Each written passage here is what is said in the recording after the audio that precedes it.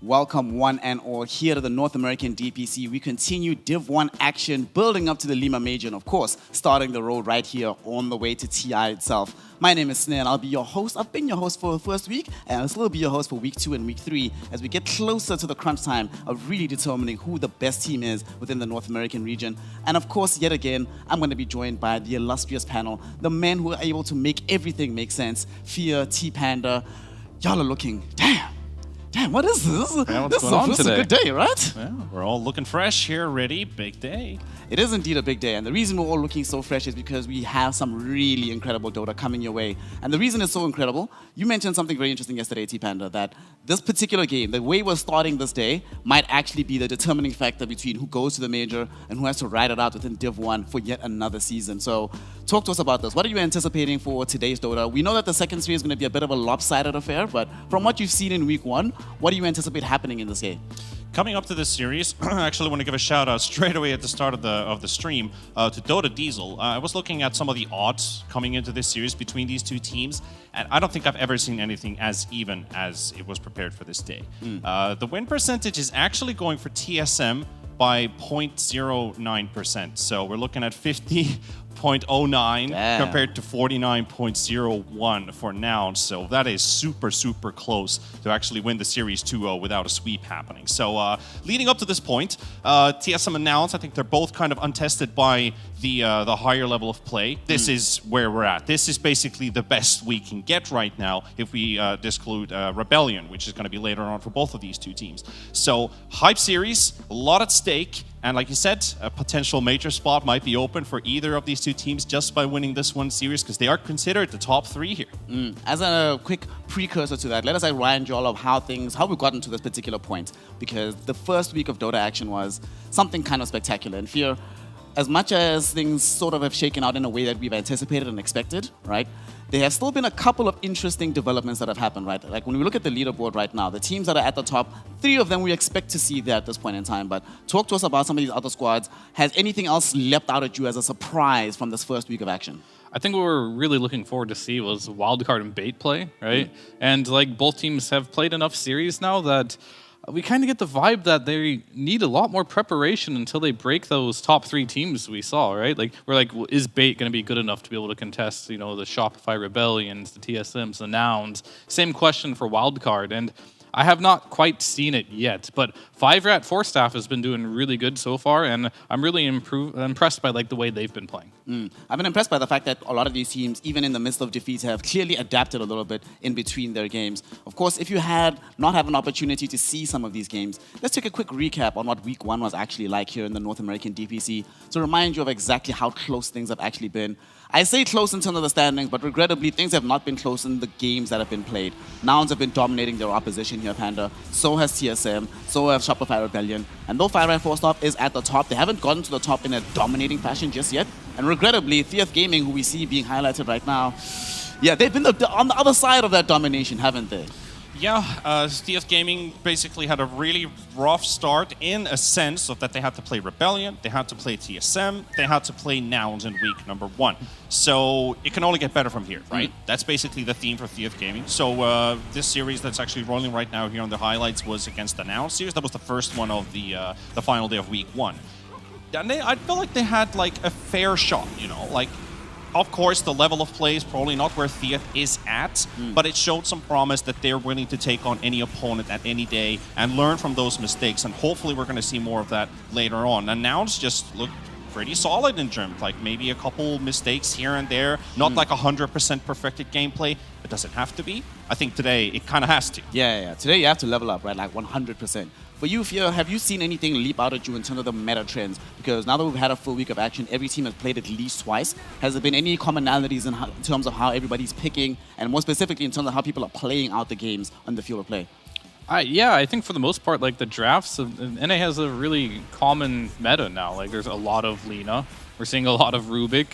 Sometimes these are popular in other regions as well, but for the start of the DPC, even in this first week, the first couple of days, teams aren't really picking this Rubik as much. They were going for other picks, like the Tusk, which we haven't seen as much. So there's definitely teams that are taking a look at what teams are winning and kind of taking, not just stealing the heroes, but like, yeah, that's a good hero. Maybe we should add that to our hero pool as well, because what we have been doing has not been working. I mean, we heard from Shopify Rebellion. Saberlight was speaking to us yesterday, and he was mentioning how it's sometimes useful to be able to just copy, not necessarily steal strats, but you look at what's working for other people and say, hey, that looks like a cool idea. Let's try and adopt that in our own style of play. And across the Dota regions, you just have to do this, right? If you don't, you're going to be left behind in terms of the developments in the meta. And one thing I found very, very interesting as well is the fact that Bait, one of the other squads that's sitting at the bottom of the pack, they very explicitly would steal your strats between Game 2 and Game 3 directly. No fear on that. That looks like what Bait is ready to do as well. Coming up from week 1, like in general, I feel like we've had this theme of North America protecting their pride, their honor, their egos, whatever you want to put into the mix, which is great that they do so. They've actually been performing pretty well with these North American, like what we're used to rosters, basically. It's actually the East Europeans who are yet to show if they're up for it. I think Kasana is like the only exception that's coming out of this entire bunch that has been playing super well and at an expected Division 1 level. But the rest, they got to get better at their game. Absolutely, because at this point in time, people come to North America thinking that it's just a farmers league. You're going to come here, get some free MMR, get some free DPC points. That has not been the case. Exactly. And one thing I like and as that's well. good. And it's a good thing, right? Yeah. Albino Zebra here on the side of 5 at 4-star, he was mentioning himself that he feels that when these players come in, you need to come in with the right intentions. And if they don't come with the right intentions here, they can wind up being disappointed. And Dota's not an easy game, right? And if you approach it as if it is an easy game, you're likely not to achieve the results you so desperately yearn for.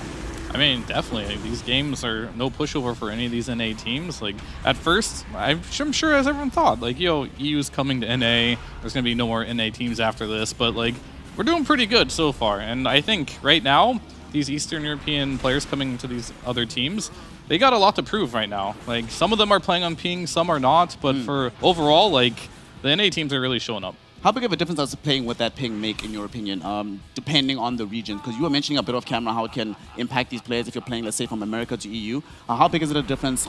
How big a difference does it make from EU to NA if you're playing with that kind of ping? I personally think it would make a lot, right? Like, playing with high ping can affect your reaction times, whether or not you get a BKB or a blink off. Some of these players might not look quite as good as they would normally, because I doubt as well that they're practicing much pubs on the NA server, right? Like, there's not much incentive other than just to play the officials here. Yeah, it just narrows down the reaction time in a lot of these fights, and that really determines like which teams are on point when a fight happens and who are maybe lacking behind a little bit. Like, say, when we saw Stamanen play Hoodwink, for example, he lands some pretty basic bushwhacks when he knows where the situation is going. But if it's a high octane situation, you might just end up, well, your tree's already cut down by the time your bushwhack's actually even there. So that kind of stuff can happen. Absolutely, and we did see that Stamanen, and there were a couple of times that the sharpshooter in particular would end up missing in these high-octane situations like you're mentioning. Regrettably, for the side of Bait, it's still, they didn't get enough of an advantage from him being on ping, but ultimately they still wound up being able to get the W on the side of 5 at 4 stars. They will not be in action today, nor will Bait, but to give you an idea of who will be in action, let's take a quick look at our schedule for today, because the series that we have, we've been sort of obliquely mentioning exactly what they are. The second one, unfortunately, it's been the case in North America that we've had a lot of lopsided series, a lot of 2-0s. Only had 2 3-game series just so far. Shopify Rebellion versus Alpha. I doubt that trend is going to be bucked today. What can they do, actually, to try and make that a little bit different? I mean, today? it's only been Bait taking the game 3s, right? And Yeah, the only team so far. Shopify Rebellion versus Alpha, was that the one we're talking about real quick? Yeah, well, this matchup, you're not really expecting pretty much any of the teams other than the 2 out of the 3 top ones, Nouns and TSM, to really make a dent in Shopify Rebellion's armor here. Alpha has a lot that they have to like improve on very quickly if they want to even make this series look close. Yeah, and even inside the last 2 years, some of these players that are on Alpha's roster, they've been playing in third-party tournaments against like the XEG basically at that time, and they haven't won. They haven't won a series. They haven't really taken a map off of them either. I could be slightly incorrect with that, but looking at the names and the games that I've cast and seen, at least, I mean, I haven't really seen them being top contenders, at least at any time, against the current Rebellion roster. So at least the storytelling from week 1 might just apply that Bait seems to be the only team to actually drag out a 3-map series, yet to even look for a win. Yeah, I'm hoping that this is a little bit different today. We might even see a Shopify Rebellion deciding that let's try some stuff out, but sadly that's a very serious team, so I doubt that that's going to be the case. However, the first series is where the real action is happening today. The beginning of week 2 starts with potentially a major slot, as Panda was mentioning earlier, TSM versus the side of Nouns. These two teams extremely close. And what's very interesting for me is their history and their record together. Both of them have been in the North American region for quite some time. TSM started off as the Undying squad, now started off as the 4 Zoomers lineup, and they've played against each other many times, with most of those victories going the way of the Undying/TSM side. Fear, what do you attribute it to, the fact that they've been reliably able to get this W over the 4 Zoomers, even when, as Panda was mentioning earlier, the odds are always very, very close, but the games themselves don't always feel that way? NA has always been a region where Zoomers, Nouns, they've always just shyly missed that major opening. They'd always end up losing to like a Quincy crew, or they end up losing to a TSM or an XEG team, right? Like they can't find that opening to really like break in and beat those teams. They've always just been just a slight tier below them, but yet again a tier above the teams below them, right? So they're kind of like in a tier of their own right now, and they're really trying to prove to themselves that, you know, they've improved, they've made some changes to their rosters, they're ready to, you know, come swing with the big boys now and make it to a major. It's a frustrating place to be, isn't it, Panda, when you are pretty much on the edge, right, on the precipice of success, and you're just unable to break through that final barrier. I mean, on the team of Nouns, Mu himself in the offlane, when they came second at that 1 TI, it seemed like, all right, this might be the beginning of a very successful long stint of tournament-winning type of performances from him, right? But it feels like him and the rest of the roster have just been stuck in that gray zone. Not good enough necessarily to win tournaments, but definitely good enough to get there, but just not good enough to beat the teams that are already there. You know what that's called? Consistency. It can also mean like you're having a win streak and you're going up the whole time, or you're losing everything. Those are all like, we kind of gone through the pattern, what it actually means. But you're sticking there. You're holding up. You're almost going up, but you're not actually going down either. So I would just say that's. It might not sound like the most PMA way to look at it, that is consistent, but it is. I mean, there's some groundwork already been laid down, basically, thanks to all that performance that they've had before. So I think that's a great like bouncing pattern, basically, to just go onward from there. And, you know, this might just be the time where they pop off. I'm hoping that they might be able to give us something interesting. And I think where it all starts, as it always does within the game of Dota 2, is the draft. The heroes that are actually going to be available for you to pick up. And there's not that much overlap, especially in some of their positions, in the offlane in particular. Like if we look at the drafts that they've played so far here in the NA DPC, we'll see some similarities, right? But there is also a lot of difference. The support duos, obviously right now the support meta is kind of solidifying itself, but Fear, what I want to talk to you about really quickly is how interesting this mid matchup is going to be between Gunnar here and Bryle. These two have obviously played against each other many times. They pretty much play the same heroes. Bryle doesn't necessarily have like heroes like the Lone Druid or whatever, but they both play the Ember Spirits. They both play these high octane like Tusks, whatever. Yeah. What do you make of this matchup in your opinion between these two teams?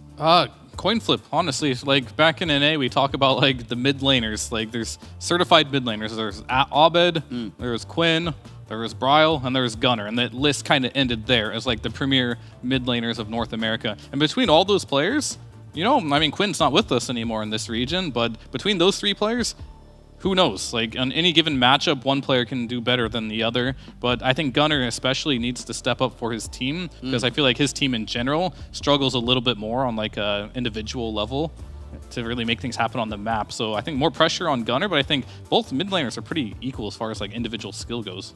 Speaking of making things happen on the map, Panda, we have seen that these heroes, these zoo heroes, the Beastmasters, the Lycans, the Broodmothers, heroes that can dominate their lane and pretty much take over that side of the map, have been very much in vogue. However, doesn't feel like Mu plays them all that much. He's a much more, it seems, a traditional offlaner. We look at the heroes he's played so far: Doom, Centaur.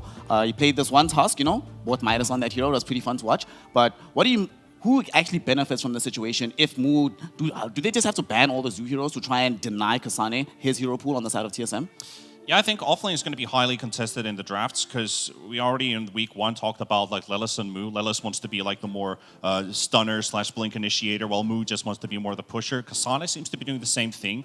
And actually looking like the top rated heroes currently combined with the hero picks that these teams have gone for. Nouns have been prioritizing Rubik Doom, TSM more than Mirana Tusk. The top rated heroes, if we look at like the top 5, top 6, it's actually like Naga, Lycan, Rubik, Tusk, Troll, and Beastmaster, basically. These are like the top heroes currently prioritized and favored and having good success, and also heroes that are great to ban against if they end up on your opponent's side. So a lot of similarities, as those pusher heroes will be definitely contested in that second phase. And there's only a couple of those names, so I'm surprised if One, Kasane, if he doesn't get any of the heroes he's played so far, is adaptable, because we don't really know too much about his hero pool, what he's really good on. We've seen that, but if there's something outside of it. And secondly is Mu. What is Lelis and the Mu lane basically going to be looking like? Hero dependent. What is the lane going to be looking like? And how are they going to play it out? Fia, you have been talking a lot about how important it is to especially win your offlane, right? And the offlane pairings that we've seen be very, very successful are also able to dominate the game. One thing that has become apparent when it comes to Mu, and just that offlane duo in particular of Lelis and Mu, they're fairly greedy in comparison to their counterparts elsewhere in the region. Will that come back? Is this a situation you can get away with up against an opponent like TSM? Well, being greedy is good if you get ahead, right? But if you get behind in the laning stage, that's where it can come and bite you. So it's going to come down to like their laning as individuals, like their off lane, how they're going to play it, right? It's just going to be individual performance. I mean, Mu, he does actually love to play the Zoo heroes himself. Like, I don't know why he hasn't picked it much for himself. Maybe he doesn't play the Broodmother very much, but Beastmaster, one of his like signature heroes, he loves playing that hero. I mean, obviously Timbersaw, not so much in the meta. He likes playing that hero too. So it'll be interesting to see if he does bust out a Timbersaw or something, because Kasane's hero pool doesn't really like playing versus Timbersaw at all. He likes playing the Zoo heroes. So we haven't seen it in a while. I'm looking hopeful that hopefully Mu can get back on his signature hero, but if he's not going to play that, he may play a bit more greedy, go for the Midas, but I think it's okay as long as he wins his lane. We can find out actually very shortly, because a draft is ready. Game number 1 between TSM versus Nouns. A game that is definitely going to be a determining factor between who goes to the major, who has to stay home and worry about their chances to go to TI. The overlap in heroes is going to be extreme, so this particular part of the game, I think, is where it's going to be make or break. One hero that we've seen on the come up all across the world right now is this Riki hero. Initially, it was only the Southeast Asian players that were playing this Riki hero. Now it seems to be everywhere across the world. We have seen Ari play this Riki already. Do you want to see it come out here, given how good he looked on that Riki game here, Panda? If you get the favorable matchup, yeah. Like, Ricky's pretty handy against heroes like the Ursa. Ursa's a pretty popular carry hero these days, so that could also fit in. You don't want to first phase Ricky. I don't feel like there's going to be a lot of value to it. But actually, jumping outside of these heroes, what I really wanted to just touch upon is the drafting order, basically, for both of these teams. So Nouns has actually picked Radiant 0 times. So they've played not a single game. So I'm suspecting that they went for the dire pick for themselves. And both teams prioritize first pick if possible. So that's going to actually shake up a little bit of things if Nouns doesn't want to pick that Radiant side at all and instead forcing to choose the side. Or do they go for the first pick and see what TSM does with that? I mean, these aren't always like coin toss 50-50 things, but you could still adapt your draft a little bit depending which side you're playing from. Oh yeah, for sure. I think most teams prefer Dire right now. Easier roach control, and more importantly, a faster farming jungle for your carry. And getting ahead, and net worth is what the meta is about. You know, getting roach snowballing game, that's what the meta is about as well. I'm a little surprised here to see this Leshrac, because we've seen a lot of Leshrac, and early picks as well. But I've been a little underwhelmed by its presence. Like, you're going into this Tusk, he can at some point maybe he'll buy the Deso, which Lesh doesn't like playing against, has a lot of burst damage, and if Lesh doesn't get if Lesh dies right away, obviously his damage stops, but maybe that's why they backed him with the Tree and Protector here. I get the combo. I'd like to see Lesh be a bit more successful, but on the other side of Nouns, we got a lot of meta here. We got the Tusk, we got the Rubik. We've seen Lelis on this Rubik. He's looked really, really good on it. And as far as TSM, have they ended up picking Tree yet? Have they got Tree on their hands? I don't know if we have a stat for that. I haven't actually seen that one, but talking about the Lesh, it's fun how you say, like, a little bit better. Lesh has been picked 4 times, all of them first phase, 0% win rate. Yeah, I mean, it hasn't been working really well in this region, but to be fair, I think some of the lesser teams are the only ones really picking it up for now. Yeah. So we'll see how they end up doing this. This hero can be pos 3, can be mid.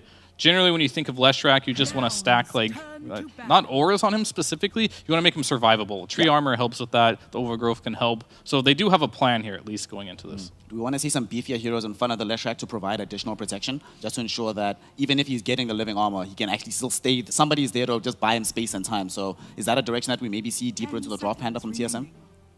We'll see. They haven't actually, actually, to answer your question, they've banned Treant once, but they haven't picked it a single time. So they've definitely been looking around at the strengths of the hero, probably been looking at the other regions too and how it sits into their hands.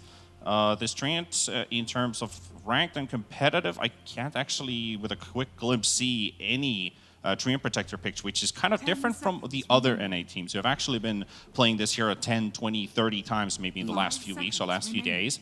So I'm excited to see how this works out for TSM. Can they show us something unique, something powerful from it? If I do remember correct, though, I think Whitemon It's a back in demon. SCA Yeah. days is actually really good on this Treant Protector, so we might be in for a pretty good Treant game. There was a point in time where there were literally every team in Southeast Asia, when you played against T1, first ban, no matter what the content was. You just get rid of the Treant Protector, no matter what. He is a god on this hero. I am kind of surprised that it took them this long to try and bust us out, Yeah. but it might be the notion that, well, we're going to save our best weapon for when we're playing up against these really high skill teams, right? Yeah, And maybe. Yeah. We didn't need it beforehand to be able to win out these games. I mean, you guys were talking about Ricky earlier and like when it could be good. And what I immediately thought of when I thought about this Ricky is one of the teams pulled it out recently was versus a Tusk. Like the smoke screen, like you can't have the snowball save anymore. If Tusk does snowball in, he's just snowballing into a silence. Yeah. Can't really follow up on it. It's a pretty good pick if they do want to go that route. It could set up the stun for Leshrac here too for TSM. So if they do want to pick a Ricky, Ari already played it once already, Yeah. right? I do like that pick a lot here for TSM if they want to pick a POS 4 Ricky. Yeah. Like at first I was like, yeah, you need to see something with Ricky right now. And I think seeing a Tusk, good enough as long as you have like a setup something that can follow up on the dart. Good enough for me. Yeah, and on TSM side, if they don't third pick it, they can see the double coming out from Nouns, right? Yeah. We will see. If that was correct, if I remember, Nouns having first pick. I'm actually very interested to see what Yeah, they did. Hassan is Tusk gonna was play. first pick. Yeah, so Yeah, 16, yeah. 17 for Nouns, and TSM gets to respond. That could be like either your carry pick, or then you could still flex with a support. Would you actually pick 15th carry here? Or off lane? Maybe that kind of tells where the Lesh is going and then leave a lot open. Like, does TSM want to do that? Do you feel like they want to keep things still very spreaded? Or do they want to lock things in early against Rip Tusk? I don't think we're going to lock anything yet. Like, I think for the most part, if you want to lock something in, you can maybe guess that Tusk is going mid, maybe Moo is playing it. But I think you pick your support here, and you just get a little more information, because I think you have enough information to play Yeah, POS yeah. 4 here. Let's see where they go here. I'm very interested to see what Kasani is going to play in this game because his most successful heroes have all been banned out right now, which are these zoo heroes. There's no Brood, there's no Beastmaster, there's no Lycan. Yeah. So we're certainly going to have to see a different look coming out of him once we do get into this game. For the Visage now. Oh my god. Doing his best impression of 33 and being like, yeah, just get me as much stuff, as much of summons as humanly possible. Yeah, and if you go for these pusher lineups, like TSM has actually been finishing games faster, like a 27-minute average, while Nouns at 35. So that's also been thanks to like the pushers, the beasts, and the Lycans that are unfortunately both gone. Now Nouns making sure that they're not going through the draft. And they go for the Hoodwink pick. I actually kind of like how this Hoodwink goes along. We already have a route from your Treant. You can go the other way around as well. You've got yourself some good team fight lockup. You can also potentially slow down targets with the sharpshooter, not only just doing the damage, but the break and the slow applied. All of that basically. Just a really good skill set on Hoodwink currently for these games. I have a name for Hoodwink right now. Well, not a name, but like the reason he's basically Bamboozle? just the Rubik replacement right now. Like if you can't get Rubik, You get Hoodwink. you get Hoodwink. That seems how it goes for most of the teams right now. Just he's your backline, has a stun, does damage, does a lot of things that Rubik does that you want in your range POS 4 right now. Seems to be the runner-up to Rubik for most teams right now. What's interesting is that yesterday we saw Firebright Forstaff playing against a tree and protector and a Hoodwink, and they very deliberately went out of their way to pick heroes that destroy as many trees as humanly possible. Oh, yeah. We see a tree destroyer right now coming in from this Phoenix. Is this a thing that Nouns should also be doing here, Panda, to try and deny as much mobility from TSM with these heroes as possible? By destroying trees? Yeah. I guess. It's a nice addition for sure. But now we're kind of looking at our heroes are going to be very stationary. This Hoodwink might be setting up after the snowball goes off. Like if you have the target, you know who he's going to be going into. You lead him into the trees. You got Bushwhack to follow instantly as this Tusk comes out from the snowball. That's something you can do. So Phoenix is going to help you out. They've got these roots, these stuns against you. He's going to buff you up, heal you up a lot. Positioning can be pretty good for this Phoenix this game when you look at what you're going up against, as long as you're not the one being rooted up by the tree and showing up from your top right corner when the rest of them are in bottom left. And you're like, wait, what is this guy doing over here? A bit of, it kind of destroys a bit from this Treant Protector and this Hoodwink, for sure, like you said about destroying the trees. Now we got a guy who also breaks even more trees and kind of converts them on your side. Yeah, you and do. Whitemont with the Marcy. Yeah, I mean, isn't Whitemon Marcy? Like, there's a Treant, there's a Hoodwink, there's a Marcy. One of these has to be core. Is this core Mossy? Which one is going Yeah. to be the question here? Kasane, does he play offlane Marcy? You kind of said that it's kind of shite in a way. I mean, I think the support is worse, right? Because you need levels. Just the early levels were really nerfed on this hero. But if you're just hitting creeps in the lane, that's fine. That hero, I think, was a response to the Phoenix. You can kill the egg with Unleash very, very quickly here. I'm not entirely sure why they picked Nature's Prophet here. It looks a... Yeah, I'm not seeing like the whole value here. Maybe it's just high tempo. It can be a flex pick for them. Probably their carry. We don't see a lot of like the off lane anymore. I've also seen it mid. I think it was Paparazzi from the China region. He was playing it mid. So I don't know. Like the hero can go anywhere. That's kind of its trademark. So we're gonna be like guessing where Nouns wants to go with this one. I mean, if this was Shopify Rebellion, it would pretty much be the RTZ Nature's Prophet, but in this particular situation, we're not entirely certain where it goes. Also, the only one who has won with Furion so far. Yeah, unfortunately, this hero has not enjoyed that much success, but on the bright side, it does give them some pushing power, which they were definitely lacking before this point in time. Whereas while TSM, they already had the Leshrac, so they didn't have to worry about a pushing hero themselves. So what do we want here? What do you think about the Lich ban here? What are they looking for in Nouns? Physical damage dealer and reduction, basically, was their idea. Yeah, I mean, the Lich isn't... I mean, it counters the Marcy, right? Whoever the Unleashed target is, you just, armor. But I'm not sure if they want something that's a support. But apparently TSM thinks that, and I'm going to trust them on this one, which means they think they need a support on Nouns, which means it's going to be Core Phoenix? Core Phoenix, Tusk, Nature's Prophet, yeah. So I personally think the Phoenix wants to lane against the Treant, and probably... I don't know if it's going to be Tusk there or if it's going to be... Maybe Moo is going to pick his hero now. That can be an option. But like, I didn't see room for any of these heroes to be a core, and they're going to put a support in here. But we'll see. I personally think, yeah, they're going to pick a Moo hero here, if I were to guess, or a carry. Moo, he's played the Tusk before, but they definitely, I would like to see another hero that can get forward, right, and start fights on their behalf and not just be wholly reliant on the Tusk at this point in time, because right now, it feels like there's a lot of pressure on the Tusk player in this game, Panda. Yeah, this is where the adaptability, we kind of talked about both offlaners, like what are they willing to play, what are they ready to play, and how do they actually perform on the field, because most of those are going to be banned, and they definitely have been. Like, their most successful heroes have been taken out from both teams. So if they do want to pull off some ace out of the hat, would potentially be a Core Phoenix for the side of Nouns, unless they have something. But do you want to do that versus Marcy? It feels like really. Yeah. It feels like it's not a dream Phoenix game by any means. You're not playing versus an illusion hero. You are playing versus potentially a core. Even if it's not a core, Marcy always turns into a core eventually. You always see it, right? At some point, you just need the beat KB, and then you're out there killing cores. Yeah. So anyway, I'm surprised they banned supports there. I didn't think Nouns wanted to go for a support at all, but maybe they're just covering their bases. Like, if I'm going to play this core Marcy, I don't want to play against Lich. I don't want to play against Wyvern. They have too good of saves. And then there's like, if they pick anything, I don't care. I'll play against it. It's fine. Yeah. Like the Wyvern ban, I can understand. If you felt frisky and in a matchup like this, you want to pull off a mid Wyvern and then basically pop it while Marcy's used Unleash. Could be a great turnaround ability. Destroys anybody almost instantly. But yeah, I'm on the same lines with you. Like, they just go with the Bloodseeker pick here for Nouns to finish off their draft.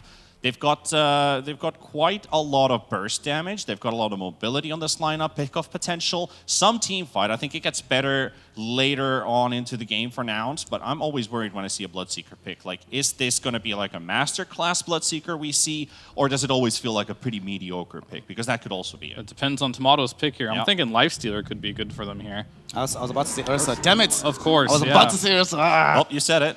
Are you happy about the Ursa? Good. So the bear comes out. This Ursa has been very successful so far in the North American region. It's another way that you can potentially deal with this these supernova coming in from the Phoenix if need be. Generally, that's not the case. But more importantly, it's a hero that can actually match up 1v1 versus the Bloodseeker, man-fight this hero throughout all phases of the game. And we've just seen these Ursas surprisingly being able to scale extremely well into the late game.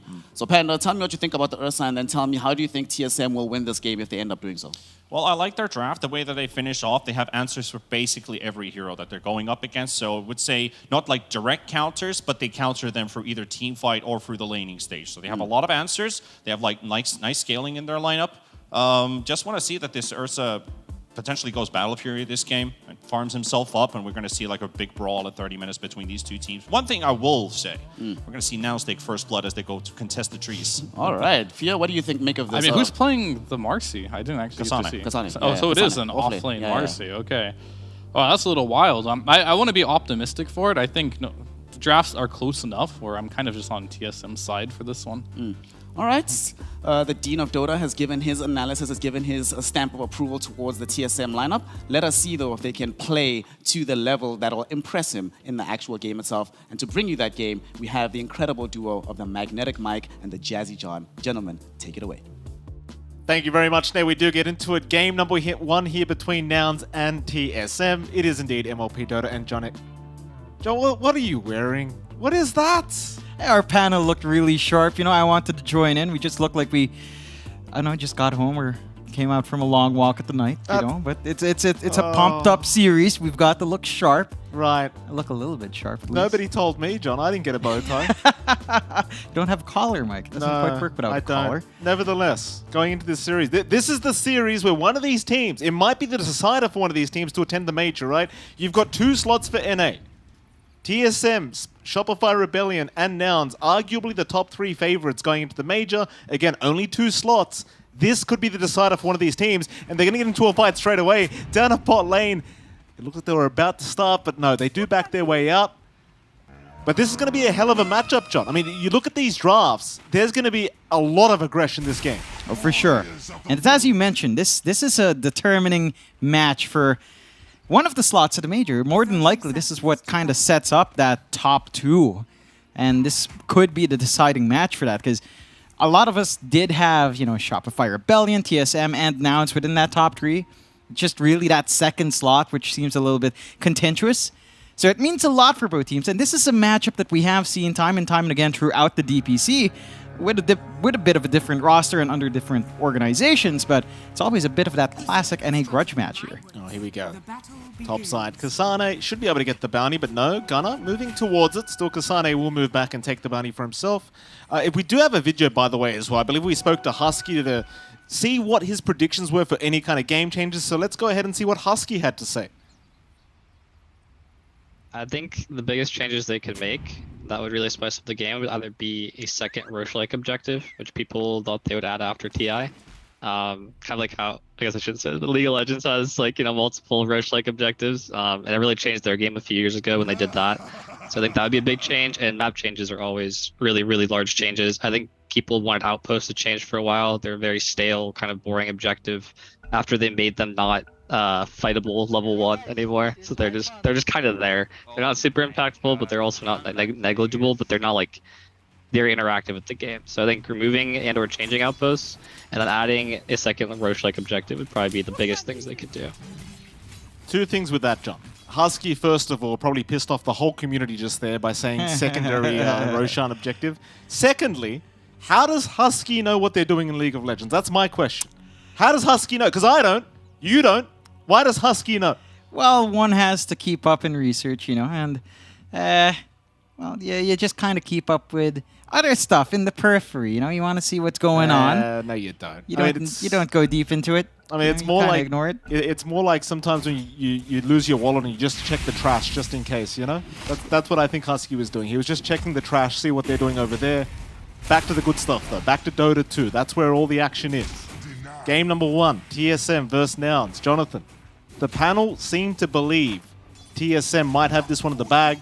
Fear being extremely biased as always. What do you think about these drafts, though? What's your prediction going into this? I do like both drafts have a lot of strengths to it. I think for Nouns, the big thing that I always enjoy, and this is probably not the point of a Phoenix, but Phoenix NP sprout egg is really what I want to see. That doesn't mean it's good. That doesn't mean you're always going to be gunning with the NP right next to the Phoenix when he pops egg.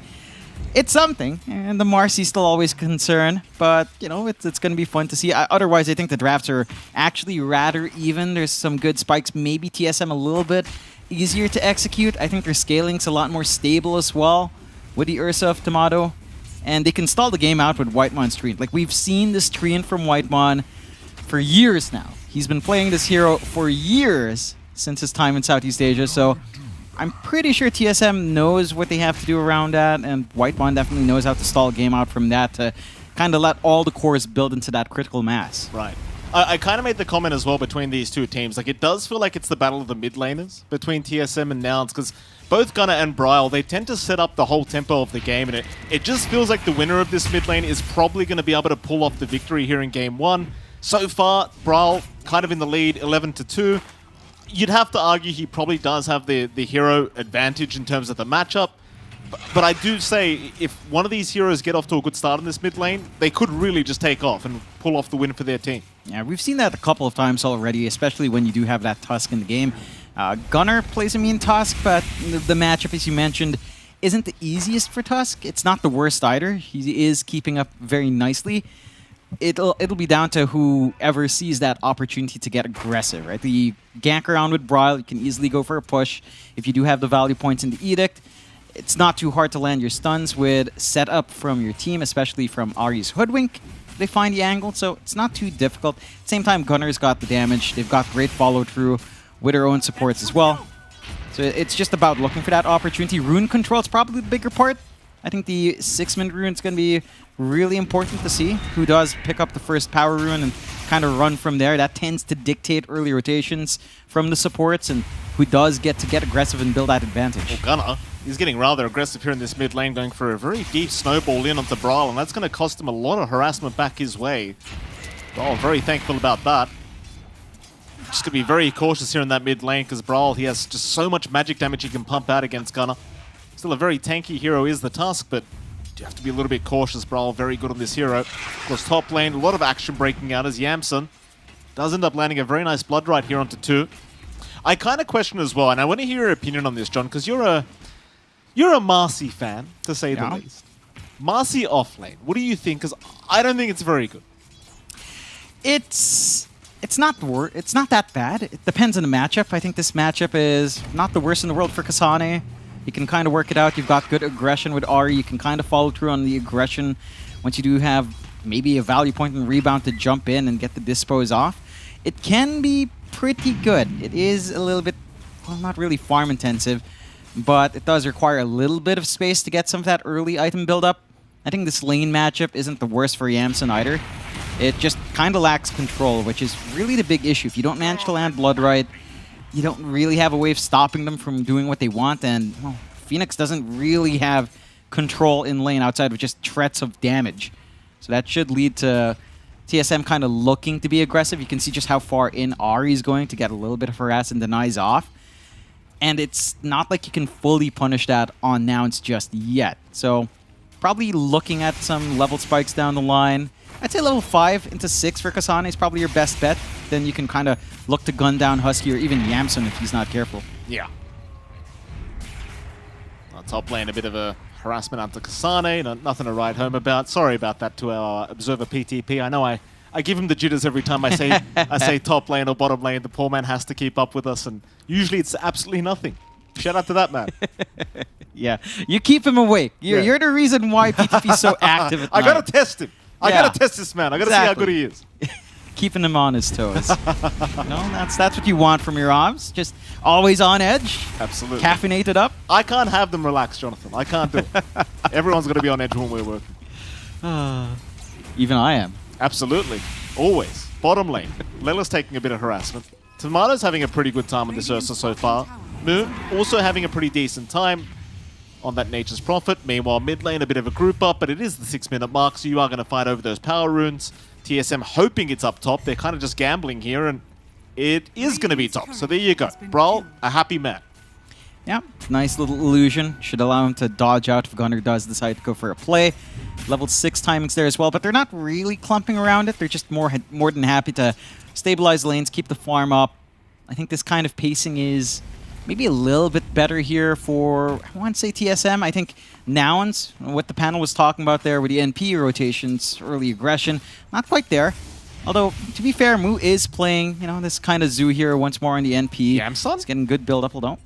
Yamson's in a bit of an awkward pickle here on the Bloodseeker. Being chased down, Husky's going to be there to back him up.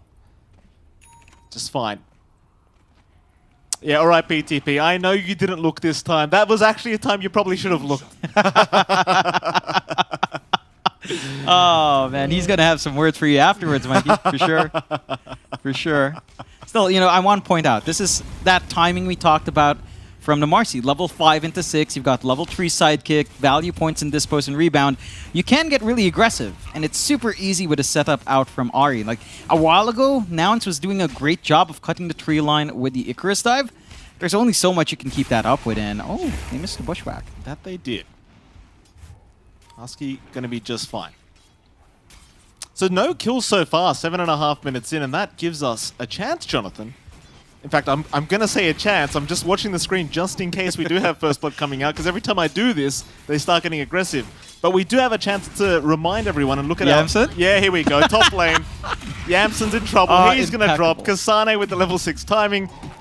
I did that on purpose. I'm going to be honest, Jonathan. I knew it was going to happen. Now we have a chance to talk about our odds from our betting partners, of course, esportsbets.io. John, the odds were in favor of TSM, 1.38 to the 2.90 of Nouns.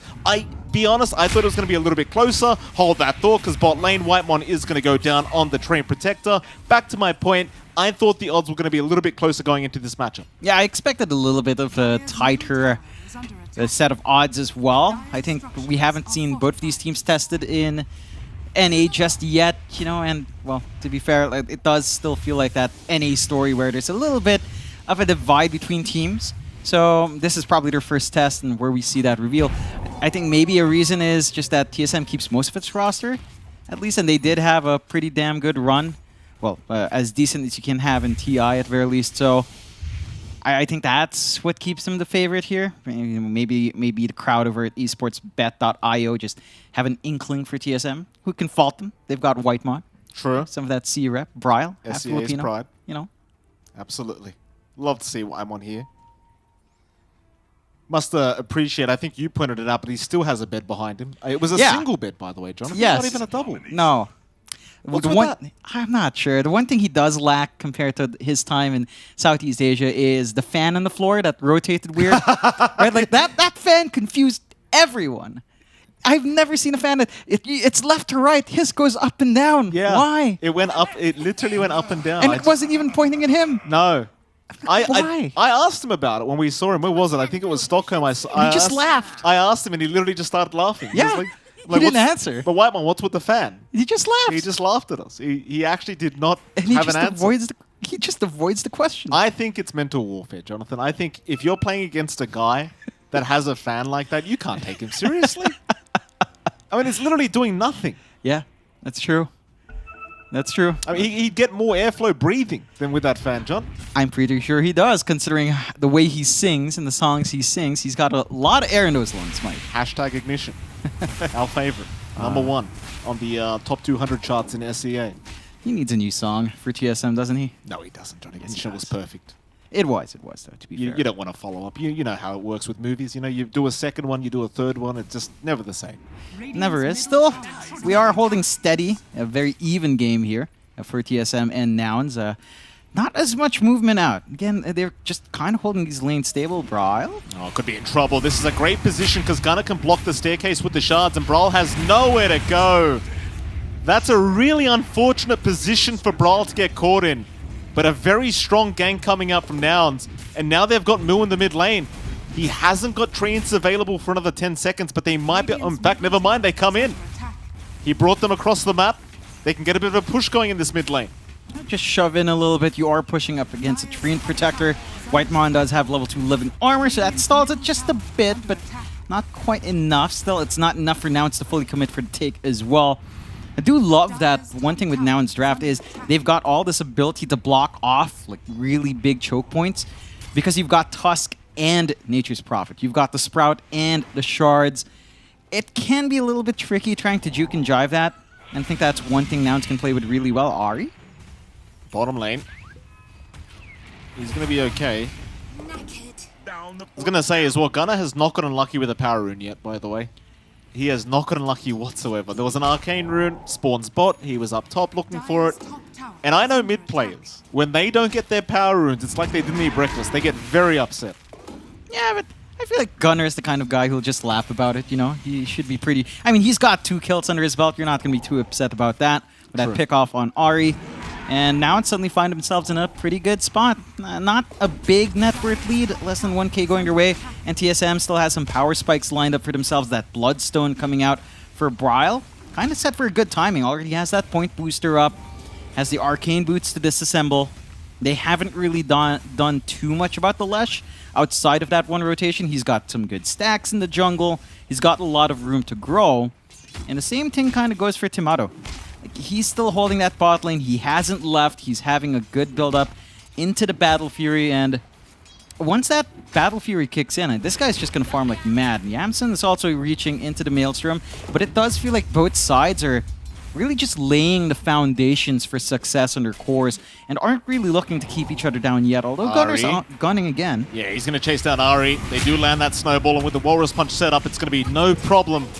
This time Husky to take the kill on the Phoenix. And may I point out as well, I love what Moose has been, or rather Moo has been doing this whole game. He's constantly throwing treants into the mid lane, even if nobody's there, right? So you're kind of just negating the effect of the living armor.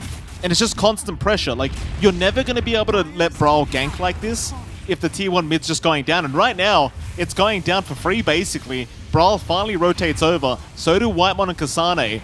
Nouns, do they want to fight? Ooh. It seems like they'll try. A nice dodge from Gunner. He completely avoids the rebound, but can he get himself out? He's going to try. It's looking like a decent fight for Nouns as they are dropping on the side of TSM. Nobody really dying apart from this Rubik. And they do find the offlane Marcy. A really nice team fight, and Nouns, they'll take down the tier 1 tower. That's very problematic when you have a Treant Protector on your side of things. Yeah, it doesn't feel great. I mean, Whitemon's just been spamming that spell consistently on mid. But now it's just commit the resources, get that done. Really quick reflexes out from Gunner, of course, dodging out the rebound with the snowball. Not even getting hit by that, and just having that opportunity to keep forcing stuff out for his team, you know. Dodge out the stun, comes in, recommits. The rest of the team was there to follow him up. He just jukes around with the ice shards. Just ensures that Kasane doesn't even have an angle onto him. And you've got a lot of AoE control on Nouns. They had the egg, they had the blood right coming through. Yamsen showed up for a bit as well. And for TSM, the only positive coming out is that Timado is free farming and that the Battle Fury timing is still set to be good. He does have a Vanguard in hand. Big pickup coming, Tomato. How do you get out of this one? He's got a rage available, but there's your shards out. Problem is, they don't have enough backup here now. They'll just force the enrage and allow Tomato to get out of there. And can I just take a moment to say, I think Speed's out there smiling somewhere, John, because Gunner's bought a Midas. Yeah, of course. Midas every hero, and that's the technique. Hot tip from his 50% off discounted tutorials. Game League. He's been watching Game League, Gunner. Yeah. That's how he learns. Learns from the best. Shoving in again, Moo showing up once more.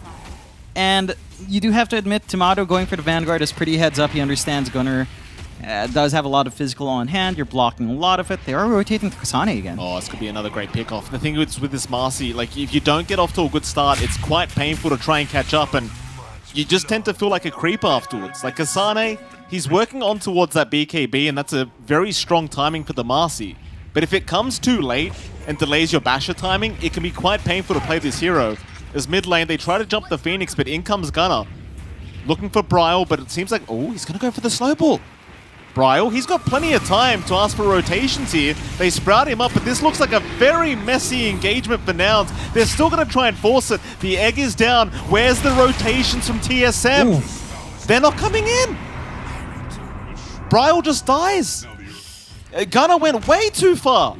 Yeah, it looked pretty awkward. TSM might have been able to punish. I think he was just really confident knowing the Bloodstone was down because of Husky poking and prodding a while ago. So he preemptively, Brawl preemptively popped that Bloodstone. He wasn't as secure, and TSM didn't want to back him up, knowing that the Leshrac at this point without Bloodstone active is not the tankiest. So maybe just not, maybe kind of hedging their bets and playing it safe, just choosing to sacrifice one than more into the feed train, and just maybe holding out on the fact that, again, Timado is just farming into battle. He's still being left alone. Little rotation a while ago didn't do much to catch him off guard. And his tier 1 bot's still standing, so he has a really good spot to just farm in. I am concerned with the timings coming out, though. Moo has his Ags up on NP. Ags first item. So you've got the Entangle globally, and the lower cooldown Rat of Nature, which is pretty damn impactful in terms of control, along with his push presence. That hurts, man. Oh boy, it's like, it feels like the lanes never get pushed out now. No. Literally never. And by the way, Jonathan, correct myself just a little bit. That last team fight, Kasane had TP top. Yes, I think so. Yeah, he didn't have it off cooldown. Sadly, he literally just TP top as they made the jump in. Yeah, sometimes the timing just doesn't line up. You go farm, your mid's getting jumped, and you can't punish. They lose their bot, so on that point about Tomato having a safe spot to farm, not quite there, but they are going into Roche. And Egg is still gone for 15 seconds. They've got time here in TSM. Yeah, they forgot Gaben's Blessing, John. Moose picked it up. It's the double damage rune that spawns right before Roshan. Moose got it, so it could be a perfect team fight. But never mind, Roshan's gone already. They're not going to make it there in time. So a big win for TSM, taking that Aegis away, and considering the state of the game, they probably shouldn't have been able to get away with that. But they do. That'll allow Tomato even more time now to finish up that Battle Fury and get that farm escalating. Though for now, 2-7, still a 2k advantage the way of Nouns. But TSM, very calm, not overextending, not rushing. They'll just trust Tomato will get the job done eventually. Yeah, and again, his build-up is still there. Number 1 in net worth. Battle Fury up, should be able to clear out some of the waves as well, take care of the treants when they do walk up. On the side of Nouns, I don't think they're under too much pressure. I mean, they're farming pretty damn well themselves. Moo is number 1. And the presence of that Axe, just think about the combinations. If you manage to get the max bounces out onto the enemy while Egg is running, that's a long-ass disable to kind of just tie them in. You don't even need to sprout the Egg to protect it. You just need to cast Wrath of Nature in the middle of a fight. It's very, very powerful. It's a very strong combination for Nouns, and I look forward to seeing them kind of put it to use. We haven't seen it so far at TSM. Again, just trying to buy as much time for Tomato as they possibly can, so not really interested in a fight. And just kind of make the argument this could just be a farming Aegis here for Brawl. Like, maybe he forces a fight with it, but maybe not. Maybe they just accept the fact that if they can farm creeps, they can farm creeps. It's better than forcing a fight against Nouns, who do seem strong right now, but they are going to smoke up. Perhaps the mid lane. Tomato's going to get lifted up here, but he does have Enrage available, so he'll be just fine. Shards are out from Gunnar, but he does see Brile. Not a target you want to go into with a secondary life at the moment. So Nouns, they'll back off, they'll secure the haste rune down at bot side, and instead, maybe rotate up top where they can find Moo. Problem is Moo's being very defensive, and seems like he will TP back towards his team anyway. Yeah, just pumping a little bit. TSM, it's as you mentioned, Mike, they probably will just keep farming up. They are still working on to key items. The BKB running on Kasane does mean that if you did want to jump, you do have a pretty good angle. It does feel like you could just play off the back of this Marcy now and try to look for the pickoffs. The issue is they're not really finding where Nouns is. They've got one really good forward ward here, watching that ramp area in the jungle. But still very hard area to kind of close into with a tier 1 still up. Oh, top lane, Ari. I mean, he's going to kind of sacrifice himself here. He'll try to buy a little bit of time, but Moo's eventually going to pick up the kill. Meanwhile, though, a bigger kill, Kasane. He's popped his BKB. Lelis, he's the target, but you don't want to lose this offlane Marcy for that. He'll try for the TP out, and he's going to be fine. Gunnar, he was 1 second away from Walrus Punch. 1 second. And the timings just don't line up sometimes. Even Moo getting griefed by the neutrals. Oh, getting disarmed. Oh, he gets caught by the courier. Ooh. Oh, Moo's courier flew right past him. Unfortunate. You know, sometimes you're just sneaking around as that treant. An unsuspecting courier just spots you. And suddenly your life in the trees isn't that safe. So it doesn't quite compensate for missing out on the Kasane kill. It is still something. You know, you'll take it if you're Nouns. Just keep building up. Keep that aggression going, or at least the aggression on your side of the map going. The side of TSM, to be fair, Nouns, even with 6 kills up, aren't that massively ahead in gold. Gunnar? Oh no, did they get the bushwhack? It seems like they may have, but no, the snowball's there in time. Gunnar, god of timing, he'll survive. And here we go, they want the team fight now. They want the egg, they want everything. Brawl's got nowhere to go, look at this. Oh, look at that. They throw the shards, they throw the sprout, but hold on a minute. They're going onto that Bloodseeker. Yamsun barely able to get out of there. In fact, now Gunnar, he's the one in trouble, but no. Oh, Tomato, no. They lose their Ursa. Now Whitemon's been caught out. Oh, it's tough. This is a tough team fight for TSM. You're not going to be happy about that. And that's just so well executed out from Nouns. Just the layering of their spells, the egg to preempt that respawn on the Aegis, timed not exactly perfectly on the respawn, but, you know, well enough that there's no way to stop it. Let's have a look at this replay, John. See what the hell happened here, because tips are coming out to Moo. I believe it might have been a very nice sprout. I love the way they throw everything to block the staircase here for Bryle. And it seemed like they almost got that Bloodseeker, but the heal comes in. And Tomato, he had no choice. He had to fight. Yeah, it was an all-in counterplay from TSM. They wanted to try and make use of that Aegis, but again, the execution out from Nouns just too good. And Whitemon just, can't do anything. Like, he already popped the Overgrowth. It looked good to start from TSM, right? Like, they got the Bushwhack. They might have waited a little bit too long in that Sharpshooter, trying to get a longer max damage on it with a max windup, but it cost them again. Just, if you don't manage to burst down Gunner, once he snowballs up, you're in a bit of trouble here. Oh, Kasane's been stared at down at bot lane. Nouns are rotating with a 3-man smoke, and they've really enjoyed focusing Kasane this whole game. Oh, and he commits rebound as well. Well, that's perfect timing for Nouns. They've got a free kill now, and that might just be into a tier 2 tower. And it goes back to what I was saying earlier, John. This offlane Marcy pick, it's... if you fall behind, it doesn't do anything. Yeah, it just... It feels like it needs a lot of heroes to surround it to kind of enable it to go wild even with a BKB. Whitemon? Lelis. I mean, the Rubik looks like it's skateboarding with that rebound. This is almost the way it just flips over. He knows how to do an ollie, Mike. Props to whoever animated that as well. Like, who animates all the Rubik spells to make it actually look legitimate when it comes to Rubik? They have the most fun as an animator for sure. Right. Like, that is among the most fun things to animate because... yeah, animation process is very interesting. For people that don't know, John did study animation. So go on, John, give us a lesson. I did. So the ideal way to animate stuff like this is to actually act it out. I mean, you can use references, but ideally as an animator, you try it yourself. So you can imagine a dude grabbing a broom and just trying to see what a flip would feel like to animate those joints, get the keys down, work on the tweens. It's fun when you have silly stuff like that. Animators are a bit crazy, Mike. When you make a taunt, like say in Dota 2, those taunts, yeah, they have to dance. You kind of dance it. No, I'm serious. You dance it to get a feel for it. They might get a feel for Moo here. How do I get that job, John? I don't know. That's what I want to do with my life. Well, you go to an animation school. You draw 1,000,000 times. Figure out you're not good at drawing, and No. I want to be the guy jumping around like an idiot. Well, you have to go through the drawing process anyway. Oh, unfortunately. I can't draw. Then, you could still do it. It's just, I don't have talent, John. You know that. I mean, you could do it, actually. You don't need to go to university. Just learn Blender, and that's it. Or, learn some Source Filmmaker. That's one way. Thank you very much. Thank you for those lessons, John Xfire. Very, very good. Adding the value to the cast is how I like to say it. Yes, Very good. We learn a lot, just like you learn on Game Leap. Oh. I mean, we shouldn't laugh. I literally did rank up a lot after watching those videos. So shout out to Old Speed there. Bottom lane, Whitemon being scouted out right now by Yamson. Gonna go right for a TP out.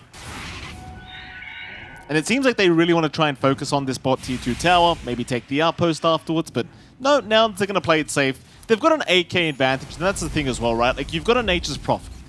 So if you could... Oh, hold on a minute. Bottom lane, speaking of that Prophet moves, very nice bounce out with the 4-staff, and he's fine. As I was saying, you've got a Nature's Prophet that's still alive, by the way. No Caster's Curse this time. And the thing is, as much as the Ursa and Leshrac might scale well, you're against a Nature's Prophet, who hits level 25, 0-second TP cooldown, and then just forget about ever being able to push. He's always just going to have all the lanes forced in. Yeah, and they've got to have a response for that. Maybe Travels up on Bryle, and he is saving up for it. So you're going to have a way to match that movement coming out from Moo. At the same time, that will take Bryle away from team fights. He is pretty much your secondary control outside of just committing Overgrowth onto that team fight. And he is a lot of your damage in the mid to even late game once BKB start to fade. Just removing Bryle from the equation is already big enough for Nouns to take advantage of that. And again, Nouns, they're pretty relaxed. 3-14. Pi coming out here, 8k gold. Halberd already up. You've got an answer to the Ursa. It's going to be a bit tough going. I think TSM, they need to take these fights in their own terms. Like, ever since Kasane got BKB, he's used it once throughout that entire time, and we haven't seen TSM be the aggressors in some time here. Roshan You'd never want to give this away when you've got an Ursa, but it is going the way of Nouns. Lines have been drawn out. They seem to understand that Nouns is somewhere around the Roshan pit. Problem is, it doesn't seem like they can really force a fight anyway. Too much to worry about. And that's the thing. You know the other team's taking Roshan, so what do? You split push the side lanes. But you're against a Nature's Prophet who has an Aghanim Scepter, so he's going to use his ulti, and suddenly all that lane pushing you did means nothing. Yeah, just gone. They've got... It's such a great build from Moo. You know, just rushing Ags in this game has done so much. Ties in with the team fight, keeps that D push going with a lower cooldown. It's just heads up, and he wasn't slowing down in lane at all. Like, there's just nothing the Ursa can really do to pull him out. And, yeah, nothing an Ursa and a Treant can really do there. So, now it's just coming off a spectacular laning phase, which did start slower, but ends up favoring them massively. And still have all this strong team fight left to come out. Again, for TSM, we need to see them make some plays here, Mike. We need to see them go for a smoke play. Kasane +2, I think, is going to be enough. Heck, even Kasane +1 might be enough. Top lane, massive target. They've got the Ursa. Tomato, he's all by himself right now. He'll Earthshock away, though. He's going to be all right for now. TP's forced out. But they still want to go. Nouns, there's only 3 heroes up top. They'll find Ahri. They won't quite find the Ursa. Gunnar, he's going to have a look. The shards went right through Ahri, but he's not going to jump in the tree line. Instead, they'll play it safe once again. Onto that top tier 1 tower. I respect the discipline from Nouns in game 1. They understand. They've got the... Oh, boy. Yeah. Where was that? Who did that? That's Moo with the Treants. He just microed him into the career. Oh, no. No, no. Oh, man. Someone... Kasane needs a break. Someone pause the game, give the man a breather. This guy's going to be upset. I mean, I would not be happy. No, it's not a good feeling. That's your major power spike. Basher on Marcy. You can just focus in on a hero. Tomato. Marcy +1 is just not. Oh, They found him again. Shards out. He's got the Earthshock eventually. He'll pop his BKB, try to force the fight. He'll TP out, and he's going to make it. He knows they don't have the Walrus Punch, so he's all right. It might be around that time where you kind of hope Yamsa maybe builds into something like a Basher now, because this has happened a couple too many times, I think. Still Nouns, they'll be okay with that. They know they forced the Ursa back, slow down his farm even further. And now, Ahri will be chased down. Gunner's there with the Walrus Punch. At least you get something for your trouble. yeah. Again, not the biggest kill. And Ahri did manage to drop down some wards. A little bit of vision coming out for TSM there. So that's something they can play off later on. It's still it's a tough game for TSM. Their high ground hold is there. They can still kind of stall. They could even fight around tier 2s. If they manage to work this angle out, Whitemon, 200 gold-ish away from his blink. So you're going to have that big AoE control to follow through here. Once that is up and running, give you a little bit of team fight to play with. Again, I still feel like the biggest issue for TSM is they hit this timing on Kasane. They haven't been able to use it this game at all. And they haven't been able to tie that in with Bryle and his Bloodstone, right? Like, we had a really good Bloodstone timing on Bryle, and that they just couldn't maximize as well outside of just farming. Tomato? Does Gunner know? I think Does Gunner he know? knows. Yes. He knows. Gunner. All right, come on, Gunner. That's enough, Gunner. You gotta be Gunner. Be careful. Be careful. Right? I don't know how he knows, but he knew somehow on the tree line. I guess he was looking for Whitemon, to be fair. Yeah. But he finds something a little bit better. Yeah, he finds something a lot better than just Whitemon. They've managed to really keep this Ursa down, and they've itemized really well against them. I mean, just a Halberd. We saw that in one of the earlier fights as well, where Yamson comes in Halberd before the BKB pops, and suddenly you're just forced to TP away with BKB. Like, it's just not a great feeling for TSM right now. You're hitting these item beats, you're not able to clump around it, and now it's just the one taking initiative across all over the map. Oh boy, Bryle. Bryle's in trouble. Lift up. He'll pop his BKB, but they've got the Walrus Punch once again. Snowball is there, back towards the creep wave. Do Nouns want to back off? It seems like they're just kiting out Kasane once again. He'll pop his own BKB, but the chase is on now because they've got the Walrus Punch. Kasane, he'll get ruptured up, and he is probably just dead. Gunner will pick up the kill. In fact, let me give props while we have a second, John. because I was making the prediction that Gunnar predicted where that Ursa was in the tree line, but it seems to be all about the warding game. Top lane, I believe they may have just seen him. Yeah, they had a nice forward ward there. And they've just been really on point with the vision. Again, in comparison to what TSM has, they've got this triangle ward that's not giving them much. Now they're just playing where they know TSM will be at. And TSM just has no counter vision there. They're not getting D wards off. They're not defensively warding considering how aggressive Nouns is. And they're just on the hunt again on Nouns. Here we go, Gunnar. Who's he going to find? Ari's the first target they'll run into. It's still okay if he gets... Oh, Tomato. No, he blinked right towards his carry. Blinks, lifts up. Tomato, he's going to BKB and run. They've got no way to cancel through it. So he's okay. Ari, the only one that goes down. Yeah, and as a hoodwink in this kind of game, you're kind of okay giving your life away to break a smoke like that, especially considering the state of the game. It's just rough, though. You know, had you had a way to bash through that BKB, that would have been very problematic, that blink. Yep, just need a basher to come through, and Yamsen is farming it. Maybe, you know, when Gunnar hits 25, it's not an issue. Again. Gunner's a real menace this game. He's by himself, by the way. He's only got a Phoenix behind him. Overgrowth is there. Can they finally punish this Tusk? Has Gunnar finally gone too far? He'll make a walk away. In comes Brawl from the side. A nice lift away. Gunnar, though, he'll get caught by the split earth, but it's not going to matter. They'll force stuff out. Now the egg being focused down, but it's not going to drop. Oh, Tomato's gone. Oh, boy. Oh, it's a clinic. Now just putting on a clinic. They really are. And they actually did go for the combination. Moo came in, sprouted up the egg, baited in Tomato.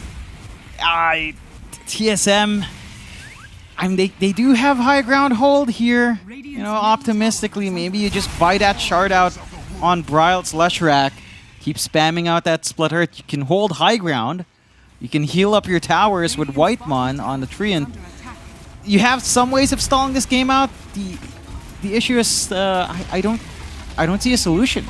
Like, even if you stall this game out, it just feels like you've missed that key timing on Marcy that it's going to take a lot more farm for Kasane to have impact. And Kasane is trying to work into a Daedalus, just going for damage. I don't know if he can survive long enough to even get that damage off. I can't watch this. Kasane is getting caught out top. I mean, he has to push it out. That's the thing. He has to find the farm. He has to push out the side lanes. But this Marcy, it's just... It's so tough to watch this happen over and over again. And someone's got to cop it. Right? Yeah. Someone's got to cop it. You don't want Bryle to fall. You don't want Tomato to fall. So Kasane takes the long lane and is the one to be punished for it. Nouns just all over the map. 3 to 21, 17k up. The Mjolnir being worked on by Yamsen opts to skip the Basher, feeling like, you know what? We don't care if you TP home now. Look at that. Look at that bot, John. Roshan, is it going to spawn instantly? No, it won't. Okay, never mind. It's all right. But Gunnar's got a Deso plus double damage route. Who gets blown up? Give me a prediction, John. Who's getting one shot here from TSM? One shot. Probably Ari. Ari's probably the most one-shottable, along with maybe even Whitemon's within that range, actually. Now, more than likely, it's Ari who gets one shot, though. You never know. No, they're soft enough. I mean, who's Gunnar gonna aim? Gunnar gonna aim? Anyone he sees, really. You just kill anyone. Okay. Gunnar's not gonna care. If he sees someone, they're dead. Very safe answers from the next 5 here today. Yeah, I mean, they're smoking around. They don't really have forward vision right now in Nouns End, so it's all about just finding anyone to kill. Well, let's see. He's got maybe 10 seconds left on that double damage. We'll see if they can force the fight. Ari's going to break the smoke immediately. They'll make the pounce in. And you were right. It is going to be Ari. Yeah. Squall for Gunnar's birthday. Yeah. I mean, it's a day past or 2 days past, is it? Something like that. But you know what? Yeah. It doesn't matter, Jonathan. It was, we weren't casting Nouns on his birthday. True. He did have a lovely cake. He did. A very lovely cake. I saw a different version of that cake as well. Too bad that wasn't approved. Yeah. That would have been a nice cake too. Yeah.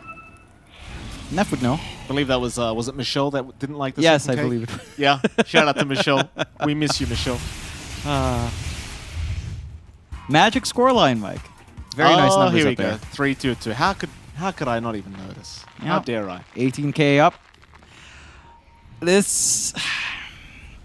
don't know what to say. TSM, they're working on a Hex for Brawl. That should help if they manage to get the jump. Roche being taken out by the side of Nouns. And I mean, TSM could theoretically play there. They've got the Blink Overgrowth from Whitemon, but it's just way too late for how fast this falls. Free Ags coming out now. And they will hand that to Gunner, so he doesn't even need to farm for his own Ags. I love the kick. Football time. I love the kick. And I love the fact that they changed it to vector targeting as well, right? Because it Oh was yeah, the one that's a big awkward one. thing. It was the one awkward thing about that Ags is like, how do I actually get it the kick in the way I want to? Yep. And now it's like, it's the easiest spell in the world. Yeah, it's a little bit too easy. The fact that you can use it in Snowball definitely Don't say that, John. makes it a bit silly. Blink in, snowball, kick. Like, how do you kick from a snowball? Don't. You're the ball doing the kicking. This is like football in reverse. Don't give the frog any ideas, Jonathan. It's good the way it is. Let's leave it the way it is, all right? I don't want it to get any more complicated. I'm getting old, John. There's only so many buttons I can press these days. That's fair enough. Ari? Don't want to die again. He's got a scout for the Oh, team. Brawl. Oh, that's a big target. Brawl's been caught out. He'll go for the BKB TP play, but the Walrus Punch Gunner's there in time. Even kicks him to the curb. Kasane, he's going to try and force a fight here with Tomato. They're onto Husky. They'll get a bash, but no, the force staff. What? He's going to be able to egg in time. Tomato, he's still trying. They do find him, but can they survive the team fight? I don't think they can. Yamson's on the chase. Tomato's going for a run. He'll turn. He'll man fight, but it may not matter. Moo's there to back him up. Tomato, he'll get away just in the nick of time. Ari saves the day. Now Whitemon, he'll jump in. He'll take the Aegis away from the Bloodseeker. And somehow TSM, they lose two, but they don't lose the biggest target.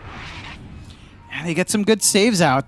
They managed to punish just a little bit more from Nouns getting maybe a bit too trigger happy with her spells. You know, if they saved a couple of those kicks for a little bit more in that fight, in a few key moments, those 12 seconds do matter. Maybe you manage to stall out in the egg, get that control on Nouns, and still TSM. They find a little bit of an opening. They find 2 kills on really just supports, and they do get the Aegis out. So with the Aegis down for Nouns, piercing high ground might be a little bit more of a complicated affair. But by no means is TSM fully back in the game. You know, they've bought themselves some time. They can allow themselves some build-up. They're still going to need a lot more to come true. You can see where their success lies, though, when they can manage to be the ones taking initiative. Like, yes, Brawl was jumped first, but then Kasane had an angle into the back line with the Basher and the Unleash and the Marcy, despite having 6 deaths and not really being the most farmed. With just the Basher Blink BKB, you are enough to really rip someone apart. Speaking of bashes, Yamson now has his own bash. So those BKB TPs may not be as easy as Tomato kicks away. He's going to try and fight, but Yamson, he might be happy to just man fight this. In fact, never mind. It's a lot of damage, but there's your bash out. Yamson, he's more than happy to fight. In fact, look at the roots that come out from Moo. Hold them down. Kick him away. It is disgusting. This draft from Nouns, whoever came up with this, I know you're listening. You are disgusting. How dare you? It's a beautiful draft. And again, the itemization was just beautiful. Ags rush on NP, having all the plays come out, the rotations onto mid, the micro out from Moo, onto the mid they go as well here for the tier 3. Living Armor, not really doing much to stop that. They get the Fortify out, but the next creep wave still coming in. So backdoor won't be able to kick in to save this. And that should be at least the racks. They could go for more if they want to. Tempt Fate here. Sharpshooter still up on Lilith. Really nice steal a while ago we saw there. And TSM, they don't even have the shard up in Braille. Like, it's so difficult for them to stall this outside of just Whitemon tossing Nature's Grasp and Living Armor. Let's see what happens. TSM, they'll try to defend. Nouns, again, very conservative play. These guys have not overextended all game. And they won't this time either. They'll back off. No need to force the fight without the Aegis up. Plus tier 4 items still to be farmed up here by Nouns. They've got a 33k advantage. And the thing is, the one thing you notice about these team fights as well is they aren't necessarily too far apart, right? Like, you see the moments where TSM might turn the whole fight. You see that Tomato can shred somebody to bits, even if they are someone like Gunnar or even Moo or even Yamson, right? So there is still great potential for TSM to be able to pull a comeback off in this game. And Nouns appreciate that and respect the side of TSM and won't allow it to happen. even with a 35k advantage, you've got to appreciate the fact that they're playing conservatively. They don't want to throw this game because, again, winner of this might be the second team or even the first team to qualify to the Lima Major. Yeah, this is just such a big matchup for the region. Neither team wants to, have to go through any extra here. Ari. Mu finds Ari. Yeah. Hoodwink is going to drop. Mu, he's been absolutely spectacular this game. Meanwhile, mid lane, Bryle, they found Yamson. They've got to sight the Vice. They'll hex him up with the 4-stuffs. They're making life so hard for Tomato. They're still trying. Gunner, he's going for the man fight. The Ursa in such trouble. He'll enrage, but Yamson's so healthy. He doesn't care. Onto the left track, they'll find another. Bryle's had enough. He calls it. He has called it. Game 1 will go the way of Nouns. And what a game 1 it was between these two sides. But it seems like, at the end of the day, TSM, they just could not pull off the victory here against Nouns. No, I mean, Nouns was just in control. All the decisions they made, especially the moves to mid. You talked about mid being the determining factor. I think Bryle and Gunner showed to be pretty even in terms of the solo lane matchup. It's just what Nouns did on top of that. They drag Mu in. They had the Treants constantly coming in. They had this Ags combination. They play off with their team fight really well. And I think that's where TSM just fell flat. We saw BKB timings come out from Kasane. We saw the Bloodstone coming out from Bryle, but they weren't able to capitalize. It was Nouns taking the initiative almost for the entire game. Yeah, if I know Mu Meander right now, he's not happy. He's going to come back in game 2, maybe come up with a different draft, different strategy. And well, let's go to our panel. Let's see what they have to think, at the very least, about this game number 1. Thank you very much, gentlemen. And yes, indeed, game number 1 going the way of Nouns at the very end there. TSM unable to really make an impact in that game. They were able to win some of their lanes, especially the top lane with that Kasane, Marcy doing very, very well, but ultimately not able to take initiative in the game. And Nouns now ahead. And the talking point I really want to start with, guys, Mu. Nature's Prophet, right? Really hard carried this game. We had some conversation about the relative impact of this hero from the offlane, but Mu really proving us wrong and showing that if you're greedy enough, actually some amazing things can still happen for you. Yeah. I mean, yeah, he got off to a little unconventional build here, right? He went for Aghanim Scepter, first item. Didn't really expect that. And the one thing I did want to talk about him picking up Nature's Prophet was maybe he stole it from Kasane in a lot of ways, because all the Zoo was banned. All that was left was Nature's Prophet and I guess Visage, but we haven't seen much of the Visage. But I think this style really suits Mu, because he did an unconventional build, playing a hero that gets a lot of farm. I think those two things for him specifically can really get the surprise on a team like TSM. Let's talk about actually what Kasane did end up playing, that Marcy in the off lane, right? Fia, why do you think that despite the fact that he won his lane, despite the fact that at some point he had a ton of farm, he wasn't actually able to have that much impact in the game on this Marcy? I think it's goes back to it's a different style, right? We've seen him playing the Lycans, we see him play the Beastmaster, we see him on the Broodmother. He's used to winning his lane and translating that into map control, map space. When you're playing a hero like Marcy, which we don't even see at all in the meta right now, you're kind of just farming, you can't make a ton of space. I think for TSM, they're not used to playing this type of game where Kasane isn't on a hero that can make the momentum for the team. What do you think about this, Panda, with Yamson on this Bloodseeker, right? He didn't actually have to play the ultra hard carry role in this game, just given how impactful Mu was elsewhere. But when the Bloodseeker came out, the bans from the side of TSM, right? They felt like a support hero was going to be coming out. Would they have fared better had they banned away the Bloodseeker from Yamson? Not necessarily the Bloodseeker, but we were all just being very, what's the word I'm looking for? Intrigued by you go for double support bans when they kind of already have those filled in, and they weren't well, this is the direct counter. You pick Morphling, you ban AA, even if they don't have room for support. They didn't really target anything specific, so they probably had a different idea that we will probably never understand. What was the idea behind it? But yeah, you could have banned the Bloodseeker. That could have been a core ban they could have gone for, or something else and adjust their draft, because that last pick also could have been something completely different. I did like the idea of going for the Ursa here, but like you said, Yamson, he didn't really have to do too much out of his ordinary carry play, because Gunner, one really highlightable thing, you see that he's second last in net worth out of all the cores, but he's still able to one-shot support, so that's already plus value. And then you have Mu just absolutely popping off this game. So both of these guys just playing a fantastic game. Gunner unkilled as well in the end. Yeah. And, it's just wild stuff. And I did have Downs as my second team prediction here in NA. So let's see if we're going to be seeing them taking the series or not, though. Let's not get ahead of ourselves. Yeah, you had the more faith in Nouns than the rest of us did, and it seems to be vindicated thus far. One thing I found very interesting about the nature of their draft on the side of Nouns is they went for the first pick Tusk, and they left Rubik in the pool. Rubik came afterwards, right? And TSM had the response of going for the Tree Leshrac. Would things have been different for you had they gone for, let's say, Tree Rubik? Just get the Rubik. It seems to be the key to success so far in a lot of these NA games, that if you have that hero, it just becomes so much easier to not just win your lane, but the amount of crazy plays that came out of the Rubik from Lelis this game was actually kind of incredible, wasn't it? I mean, Lelis played like a beast. We talked about his Rubik quite a bit now, and he's going to keep picking it as long as you give it to him. I do remember that one fight where he ends up saving Gunner. He's about to die. And then on top of that, Steel split Earth, and then you see Tomato finally, I get it and do some damage now.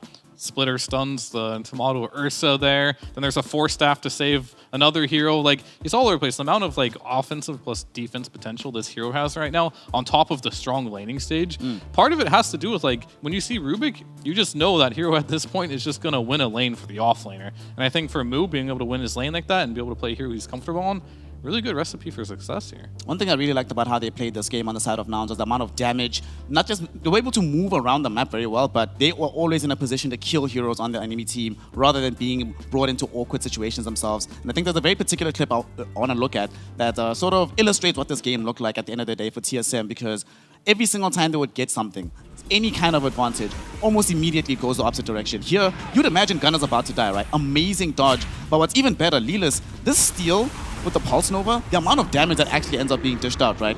The thing I want to talk about here, Panda, is did they have to go back in for this fight? Didn't they get a bit debated by Brawl? Because they're like, hey, look, heroes are actually falling low. Maybe we can try and turn this. Should they have rather just backed away rather than trying to take a fight so close to the tier 1? Yeah, I don't know what Ari is actually doing in that fight, because he spent about 75% of his HP pool in a Rupture running back and forth, and he actually killed himself running there. So Hoodwink was out of the picture. He did get the pushback before that. He's already out of the picture. They're all kind of standing at the back and wondering, are they going to help him out? Crucial fight in a sense that that's really where you do that decision making. Are we going to go and turn this fight around? Because we have a hero that's capable of sustaining himself, but do we have the follow-up for it? Look at the itemization. Ursa doesn't have a Blink Dagger at that point. He can't get there fast enough. Hoodwink's the closest here to help you out. There's nobody else. The right call would probably be, guys, we have to sack you. There's nothing we can do here. We're going to back out and find another fight. They might take an objective with this kill that they just found, but I think it's better that we don't lose too much here. So they decided to do the complete opposite. They felt like this is a fight that we can still turn around because the Lesh was actually surviving for that long. And it is an Aegis pop. So it's like we are still seeing a lot of teams fight on top of the Aegis kill because you've paid a lot of abilities. Did they really use a lot of abilities there? It didn't feel like it. They're just using standard spells coming off cooldown. They've got some pretty short cooldowns too on the side of them, and they just found their way basically through. And that's steal from Rubik. That's a lot of extra damage. A lot of extra damage, and it just felt like the entire game they were just always able to do something, like extremely high tempo on the side of Nouns, capable of turning any given fight all across the game. So back to the drawing board, I think, for the side of TSM here, going into game number 2. Moon Mian is going to have an interesting conversation with his squad. Maybe we see a change in a drafting pattern, and honestly, at this point, I would like to see them address this Rubik. This Rubik hero in North America at this point can't be allowed to be played, especially in the hands of somebody like Lelis. With that, Nouns is 1 game up, and given how important this series is, they'll certainly be hoping to mop it up and make it a 2-game sweep up against the side of TSM. But if they'll be able to do that, time will tell, the draft will tell, and we'll find out together in just a couple minutes. Stay tuned, we'll be right back.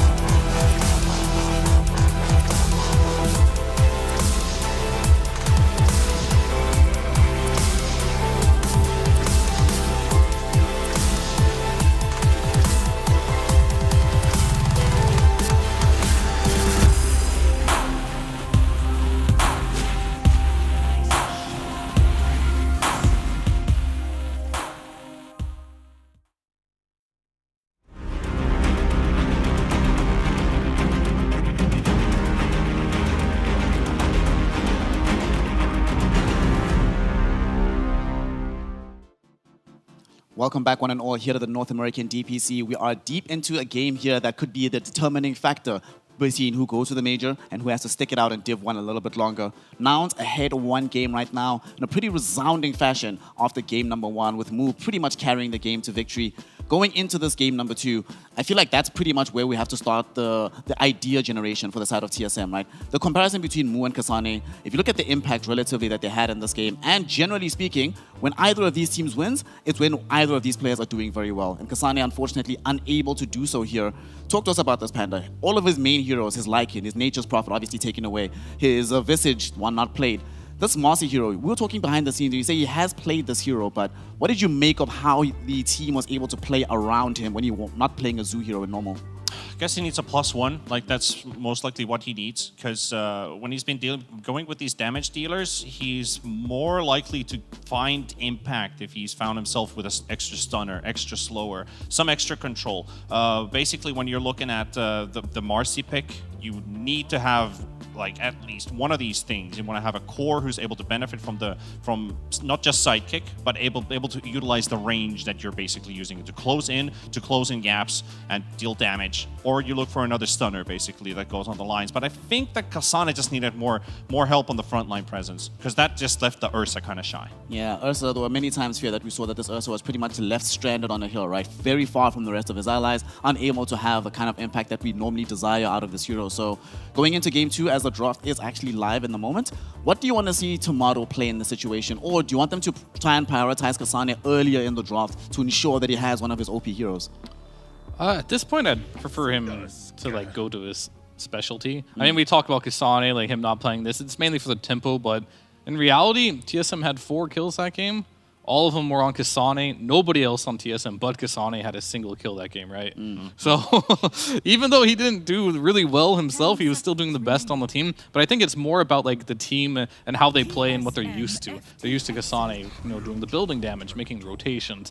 I think for TSM, I talked about it before, this is where they really have to prove themselves. This is the first time they've had any adversary here, and they can, can they bounce back? Can they find the leadership in games where they're losing? They don't have their classic captain, and Moon Meander's not there. He might be able to fix them after, but somebody's going to have to step up and show them that they can win games when they're behind in-game. I want to see that adaptation, and I'm very confused about the fact that they did not address this Rubik.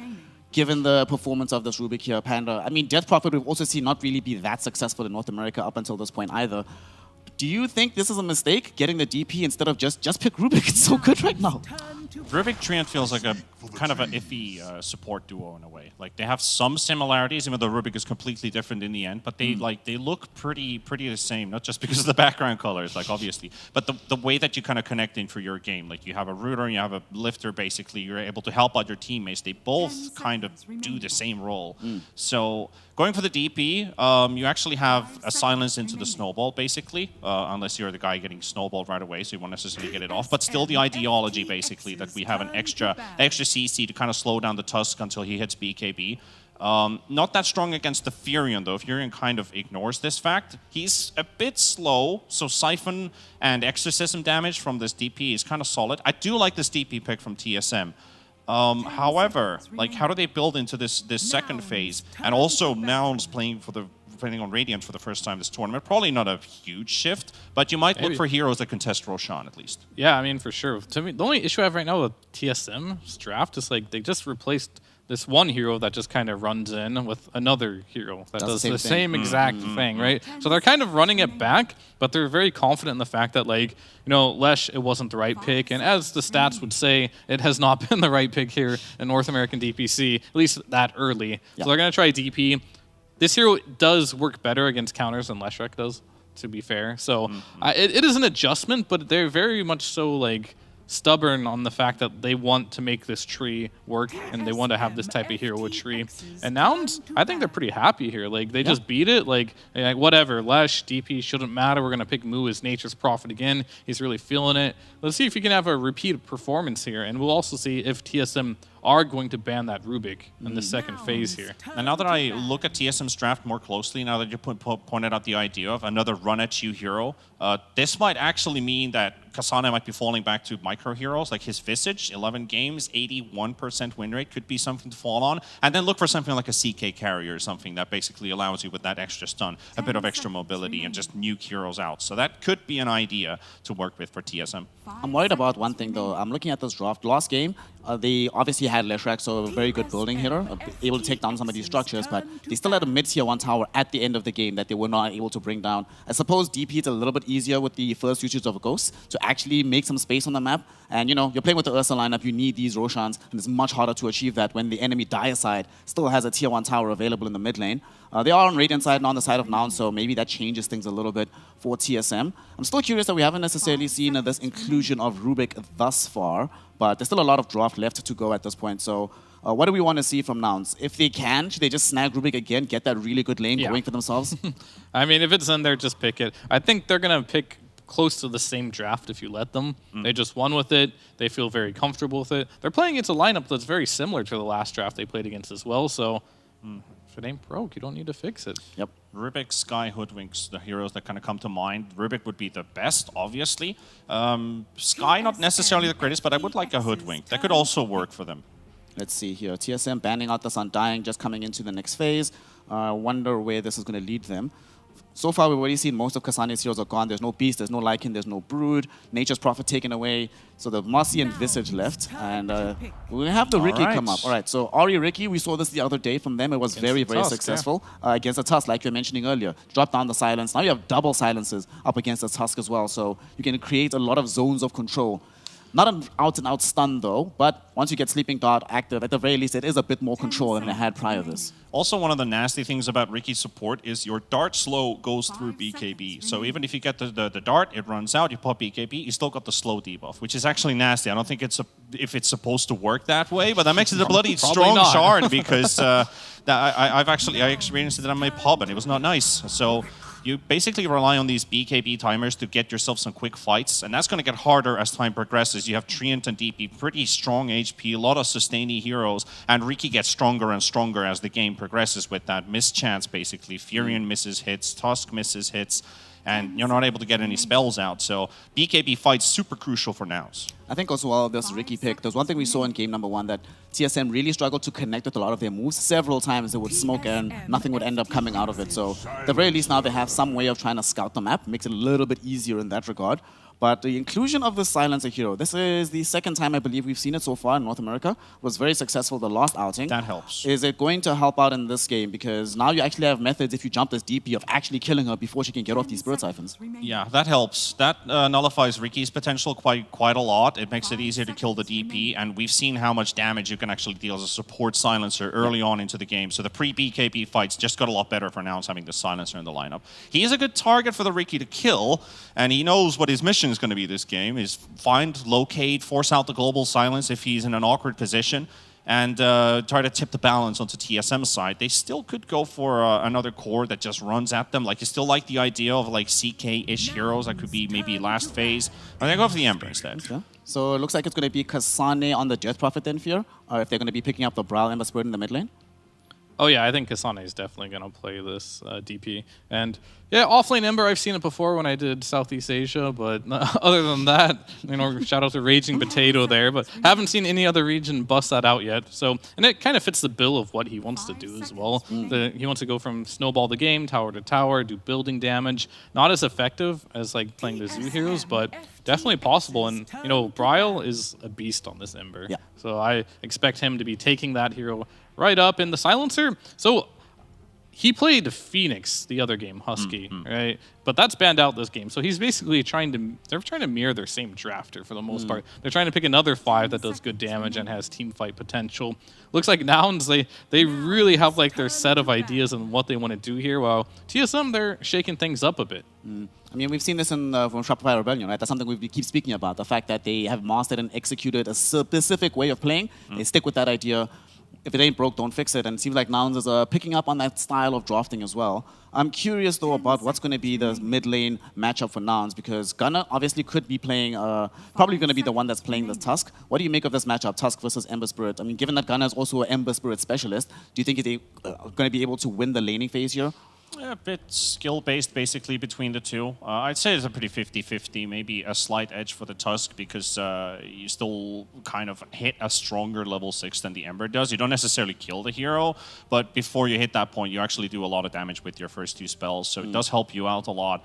But level 6, it just kind of nullifies itself. But both heroes are actually, when you look at it, they want to rotate. They want to move out early into the side lanes and help them out as soon as possible. TSM's Ember kind of reliant on you have to snowball on this hero to have a lot of impact in the game. If you don't, it's not the end of the world, but you want to find kills for this hero. You're not exactly just going to spend your time farming, while the Tusk could do that. So I want to see a lot of supports actually rotating to mid, fight for those action runes, 6-minute, 8-minute, 10-minute, and kind of just keep the fighting in mid, basically.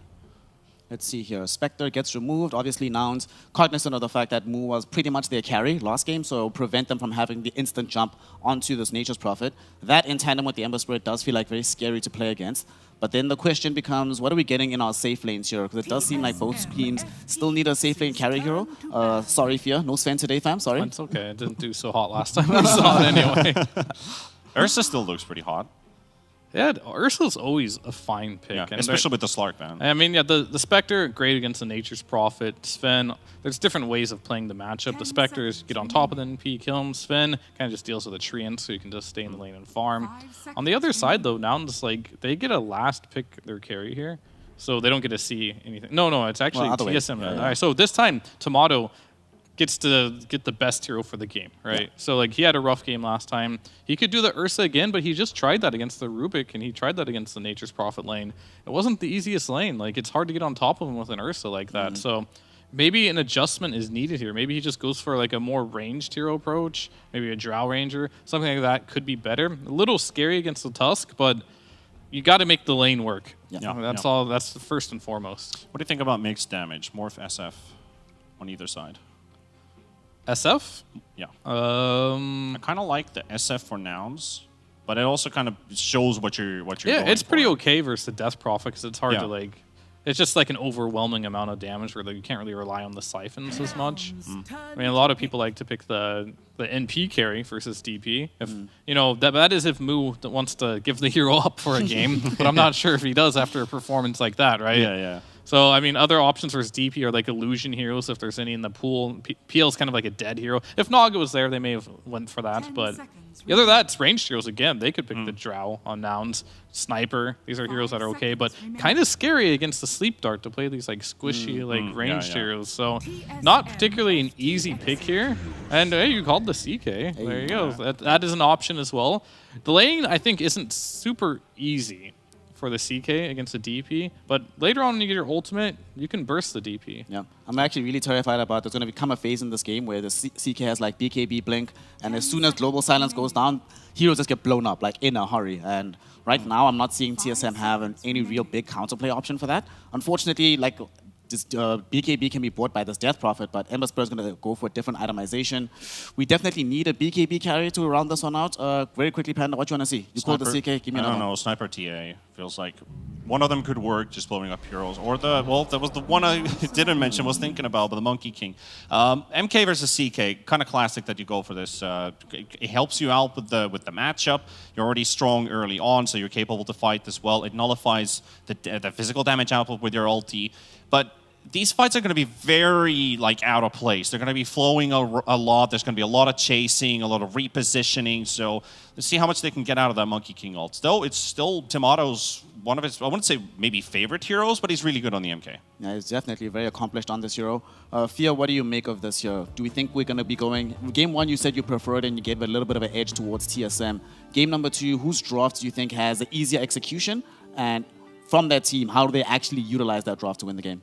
I think Nouns draft is definitely easier to execute for sure. I think this Monkey King is a very risky pick. It's not going to farm super well against the Rubik and NP constantly hitting you, but however, you can kill the NP pretty easily on lane with the tree jump. So like if they get kills on Moo and Tomato can get off a good start, we might see a different type of game where he'll be a little bit more active. If he can, we might just have a repeat game.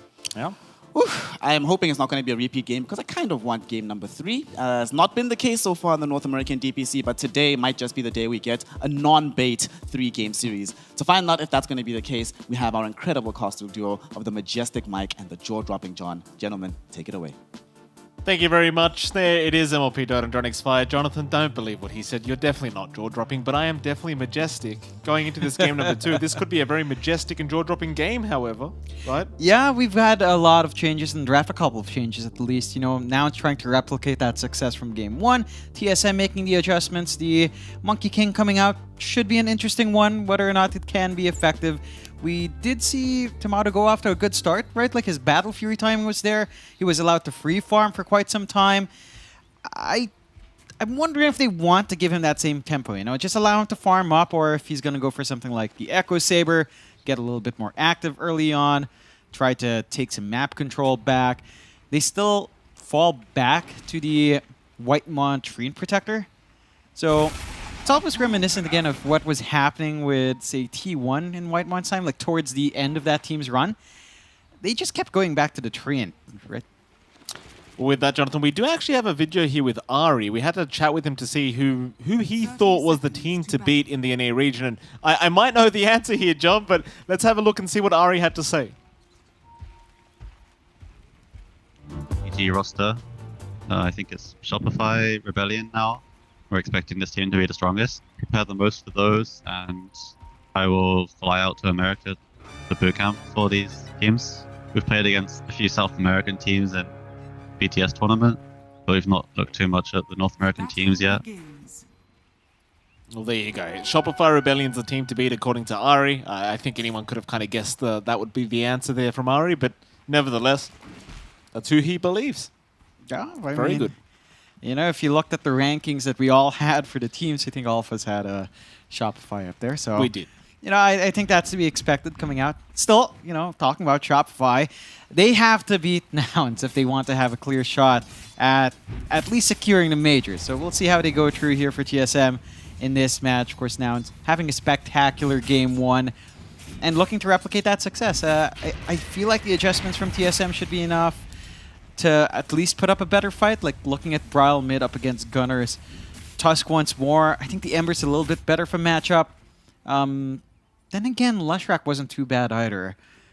This is something that Gunner can play into a little bit more, I'd actually think, in comparison to him laning against Lesh. So I'm wondering if Brile can do something special here to slow down Gunner just a bit more. Like dodge out with Sleight of Fist, you can do that. It's all about timing your spells right here and just kind of trying to get every little win possible for TSM. Oh, absolutely. I mean, I think it is the point, right? You kind of already mentioned this, but having a hero that can kind of juke and jive against the Tusk, you'd have to argue Ember's one of the better heroes at doing that. So we'll see if Brile can have more of a game than he did last time around. At least for now, CS-wise, having a fantastic time as he was in Game 1. Top lane, Moo, maybe not having such a fantastic time. Will chase down the Treant Protector. He'll try to run, but against, or rather a Nature's Prophet. But it's kind of hard against the Treant Protector, who is currently getting body blocked by Moo. Still running here on this Nature's Prophet, but eventually just going to run into a bit of a roadblock and does die. Tomato able to secure first blood on the Monkey King.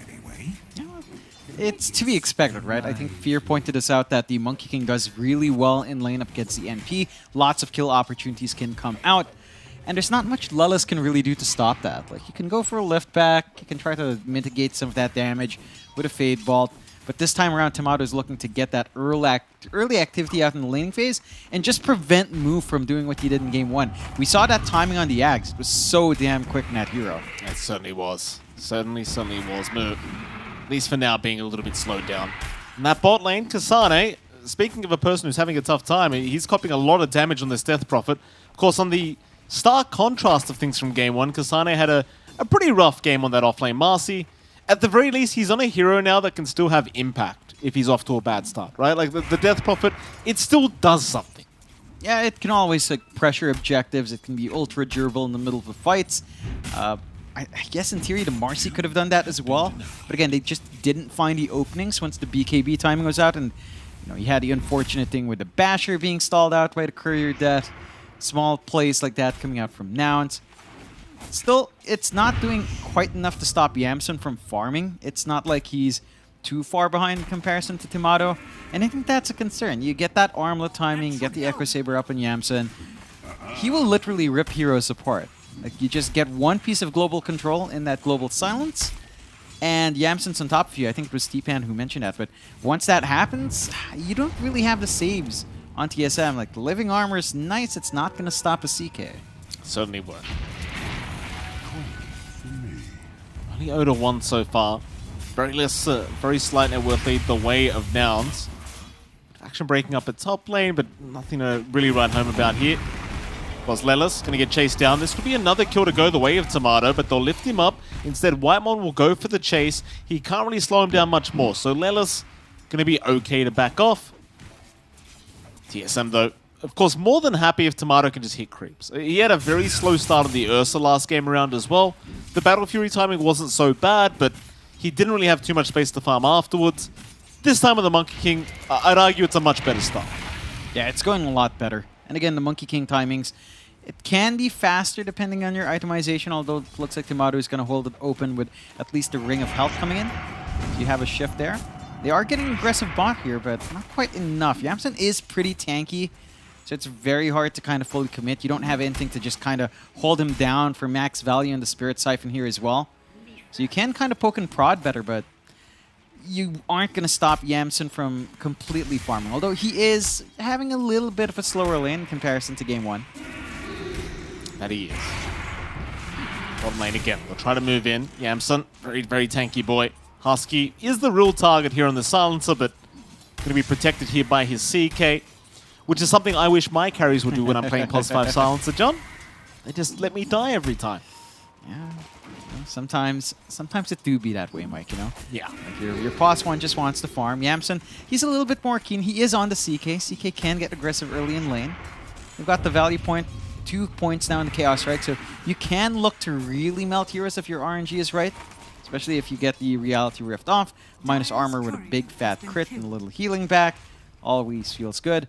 But I don't think Nouns are under extreme pressure to actually play aggressive. It does feel like this lineup can actually opt to play the longer game. And I think it's TSM that has to go faster. Like it's TSM's draft that has to kind of move quick with the Monkey, which they are doing. Lelis. Yeah, he didn't chase down again. Surely has no way out this time. Whitemon doing a great job of just slowing him down. Body blocks were there as well. He wants to feed the kill to Tomato, and Lelis still running, but won't be able to get away. Tomato able to secure a second kill already. Just almost 6 minutes into this game, though does get caught out by Mu. But it won't matter. You don't really have the follow-up unless you can get the old school body block. The surround, I mean. But not quite. Tomato's going to be okay for now. A lot of damage, though, just from Nature's Prophet onto Tomato. You can see just how painful those right clicks are. It's still a really good lane for Tomato, though. So many kills under his belt. Kind of reminiscent of what we saw from Nouns last game with Yamsun. He had a pretty good time there, but you are building up. And for TSM, it's a much stronger start. 0-2. You have this really good lane for Brawl. He's not under threat of being jumped right now. It's pretty hard to pin down the Ember this game. I think that's one issue for Nouns as well. Like, holding down Brawl is going to be quite the task. You are relying on probably just Snowball and Lift, and it's not particularly reliable to keep Brawl down. Bottom lane, Husky again going to be focused up, but Kasane going to get jumped here by Yamsun. Husky trying to run, will get to the tier 1 tower. In fact, Gunnar, great rotation. It's all about slowing down Kasane, but the Spirit Siphon's making it rather hard still. Kasane, he's got nowhere to run, eventually should drop. Surely he can't keep tanking through this, and he will not. Husky, able to take the kill on the +5 Silencer. Why the hell not? He needs a bit of farm after this lane. Now gets the +2 int as well. So you're pretty happy in getting that out from now. It's great TP out from Gunnar. That does leave a lot of room for Brawl down mid. You know, he's leveled 7 now on the Ember. He's got his face boots up. He does a lot of damage now with the maxed out Sleight of Fist. It can be a little bit harder to pressure onto the Ember. Mid lane, Aura's punch out. They've got the Ember. Bryle getting caught with his pants down. Lelis, he had the phone out. Johnny took a nice photo of that in the mid lane, I'll tell you. Mid-tier 1 tower it is. Yeah, I mean, it feels like that's when TSM should be playing around the Ember, but again, Nouns are the ones taking initiative. Same movement out from Mu, onto mid, gets the Treants down, and is also going towards the same item build here, Mike, going into the Ags once more. You don't have the egg to tie it into that team fight, but Yeah, Brawl's playing with fire. The tier 1 tower's gone. This is disastrous right now for TSM. We talk about this. Treant Protector. You want to delay that mid-tier 1 tower timing going down so much. It's 8 minutes in. It's gone. not a good feeling for TSM. Same as game one. It's just you don't feel good about your game when your map is going to be under so much pressure from his push coming out for Mu, his presence coming out for TSM. I mean, you look at a Riki support, yeah, it can do some stuff with Smokescreen. You don't even have that value point in Ari. And you kind of want that Sleeping Dart timing. That's 15 minutes, 7 minutes down the line. Kasane does pop the Exo to push in bot. They've got 4 heroes here. And Yamsen just bails. Yeah, he's just TP out, forehead. Everything's just fine. TSM, they'll still use the Exorcism to find the bottom tier 1. Nouns, they'll obviously start pushing out the top tier 1 while they're at it. Everything's just well and truly great for Nouns so far, just getting away with everything. But I suppose for TSM, they've just got to trust that Tomato's going to get to a point in that Monkey King where he's just out of control, but well, Battle Fury build taking a bit long. He's falling a little bit behind in net worth perhaps, and well, never mind. He's going to catch up, but it's still going to take a bit of time, and in that meantime, Nouns applying a lot of pressure. Clear out top. They can try to start to continue to invade this top jungle. They've got a really good forward ward on the ramp already. And they can just kind of cut off the areas where Tomato wants to farm. The Battle Fury build, it's not the most worst thing in the world for the Monkey King. It does make sense if you do drag this game out long enough, but you aren't going to be joining some of these earlier fights now. You still have some good combinations on hand if you do. Overgrowth Wukongs can give you enough time to maybe get some stacks up on your Jingu here and just get a really nicely lined up Boundless Strike as well, but it does look like Tomato will want to just go back into the farming game. And my concern with that is if you just go back to the same tempo you were in game one from TSM, nothing changes. So they have to play around really Kasane and Bryle a lot more. I think this time around, Bryle in particular, this Ember is just probably your best forward here because it's just so slippery. Like outside of Global Silence being tossed out by Husky, the Ember is just going to be able to dance around if he plays his cards right. Although I said that before, but Gunnar and the rest of the team did manage to find him anyway. Well, Ellis is very good on this Ruby. That's the thing, right? Yeah. Like he's always in that perfect position to get the lift off. And if you cop the initial stun, you're probably as good as dead here as Brawl. And he's not really going to be working onto anything like a Lincoln Sphere, for example, which might give him a chance. Maybe a BKB later on down the line. We'll wait and see. For now, 3-2, 3K advantage does give me a chance, of course, to remind everyone of the odds from our partners, esportsbet.io. They were actually favoring TSM, 1.38 to 2.90. See, Nouns proving that completely wrong in game number 1, and currently proving those odds wrong in game number 2. This top lane, Ari, and we chase down. Mu does get the sprout off. That'll give the vision, and Ari probably just dead. High fives from Mu. Another nice kill coming out here for Nouns. It's a lot more punishing to die now as well because of the Husky on the silencer. You're just losing so much int. At some point, you might run out of mana. We've seen that before in in our community memes, of course. TSM, I don't know how to feel about this, Mike, because it feels like we're seeing a replay of game 1 almost. There is a little bit more coming out from Bryle. He's got the Orb Corrosion. He can kind of play tag, but they're not. Right? They're just farming mid, farming bot. They're not grouping around potential from Exo. Maybe they just want the durability items out first. At the very least, a mech finished up. Could be what they're looking for, but look at Nouns. They're just taking initiative again, going for another smoke. Yeah, I mean, Gunner's got an Invis rune, so he can initiate very safely. Bryle, do not walk up that staircase, please, sir. Do not. He will Remnant to the other side. Snowball's not going to land, but shards are there. Global Silence out, and they've got the damage. I don't know if he misclicked there, John, because I believe he had a Remnant up north. Kasane, meanwhile, getting chased down. And arguably should just die. Tag team is there. Lelis, he's zipping around with his own remnants. Ari trying to join in. One by one they come and one by one they fall. Ari, he's going to try to run, but he is probably just dead.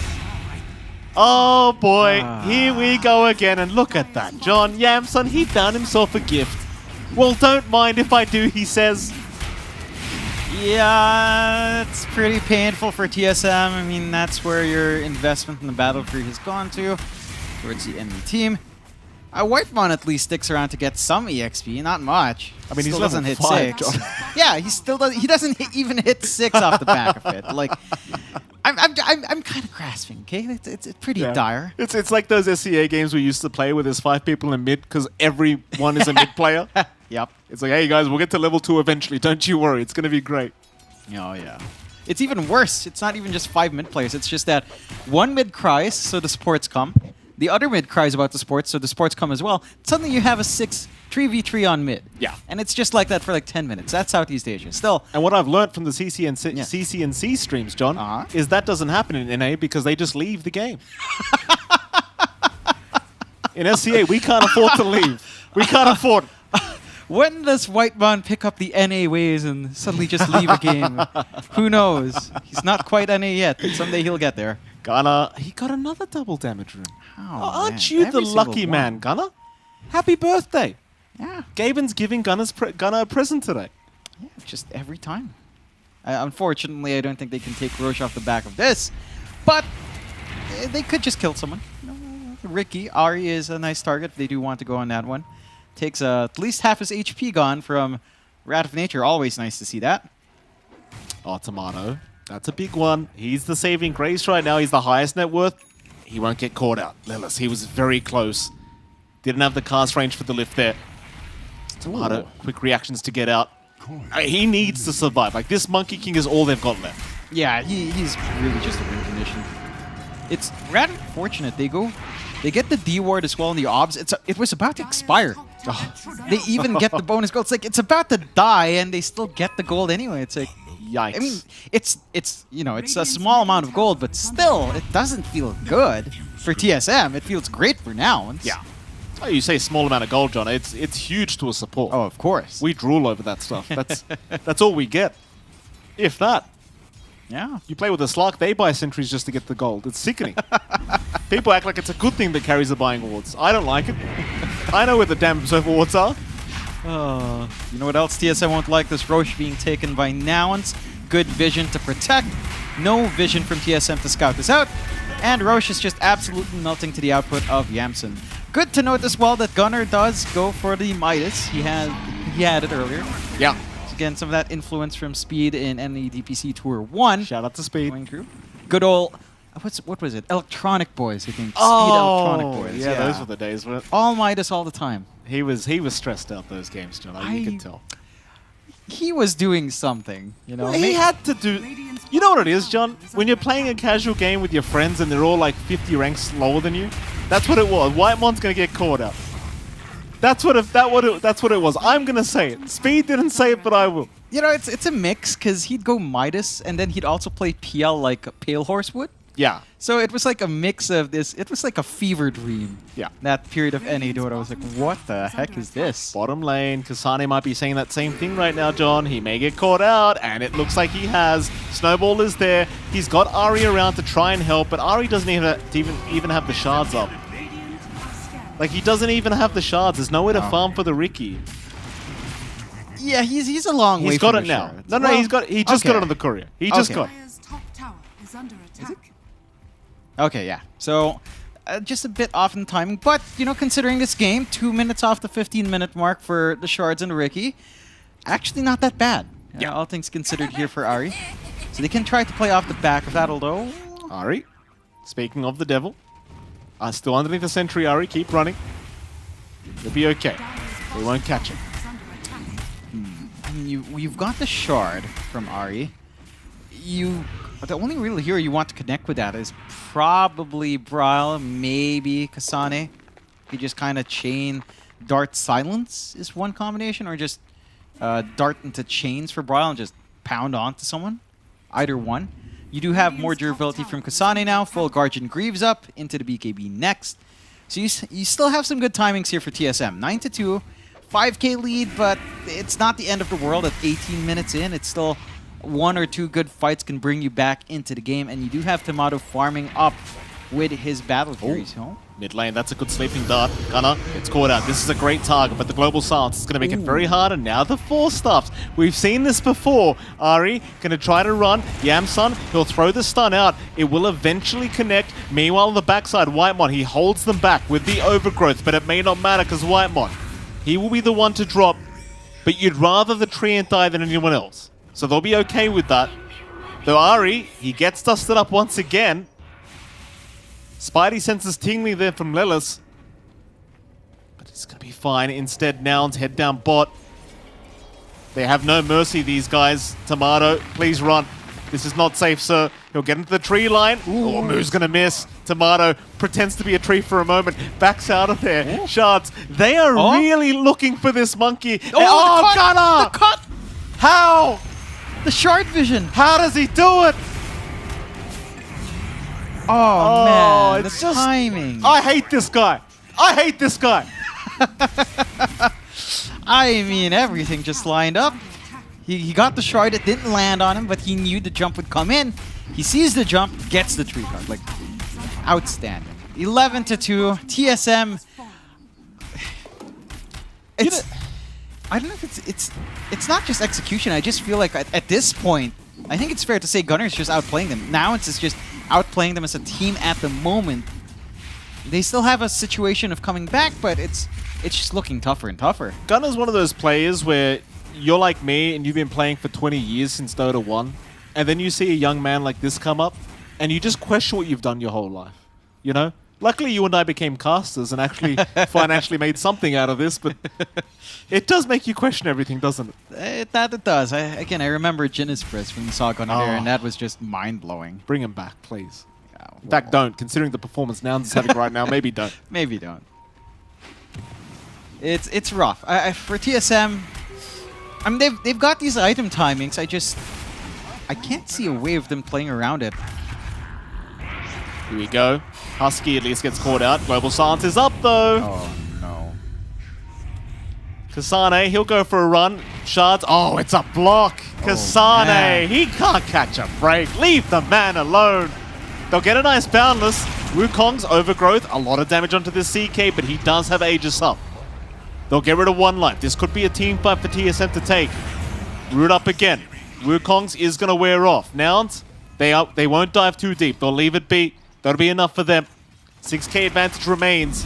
At least TSM do get the Aegis off this CK. Yeah, it takes a little bit of commitment, but it does pay off. You can see just how durable Kasane is in the middle of that fight. Dropped super low, but had the Guardian Greaves, managed to get a couple of Spirit Siphons off, or at least one off, and that's enough. The burst damage isn't quite there yet from Yamsun. No, only has Echo Saber plus Armlet, and is going into the heart, so he's looking for durability here. Just maybe fattening up those right clicks and hoping for a Chaos Strike crit to come true with the added strength. No, he shifts his itemization now, so just kind of turning things around. Does have the BKB almost ready to go. Smoke out from TSM. Initiative coming out from them, but the smoke from Nouns as well. Yeah.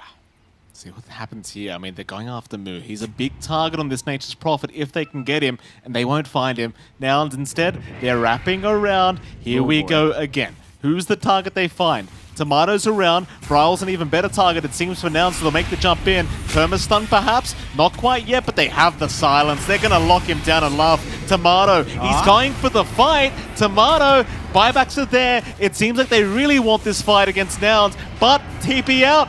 Tomato just TP's out. Moo, he won't be so lucky. Ooh. Excuse me, I meant Yamsun TP's out. Tomato was trying to kill him. Yeah, he just bails out in the middle. Didn't have Phantasm, so didn't feel the comfiest to try and get into that fight. And TSM, they find a pretty good kill in Moo. That's actually massive. He's #1 in net worth. They get some punishment off. They did pop Exo. They could try for a push afterwards. Oh, nice sleep, Gunner. He's another big target. 4 staff away, but he's still silenced up. A nice Boundless Lelis. He lands on 4. Gunner has a snowball if he needs it, and he doesn't use it. Oh, he doesn't use it. Slider Fist was there from Bryle, and now they can go for more. TSM looking to really punish Nouns. They'll find more. Lelis is down. Onto Husky, he will drop to boot. Uh-oh. Now that's what we needed to see from TSM. Just play around these spikes, play with that single target control you have on Sleeping Dart, and just isolate these heroes. Nouns, just a bit out of position, just maybe feeling a little bit too confident coming in there, especially with that move out from Yamson without the Phantasm out. And they get punished. TSM, they are pretty much back in the game. 6k lead for now still stands, but the momentum, or at least map equality, is starting to feel like TSM's working the map pretty well. They're going for the Ags next on Tomato. Not too far off from that. BKB for Kasane is going to be pretty damn big as well.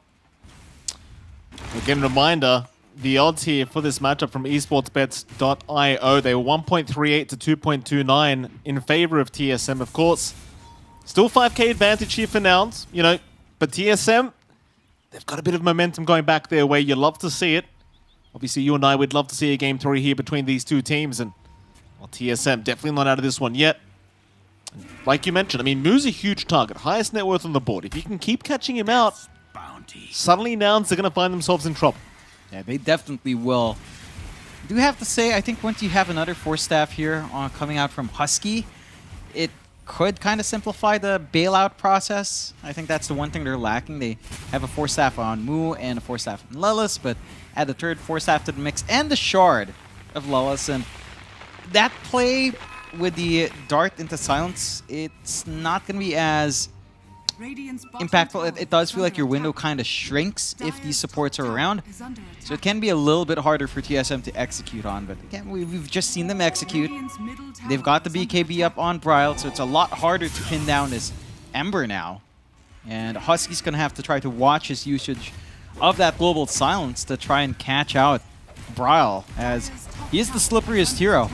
And even Tomato as well, with his own fresh BKB, of course. And these heroes can just keep jumping around, and that is where Nouns doesn't quite shine this game. Their control just isn't great. Oh no, they're not going to go for the Tusk. TSM, 5-man smoke up, they'll wrap around towards the top side. The line's been drawn out. They know exactly where Nouns are. Another massive team fight, if they can pull it off. The Tusk is not around to help right now, and Yamsun, he's the first target they found. Quick BKB though, Yamsun. Immediate TP away. And the rest of Nouns will do the exact same. They will be just fine. The smoke from TSM will not pan out. Yeah, they had really good vision out from Nouns. Smoke breaks under the ward, so they just managed to back off. And not too much loss. That is a BKB charge once more from Yamsen. Doesn't feel great. Oh, Lelis getting a little bit greedy there for the creep wave. Will get punished. They do take him down. Bryle finding his 3rd kill of the game now. Finally online as the Ember, it seems, and well, suddenly Roshan's up. So the question is, can TSM try to force this? Yeah, they've got the damage, they've got the Exo if need be. They will go for the Exorcism play. Nouns, they could contest. They're all sort of clumped up towards that bot jungle, but it doesn't look like they've got an inkling that it's happening just yet, although Gunner does send an illusion out. So they have an idea, but it is falling rather quick. Massive wins here for TSM. Roshan will go down basically for free. They do not feel comfortable fighting without Lelis. That's kind of like what a creep wave does to you sometimes, John. You just go back for it and things happen. Tier 2 bottom tower was under pressure, but Bryle's going to be there to clean it up. It's no problems for him. Now, it's still sticking around this area, but TSM, they're just pushing the opposite lane. The game's so much more even now that they understand they can just kind of mirror the side of Nouns if they really want. But instead, TPs are coming back towards the mid lane. So perhaps they want to fight, but it seems like they're more addressing the push that's coming in thanks to Moo. And it really goes back to that Axe. Your lanes will never be pushed out with this Aghanim Scepter on this Prophet. Nah, it's just so easy to just keep spamming that out on such a low cooldown. BKB. Morris punches there. Global Silence committed. He's got a little bit of time to try and survive through this. Bryle, can he remnant away? He'll try towards that low ground. He's going to be all right. Instead, Ari's the one to get caught. So not the worst situation in the world for TSM. They'll take it. Now still on the hunt for more. They might run into White. Oh, the courier. No, Whitemon, the courier. Oh, the courier betrays the Dream Protector in the end. Whitemon, he gets caught out. Sometimes you forget you sent your courier to yourself. Yeah, it just gives vision. It's unfortunate, but you know, not the biggest loss in the world losing a tree, and I think you're much happier copying that gank in comparison to end of the course of TSM taking it. So, you know, it's not the biggest loss in the world. You do just fine in your job, just throwing out living armor, you don't need too much gold. Although Whitemon is still finding some decent source of gold, going into the Force Staff, into the Blink. So you will have some utility of your own here for Nouns. For Nouns' part, I mean, the Scotty is still being worked on by Yamson. It does feel like you need a little durability coming out now on that CK. I do like that Husky's already up to 26 permanent intelligence stolen. So our silencer is pretty damn big at 28 minutes in. Almost an int per minute, which is massive. Tomato. Mid lane, he's got the backup there behind him. Maybe just trying to bait them in. Nouns is not taking it. Keep in mind, Brawl is not around the area, but he could probably just remnant right back to his team anyway. And it seems like TSM, they want to try and force something with this Aegis up. Gunner's got an Imdiz rune up. He wants to see if he can find a target for them. And Tomato's huge if they can get it, but again, he does have a secondary life, so they'd rather start on maybe one of the supports, maybe even Kasane, and they might just find Kasane. Gunner's going to spot him out. Still running forward, but decides better of it. Won't blink in, won't risk it. Instead, Nount, again playing the slow game, allowing Mu to kind of abuse these treants. And he's just constantly keeping the bot lane forced in. Such an annoying thing for TSM to have to deal with. As Whitemon almost finding Gunner there, but not quite. Yeah, just playing poke right now. Getting the D wards off from Nouns end, so do take away a little bit of that ramp vision. Still good wards from TSM to watch the triangle area. They feel very confident in getting that far from themselves as well.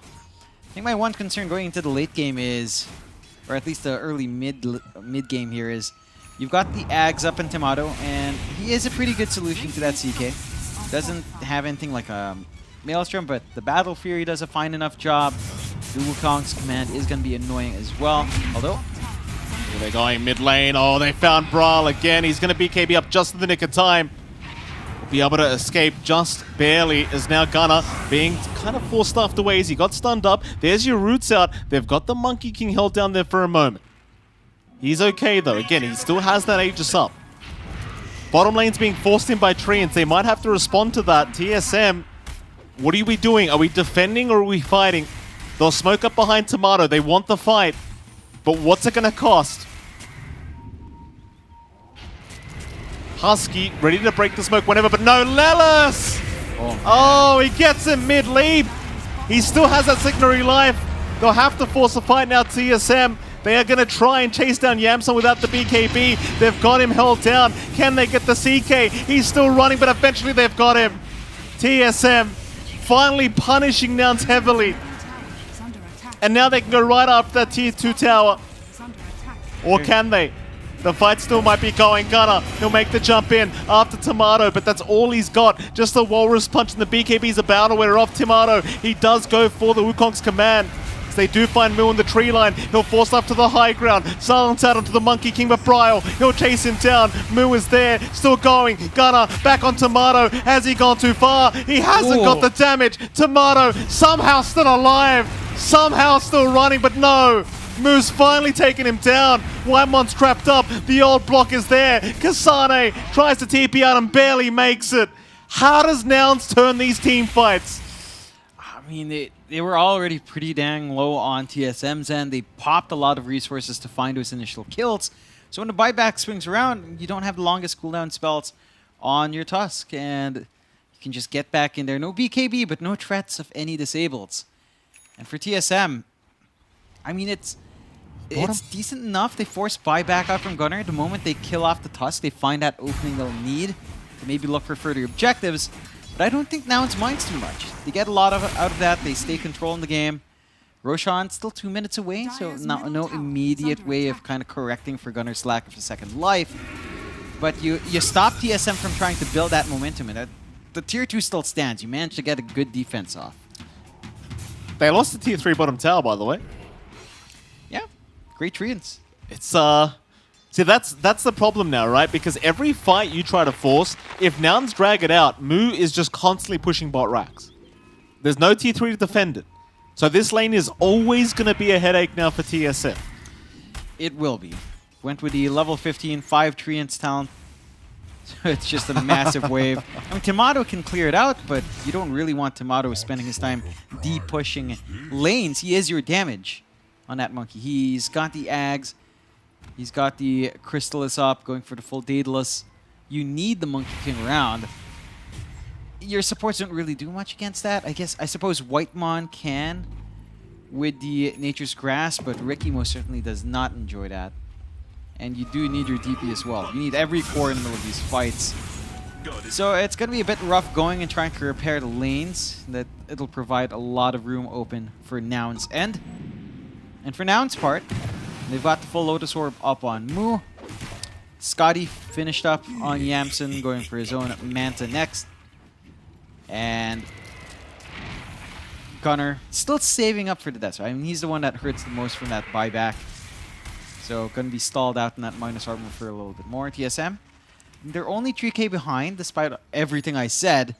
They are still pretty well in the game, and Full Satanic is up here for Tomato. Gotta say, I never realized how broken Sleeping Dart was on Rubik, by the way. Yes. He doesn't have it now, but my god, that is a long-ass range. It is insane range. It's, Radiant are scanning. I'm not sure how that's fair. Dire He's are got the scanning. Psychic Headband, too. Oh, of course he Radiant's does. bottom tower has Nouns, Sleeping Dart's there. Gunnar, gonna be just fine. Kasane, trying to get the fight going. They'll try and yell to Yamsun, but he's gonna BKB, and Nouns, looks like they'll back off. They're running towards the opposite side of the map, though, and Yamsun is maybe left behind. Chains away, more 4-stuffs. Here comes Gunnar. They'll go into Whitemon. The Treant Protector's already gone, but Yamsun, he's the big target. The CK still trying to fight, but is going to drop. TSM finding the primary target. In fact, they find the second primary. Mu trying to run. Sprouts up. TP away, but Chains are there. TSM. Oh, they're finding the light at the end of the tunnel, I think. As Gunnar, he is not safe either. Tomato takes him out. They'll even get a bonus gem for their trouble. No buyback on Yamsum or Gunnar. And I think TSM, they've got a way to go high ground. Yeah, they definitely have that way onto the objectives for themselves. They do not have the Exo ready, so it might not be as fast as you'd want, but considering the farm you have on Tomato, it doesn't feel like it's going to take that long either. The options for now, it's a bit limited in this defense here, Mike. It does feel like in these engagements, I think the difference with the Silencer and the Phoenix is most certainly felt. You don't have that sustain coming in anymore. You don't have that area denial with your ult. I mean, Global Silence is nice, but people can fight through it. And you have to time yourself to see the BKBs pop first, which by then, maybe your Global Silence is already too late anyway. Right. That's a good point. On TSM, they'll find one Rax. Great news for them. Out they go. Or do they? I mean, you could keep trying to force it, but the respawns are incoming. You'd rather go right back towards that Roshan pit, and there is the third Roshan of the game now available. Aghanim Scepter is available on that Roshan. Happy days for TSM. And I don't think Nouns can really try to force this Roshan fight. But they might have to. I mean, they at least have the Global Silence ready, and they have Phantasm ready on Yamsun as well. So you can most certainly come into that one. And they will go for a smoke play here. Roshan's going to go down quick, though. You've got a Daedalus now on Tomato. Can they get there in time to force this fight? TSM still going for it. In comes Nouns. They're in time. Gunnar, he's going to get the vision. Roshan so darn low at the moment. Leipnir out from Brawl. Hold them down for a little bit longer. Give Tomato more time. In they go. Kasane going to try and start the fight. It's all about giving Tomato the time. Brawl's going to jump into the Roshan pit as well. They're just focusing on that Aegis and they've got it. Now they can force the fight. Do TSM want to though? Kasane's already down. They might just back off and wait for another right moment. In fact, there goes Whitemon.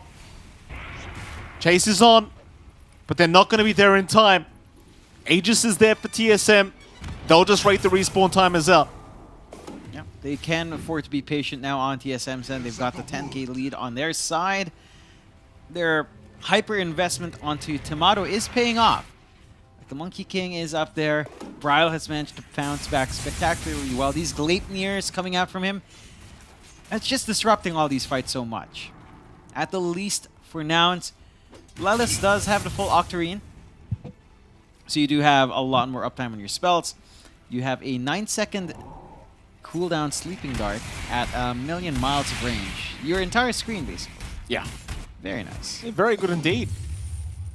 It's putting someone out of the team fight for so long. Like, it's a 3-second sleep duration, but with the Rubik, it just feels so much longer. Bryle, smoke broken. Gonna go after Gunnar. A lot of damage being dealt already onto that task. Gunnar will try to buy himself a little bit of time. Global Stance going to be popped as well. Bryle already doing a fantastic job of forcing so much out here from the side of Nouns as he keeps going forward. Finding now the Silencer Husky in trouble. In comes Moose though. They got the silence on the Ember. Oh. Bryle, he's gone too far. Oh, and Sleeping Dart's there. Tomato, still okay. He'll just Primal Spring right back out of there. But Bryle's down for 100 seconds. That was his dieback. Tomato still sticking around. TSM going to try and reinitiate, but Yamsun, he's going to jump in. He's going to jump in with such low HP. He has the trust in his teammates to try and get the fight going, but he's down. So is Gunnar. Oh. I don't know about that. Yeah, it's a lot of aggression coming out. Could have been a little bit worse if they did lose Husky there as well.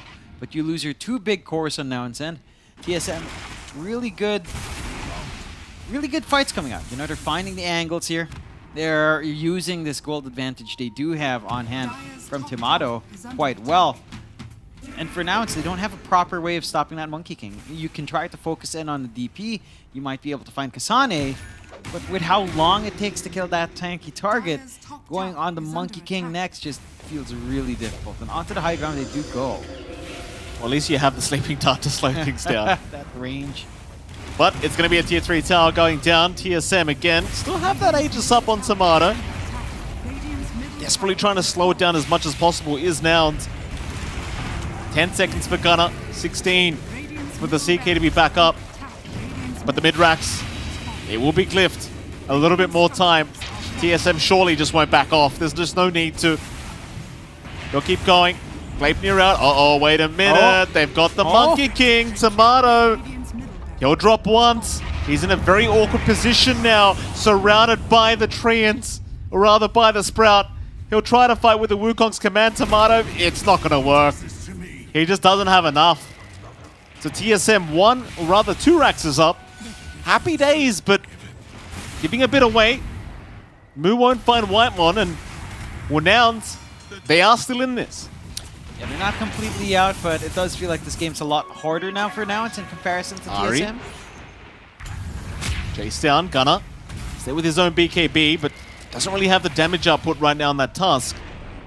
Gleipnir is there from Mu. Sleeping Dart is going to be very annoying for this task, but he'll keep going. Bryle shows himself, however. Nice chains out onto 2. Gleipnir out from him as well. Lift away from Lelis. Snowball will buy a bit more time for Gunnar. Somehow still alive. Bryle eventually does catch the killer now. Well, they can move right onto Yamsun. That's the one they really want. The CK. Can he survive through this? He'll BKB up a Kasane, proving to be way too tanky. They will force them back, but Yamsun still being chased away. In comes Bryle. They've got the lockdown, and they should have the CK. In fact, they even got Moo. Bryle, he is not having a repeat of that game 1, I'll tell you what. He'll keep going for more now. Lelis gets chained up. Oh, man. No mercy from Bryle. Oh, yeah. TSM, maybe a bit of a warm-up in game 1, Mike. You know, a little bit of adjustment in the draft. They start to take the initiative in this game, and granted, they were farming for almost about the same amount of time, but when they did go out with their items ready, it came out a lot better. I think the adjustments coming out from Nouns, there was an idea behind it. We could see that, but it's just not paying off. Like, the moment you cast Global Silence, the Silencer at that point of the game is really not doing much anymore. Your CK just doesn't feel tanky. You have to buy back to stall out this shove in. They're not backing. I mean, they're just so farmed here, TSM. 17k, but you look at the farm of Tomato and Bryle, they are just absolutely huge. TSM, playing a little bit safely here. It does feel like they can keep going. Moo is still down for 20, but they are going to back their way out. They won't risk throwing this game. Back into that Radiant Triangle they'll go. They just keep that farm up, keep that net worth extending. And Nouns, well, they're the ones that need to find a way back into this game. I just wonder how they do it. Like, the net worth isn't what bothers me. The amount of farm Brawl has is really the concerning part, because this man, he is just doing whatever the hell he wants if he's not dead. Yamson, he cannot do whatever he wants. He's playing CK at the moment. He'll get chained up, force the Phantasm just to get away. Yeah, it just goes back to that issue we were talking about earlier on. Ember is just very free. Gunnar! Oh, Gunnar! He gets caught by the Boundless. They won't be able to lock him down long enough. Radiant's Yeah, top tower it's just a lot of back and forth. Again, the big issue for now is keeping someone like Bryle and Tomato down. Outside of Global Suns and maybe Sprout with this level 20 talent, it doesn't feel like he can really hold anyone, although... Hold on a minute. Tomato's been caught. The rest of his team was backing. Bryle, right in. Look at this guy. He's just so confident. Bryle, right in the middle of five, and man. here comes Wipemon. Oh, he's put him in the blender. Tomato shredding them. Oh, Moose, he's the last one. Get him out of here. He's gone. Oh, boy. That's just too much damage. Buyback. Husky somehow survives. Gunnar will buy him a bit of time, but there's no buybacks available. They're on the tier 4 towers. In fact, well, Whitemon does go down, but it won't matter. There's no way to defend this, surely. Radiant's middle tower has fallen. Nah. Megas are going to come out. I saw Ari just eat like 4 mangoes. Oh boy. Bye-bye, Gunnar. No GG calling coming. They might be having a chat about what happened in this game, number 2. But this game is well and truly over. TSM, you've got to give them props here, John. It was a very rough first half of the game. But man, oh man, did they make a great comeback. I mean, you remember that first half of the game, John? It was only Tomato at the top of the net worth. Bryle, he was like less than halfway. Yeah, it was a lot slower and almost reminiscent of Game 1, right? Where TSM weren't really able to do much, but they were a lot more active this time. Bryle on the Ember just managed to do a lot of work, and he stalled out to get Tomato on a hero that just scales a lot better. It felt like the Monkey King just wasn't answered. It felt like the Ember wasn't answered. The replacement of Phoenix with Silencer didn't work out as much, and I think that's something that Nouns might have to look back to. Well, let's have a look and see what our panelists have to say after this game, number 2. Firstly, we have to say that we are excited for a game number 3. The first time that it doesn't involve the team of Bait, and for a series with this degree of importance, it could not have gone any other way. Game number 3 will be coming up, but after this game, just a phenomenal performance from the side of TSM. I will admit though, gentlemen, there was a large portion of this game where I thought it was over. Especially in the first 15, 20 minutes, I was like, well, here we go, Nouns is doing it again. But then Panda, that one fight ends up happening in the top lane. And it kind of feels like something changed almost immediately. Because beforehand, TSM's movements were a bit lackluster, very staccato movements around the map. But after that, the team just came together in a wonderful fashion. Yeah, there's 2 things that kind of contribute to that. One, BKBs make really a difference kind of theme. Secondly, a lackadaisical stun draft is very hard to execute in the early game. But when you get to the mid game, it starts to click together.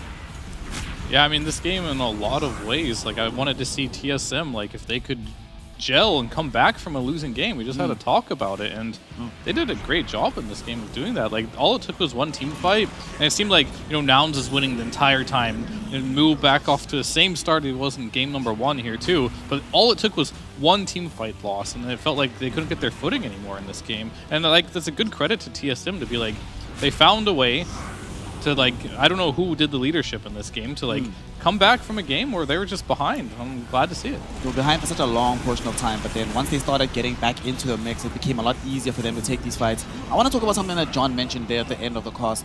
This Tomato Monkey King, right? When the team was sort of discombobulated all across the map for TSM, he was still farming. Slowly but surely starting to accrue this net worth, right? Getting to this inevitable state. And although they didn't have that many stuns, Panda, when he eventually got to the point where he was showing up for these fights, it really felt like Nouns didn't actually have an answer. They had no response, right? The degree of damage coming out from the CK, from this Nature's Prophet, wasn't fast enough to actually bring Tomato down 100 to 0, and was always able to turn around those fights. Yeah, it's easy to kind of judge TSM's gameplay on the fights. Like, what is this guy doing, and why are they doing this? Because they're doing sacrifices, right? Basically, Kasane understands that if we prioritize Roshan, like that one Roshan fight, which was basically like, if we can get Ags on this Ember Spirit, we're going to pop off really hard. Brawl is going to enjoy his life after this. Kasane understands that we prioritize it so much that I'm going to give my life for it. He blinks in between 4 heroes. He's got himself the Aeon disc, but he knows that he's probably going to die if he goes that deep. His teammates are nowhere nearby. Roshan is pretty slow. Might actually lose this Roshan if they end up losing DP, and then TSM just kind of crumbles under that in front of Nouns. But it ended up being Kasane giving his life away. They lost Whitemon, they secured Roshan, they backed away, and the rest of the fights after that just got a whole lot easier. But they did a lot of these moves. That's just one. There were several moments where you could see Ari, Kasane, Whitemon putting themselves on the front of fire to help out Tomato and Braille actually carry the game in the end. So that sacrificial gameplay, which looks like feeding to many people, is sometimes on purpose. It's a player making the call or the captain making the call. You need to help us out here. Go and position yourself here. We'll handle the rest. So let us take a quick look at the MVP from this game, who was able to enable a lot of the magic that we saw on the side of TSM. And Fear, they were in a winning position for quite some time here, right? Obviously, once Brawl started getting all of these items, things changed. But what could they have done differently on the side of Nouns to actually conclusively win out the game? I feel like they had a lineup that wasn't really allowed to make many mistakes. Like, they didn't have the Phoenix this time around. They replaced it with the Silencer. They had Nature's Prophet in the off lane. If you look at the counterparts, you got like Treant Protector, you got the Monkey King ult, you've got DP with all her spells. They just had a lot better team fight. So I feel like if Nouns ever fall behind with the type of lineup that they have, it's going to fall apart eventually. Game number 1, we didn't really see them fall apart ever. It was just a flawless game. Only gave away 4 kills that game, right? But unfortunately, if you do want to play this heavy snowballing style, pick your offlaner. You know, he's going to be the number 1 net worth eventually on this NP and get the Ags. It doesn't really provide that much to the team fight. I will say, though, the Ags is probably the biggest team fight item you can buy on NP, but it's still just not enough. If all their other heroes, like a mid-tusk, you got an NP. I was very underwhelmed by CK in general, I think, in this patch. It seems like it does well in lane, but after that, in the team fights, you know, you're playing versus the Ember, you're playing versus the Treant. I feel like Yamsun just wasn't on a hero that could scale in this game as well. Yeah, and also, like, combining to that is that Mu couldn't actually rat the entire game anymore. He had to actually move with his team and help out with these team fights because they're kind of losing the grip of the game. Yeah, I mean, a good example of losing the grip. To lose a grip of the game, you have to have been in a commanding position to begin with. And early on, there's an amazing movement that they ended up making on the side of Nouns, which when I saw this, I was like, all right, we're done, it's over. So we go bottom, right? Gunnar makes his first rotation on the side of the map. Here he is porting in to ensure that they can get this kill on Kasane. And after they get this kill, Fear, not only do they get the kill, but seconds after this, they move back into the mid lane, and you're just like, oh, mid laner's going back to mid. But Mu also shows up from his side of the map and ensures that they kill Brown and take the tier 1 tower. All of this happening within the space of a minute.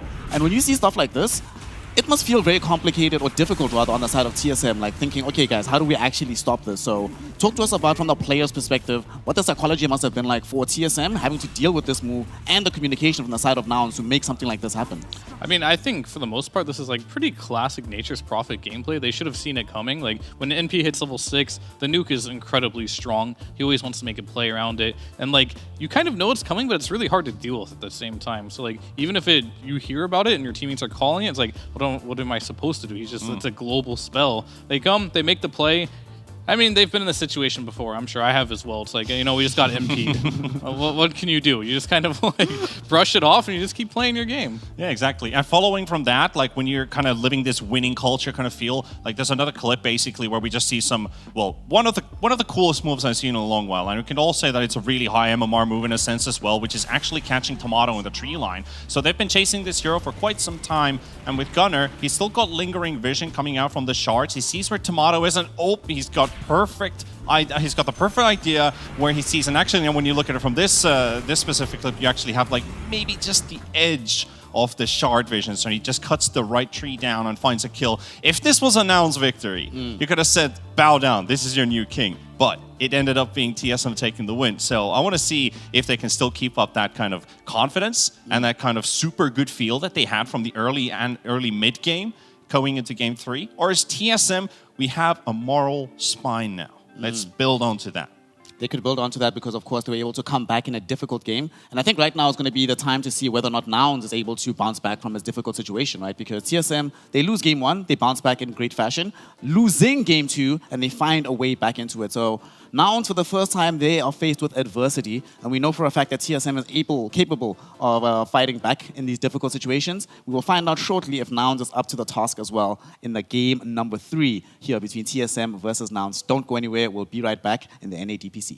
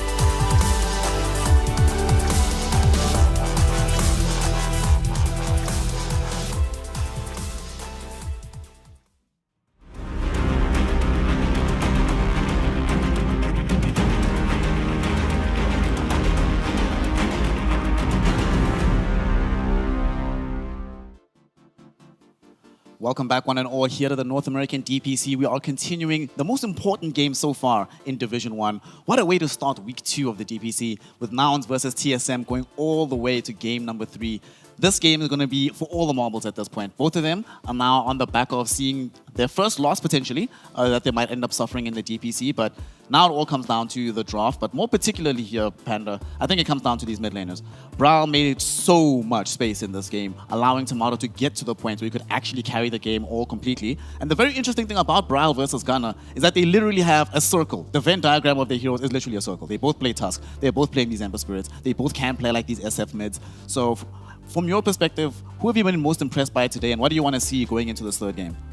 Honestly, I think both have played a good game, or a good series in total. I think we've seen the best of both, and also being in a difficult situation for both.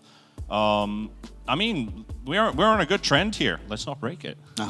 And Fear of draft-wise, what do you want to see adjustments-wise? Because both teams had similar ideas going into the second game, right? Their drafts were relatively similar to game 1. There was a lot of deja vu about how things were being played out. So do you want to see any adjustments? Do you want to see any changes in a crucial game 3 situation like this? Oh, that's a hard question to answer because I feel like they did so well game 2 with their draft, and if they just would have cleaned it up a little bit, they could have won. And to be completely changing everything, I'm not sure if they can be like, oh, we're gonna just change our identity and still put up that type of performance, right? So I do think they should probably do something similar, but really just clean it up. It's when they died there and they bled, right? They just need to not let that happen next time, and it can work. However, I do notice a trend as well. The more team fight these teams have, the more comfortable they are as well. So TSM, they put a lot more team fight emphasis on that game number 2, and Nouns, they took a little team fight off of their draft there. So maybe if they can do something, I mean, we're going to get a completely different game. We got a Brood game now, but maybe get a little bit more team fight so you feel more comfortable scaling into the late game. And I will harp on it again. Maybe just put CK on the shelf for a little bit. I'm not really feeling this hero right now. I don't feel like it had that much impact, even though it had a free game. That could be an issue.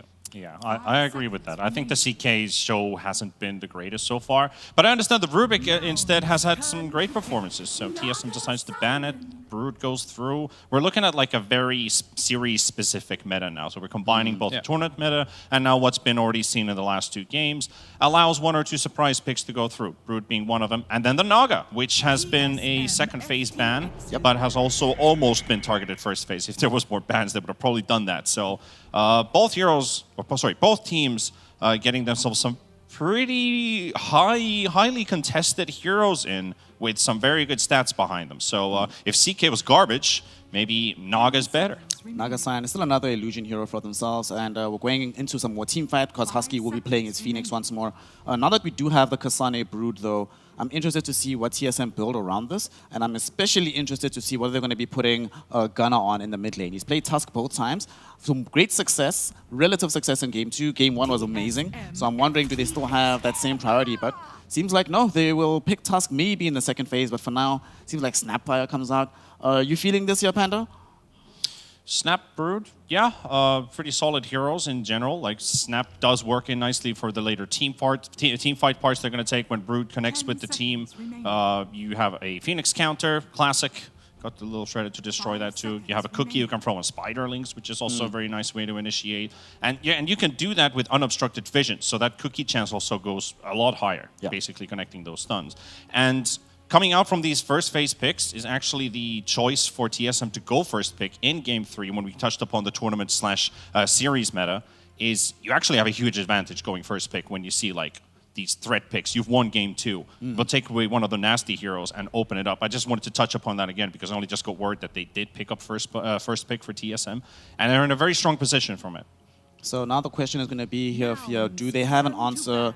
Well, actually, firstly, does Noun still feel confident in the Nature's Prophet? Despite how successful it looked in both of its games, it didn't end up winning in Game 2. Does that force them to change their psychology, especially now that you're playing with this Naga, which that's a lot of greed on the map if you have Nature's Prophet and Naga Siren in the squad?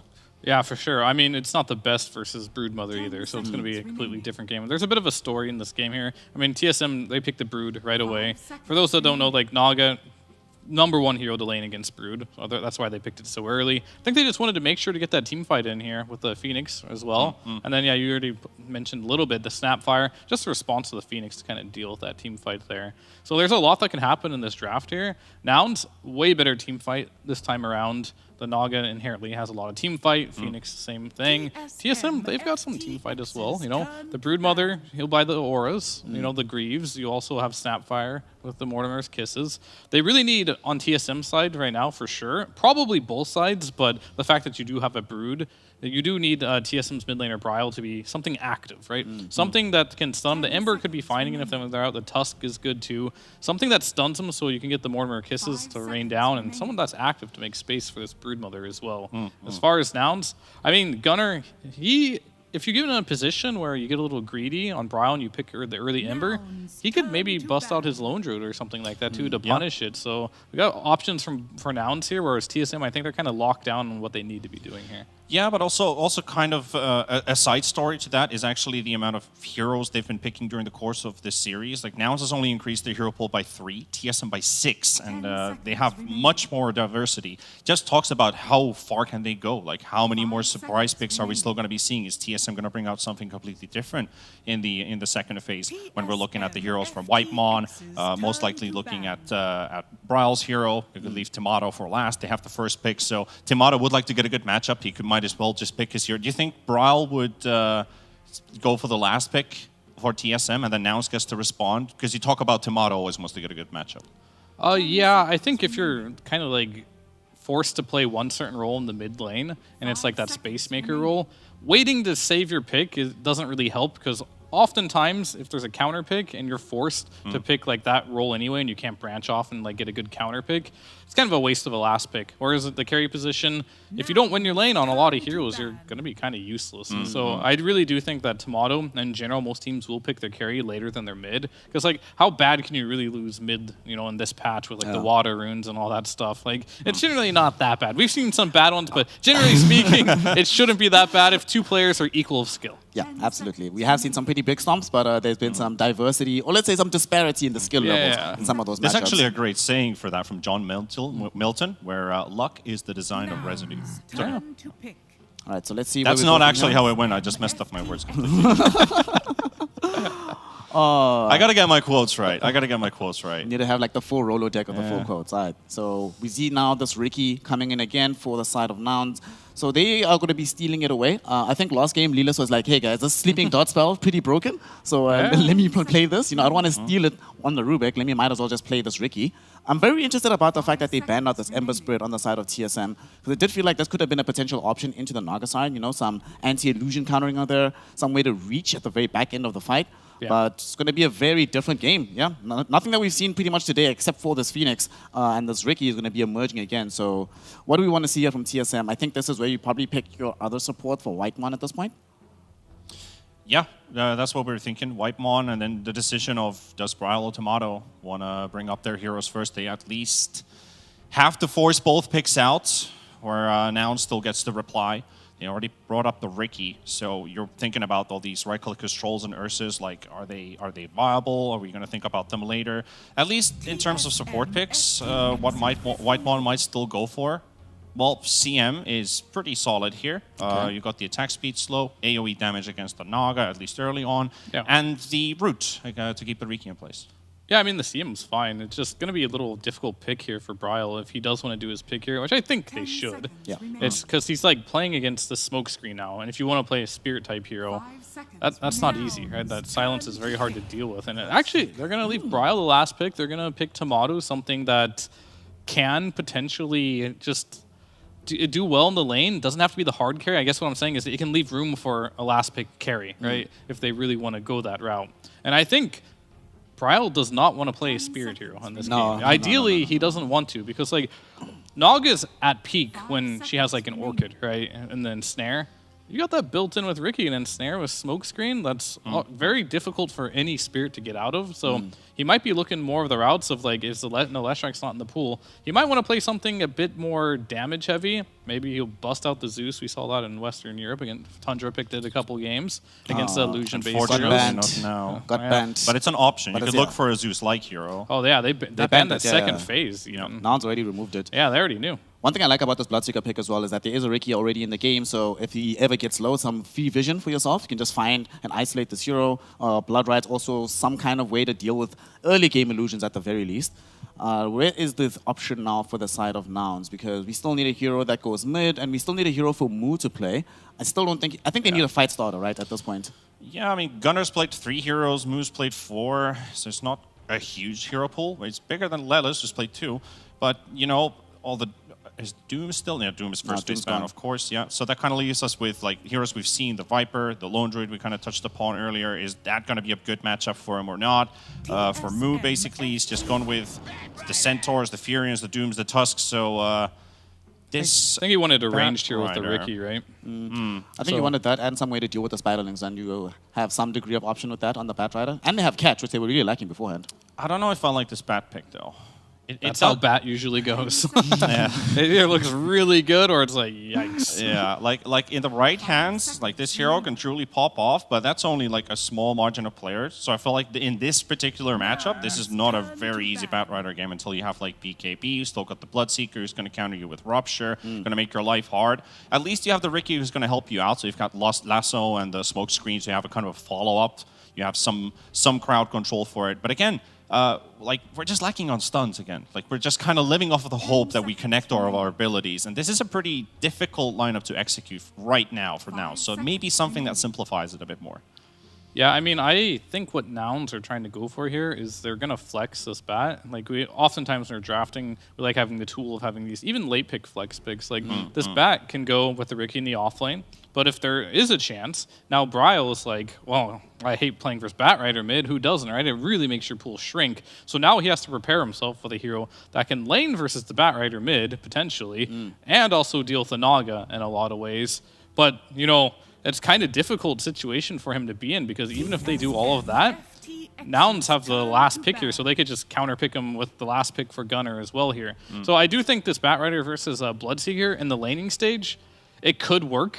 I honestly don't think it will because I think CM is just so strong right now. But it gets really bad for Bat when Bloodseeker is level 6, right? Like the rupture on the Bat, it's not fun when you want to have that type of mobility. So I think Nouns are trying something cool here with like making this Bat Rider really work, but it really has to work extremely well in the laning stage, or I'm gonna worry for it a lot. Yeah, you're kind of praying that this was like old meta, and we had like Pocket Ricky riding on Bat Rider doing AOE damage. But that's like The Pocket Ricky, yeah, but that's not gonna work here. The days of Ricky Core are gone. Strange. Yeah. Dota's gone through a lot of like strange developments. Like carry heroes are now like supports are now carries. Like Tusks are all going mid and stuff now. game's wild. Yeah. There's been many changes. I'm very intrigued by this Mars ban from the side of Nouns. Even though we pretty much already have our offlane hero, the anticipation that they could have ran this middle for Bryle. I mean, they kind of do need a fight starter right on the side of TSM right Yeah, now. they do. They need someone who can reach to the back end of the fight, actually make things happen. Void Spirit might have been decent, even though it's hard against Ricky. So Panda, what you got for me? Who is going mid? What is Bryle going to be playing in this situation? Remaining. Yeah, you got an answer for that? I can't even guess that. Kind of clueless here, to be honest. That's I a hard mean, one. The co-op, right? He's protecting himself from the bat, right? Yeah, like the Quap Bat matchup. I understand that in terms of the matchup. I'm just not a Quap fan for the there a last 2 Kunkka in months the when the game? hero was like 0-9 in TI. So, yeah, I mean, Kunkka would come to mind right now. I mean, I don't Kunkka would know. be so good for Nouns right here. Like, great versus the Brood throughout the game. You've one of the favored matchups against Quap in the mid lane here. Pretty good versus Bloodseeker. He's very speedy. Lock him down at the X. I think that could be a really good pick for them here. And you extend the team fight, right? Whenever you pop up the gold Yeah, ship, more make team fight, things too. More sustained. They already have the Phoenix as well to make the fights take even longer. So I could definitely see that. Kind of surprising we see Queen of Pain when Dendy's not playing, but you know, he'll get there eventually. It's the Bat Rider threat. That's it. Like, he was forced It's to the pick Viper. something like that. All right, yeah. Either way, Gunner, that's a Viper. Gunner. He's going for the more aggressive approach.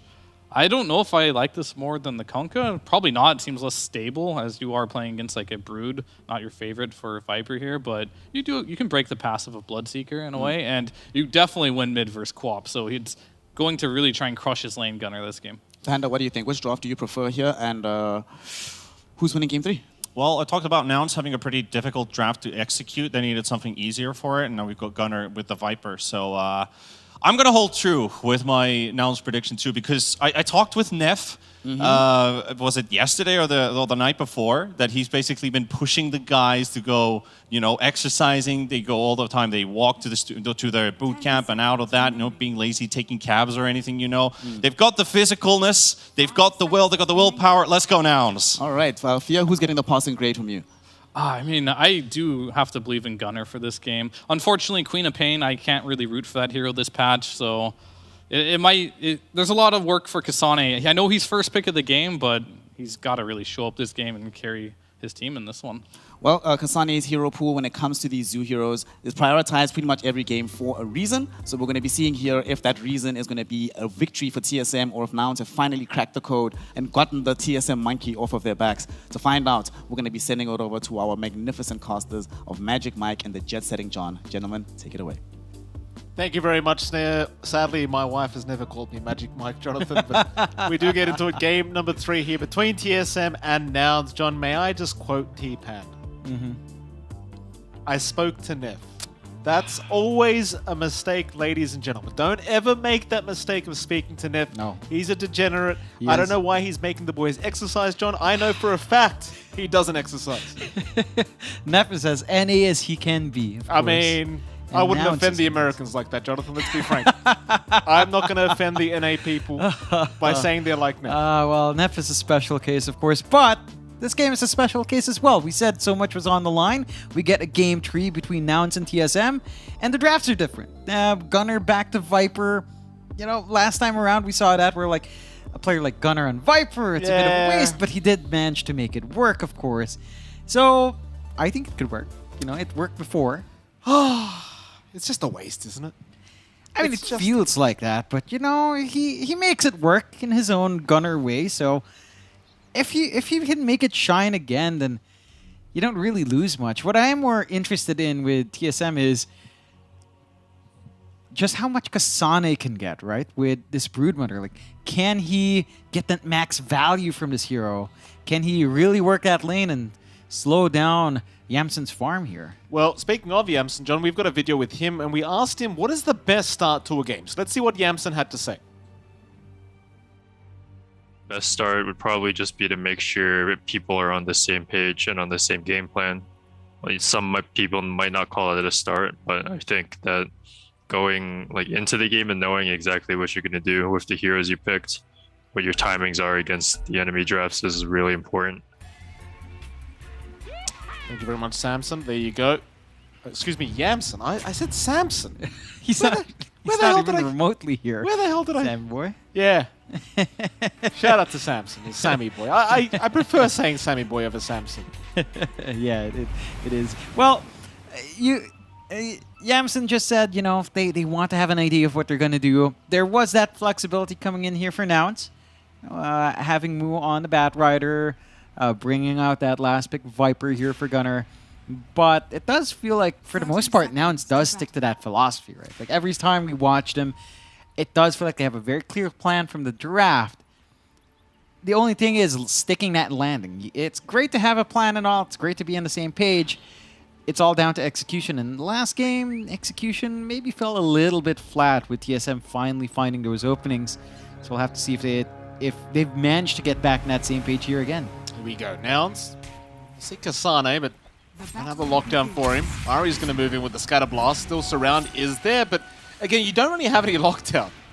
There's absolutely no... You don't even have Poison Attack right now. He's gone for Corrosive Skin level 1, so just a bit of harassment being traded. They still find a 2 Bounty Rune trade, I believe, on both sides of things. In fact, one of them may have been denied, but no, it's a 3-for-1 trade in those bounties. So now they get a little bit ahead in terms of net worth. Not too big of a deal for either side. Yep, you're feeling pretty good on now. It's just a little bit more gold coming your way. Of course, the key matchup that, again, you mentioned game 1 where this series might hinge is on Bryle and Gunnar. Gunnar, again, on that Viper that we mentioned, up against Bryle's Quap. The Quap's just not been that amazing in this patch. You know, it's been a little bit slower. It does feel like the Viper's been a lot more impactful. Gunnar knows how to work this matchup. I believe we've seen him play Quap versus Viper before as well. So I feel like Gunnar should be able to manage this, but at the same time, it's not a lane that Bryle's completely shut out of. At least maybe not until level 3, level 4, when the Viper can get really obnoxious. Yeah, absolutely. It's one of those things. For now, Bryle's going to be just fine. Of course, you heard Fear say as well, he's not a big fan of the Queen of Pain in this patch, and I certainly agree with him. The Quap is, at the very least, win rate-wise, a very weak hero. Do you kind of agree with that sentiment, John? Do you disagree? Yeah, it's just not that hot this patch. Like, again, we've seen the Viper be a lot more impactful. We've seen Gunnar play this matchup before, I believe, and he works it well. Like the Quap can kind of hold on to that lane, have a little bit more presence until level 3, level 4. By the time you hit 5, 6, you can line yourself up for a kill opportunity there for Gunnar. And you're already seeing Bryle just getting pretty darn low, having no mana left to try to harass out Gunnar. It does have his bottle, but you're having to use some of those early charges just to stay in the lane. Absolutely. Now bottom lane, Tomato. Having a pretty decent time, though it's not a very fun lane against Batrider, that's for sure, but very nice sustain with that Bloodseeker. It's going to go for a cheeky jump in, but you're always going to have Whitemon there on that Crystal Maiden. Very, very annoying to try and lane against this hero as well. Mind you, Whitemon's life's going to be a living hell once you get a few levels up on this Riki. Even the pos 4 Riki's just going to burst you down as a CM. It's not a very fun time whatsoever. Yeah, it's not going to feel great until maybe the 4-staff timing for Whitemon. Still this lane for Tomato, he's really set up for it. Already has the wand. Gonna get a free 20 charges up. Gonna have some burst healing, burst mana usage down the line. And for Mu, this is gonna be a little bit slower. Right? Your synergy with Riki just isn't that amazing.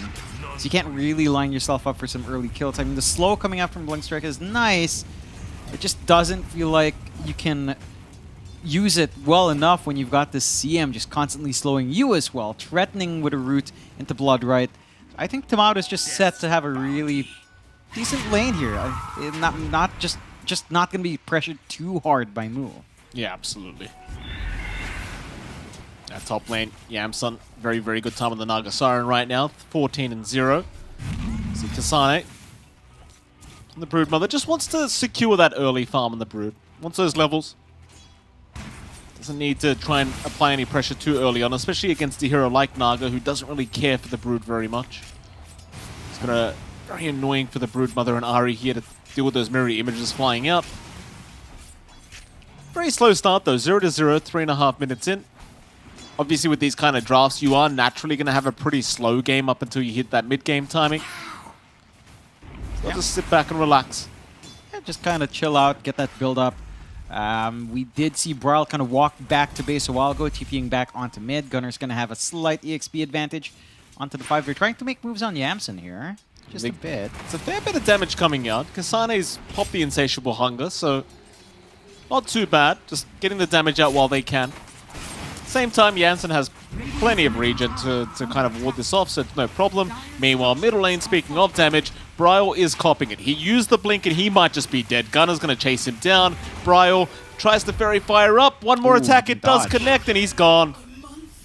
Oh, well, this is why they give Gunner the Viper. It's Viper. It's Viper. That's what I was about to say. That's all it is. You know, you spit at people, they end up dying, and you rinse and repeat. There's not much you can really do to alleviate that pressure.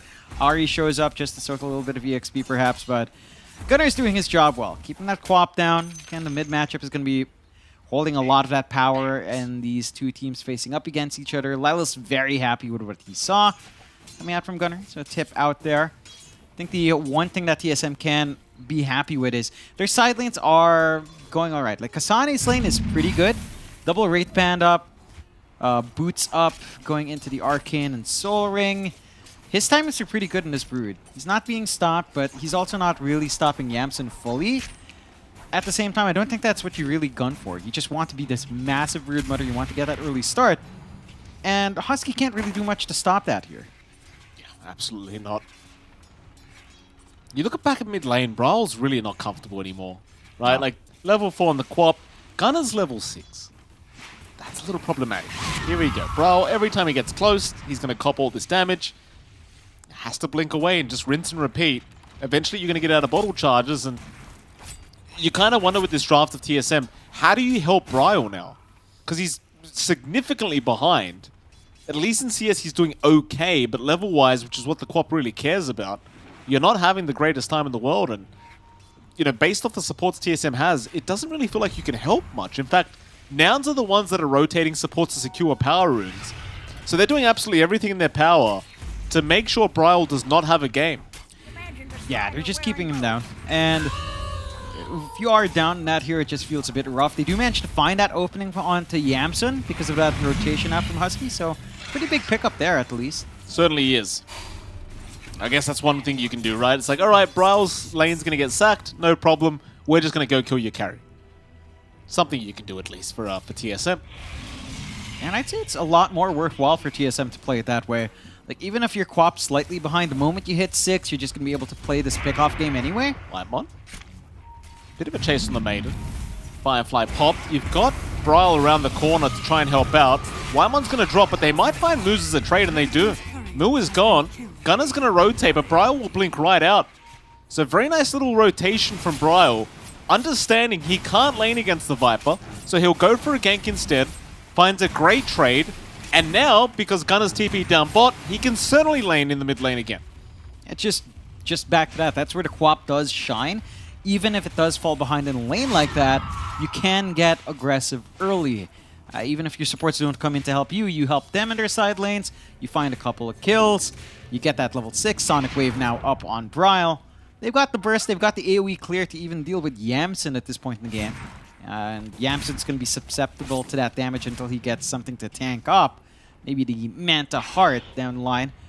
Until then, any movement out from Bryle is a legitimate threat. So you're going to have to watch yourself. Top being shoved in by Kasane quite nicely. does have these spawn spiderlings up, and that's the point where you don't really feel that great as a Nagsar, and you're gonna have to dip into that jungle. You can clear out the jungle quite fast, but they are doing a good job, and TSM should be able to keep track of that down the line. Right, well, he's silenced up. Can he get a blink off? He barely can. Viper Strike. It actually didn't connect. So he's perfectly fine to TP up. Bails out in the nick of time, really dragging a lot of attention to himself. I mean, that's so much space for top, that's so much space for Kasane to shine, for them to bully out Yamsun out of his own jungle. And for Noun's part, they're not able to apply that pressure onto TSM down bot. It's a very smooth game for Tomato right now. Maelstrom timing, gonna be pretty damn quick, and the farm distribution between Kasane and Tomato is fairly even. Maybe just going back to that support Ricky, it just doesn't feel amazing until you've got the levels and the shard up. Lilith, they're going to try and make the jump in onto the Crucial Maiden, but Whitemon just TP's out. Moo will do the exact same because he gets ruptured up on the Bat Rider. Meanwhile, Bryle, Husky will run right into him, but they can't really deal with the Quap right now. He's just fine. Yeah, they did shove away though, so they do manage to get the bounty. I guess that's something. They managed to get a little bit of resources going their way. 2-2, we're still a rather even game. Are you still just playing poke with Yamsun? Yeah, I mean, you're going to have Gunnar rotate, but he's the Viper. He can't lock anyone down. In fact, now, Kasane is going to move in. Gunnar, is he in danger? A lot of Spiderlings. Gunnar, still being chased, needs the help. The Spiderlings, though, are falling a little bit low in HP, but Kasane, being very annoying, will move right into the mid-tier 1 tower. And Nouns, well, they've got to find an answer to this defense. Just that they will. Yeah, just sending in Husky. They've got decent enough wave clear coming through there. And they're not fully committing here on the end of TSM. Kasane's just dipping into that top jungle, really shoving out Yamsun. This is not going to be a fun time for Yamsun in that build-up in comparison to what we're seeing from Tomato. And that stalled out timing for the Naga, that's where it's going to shine for TSM. Like, as long as the Manta's not up, as long as that Orchid's not up, the Naga doesn't feel like a big threat. Now it's our grouping around top now, though, but because of that lack of stuns, like, how do you even catch out Kasane? You've got the lasso, but no way to run up to that route to catch her out anyway. I'm not sure, John. I'm not sure. 2-2, TSM looking very comfortable this game so far. Everything kind of going according to plan. Nouns, they're not really too far behind at all, but it just feels like what their draft wants to accomplish, it's just not getting done here as Lelis get ruptured up. Bloodright will be there to follow up, but Lelis is going to be okay. He's got the backup of Gunnar there on that Viper. TSM doing a fantastic job just of forcing these rotations and backing off once again. And it just seems to be the game plan, just kind of run Gunnar around the map. Don't allow him to do what he wants to do as this Viper. And as soon as you see that bot TP rotation, Kasane, he just moves right back mid. They're going to go right after that T1, and there's just no defense. Just doesn't take too long to mount the objectives with the Spiderlings up, and this is actually pretty funny. TSM, they're the ones to split push now. Moo, he's not on a split pushing here, really, on something that does need a little bit more farm.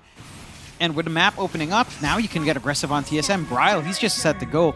Despite that slower start, he doesn't need much. He's got Sonic Wave, that's enough. It's really fantastic play from TSM, I've got to tell you. Like, the way they've played this draft out, even with such a terrible start, you've got to appreciate it. And even if Bryle is still slightly behind, it just doesn't seem to matter.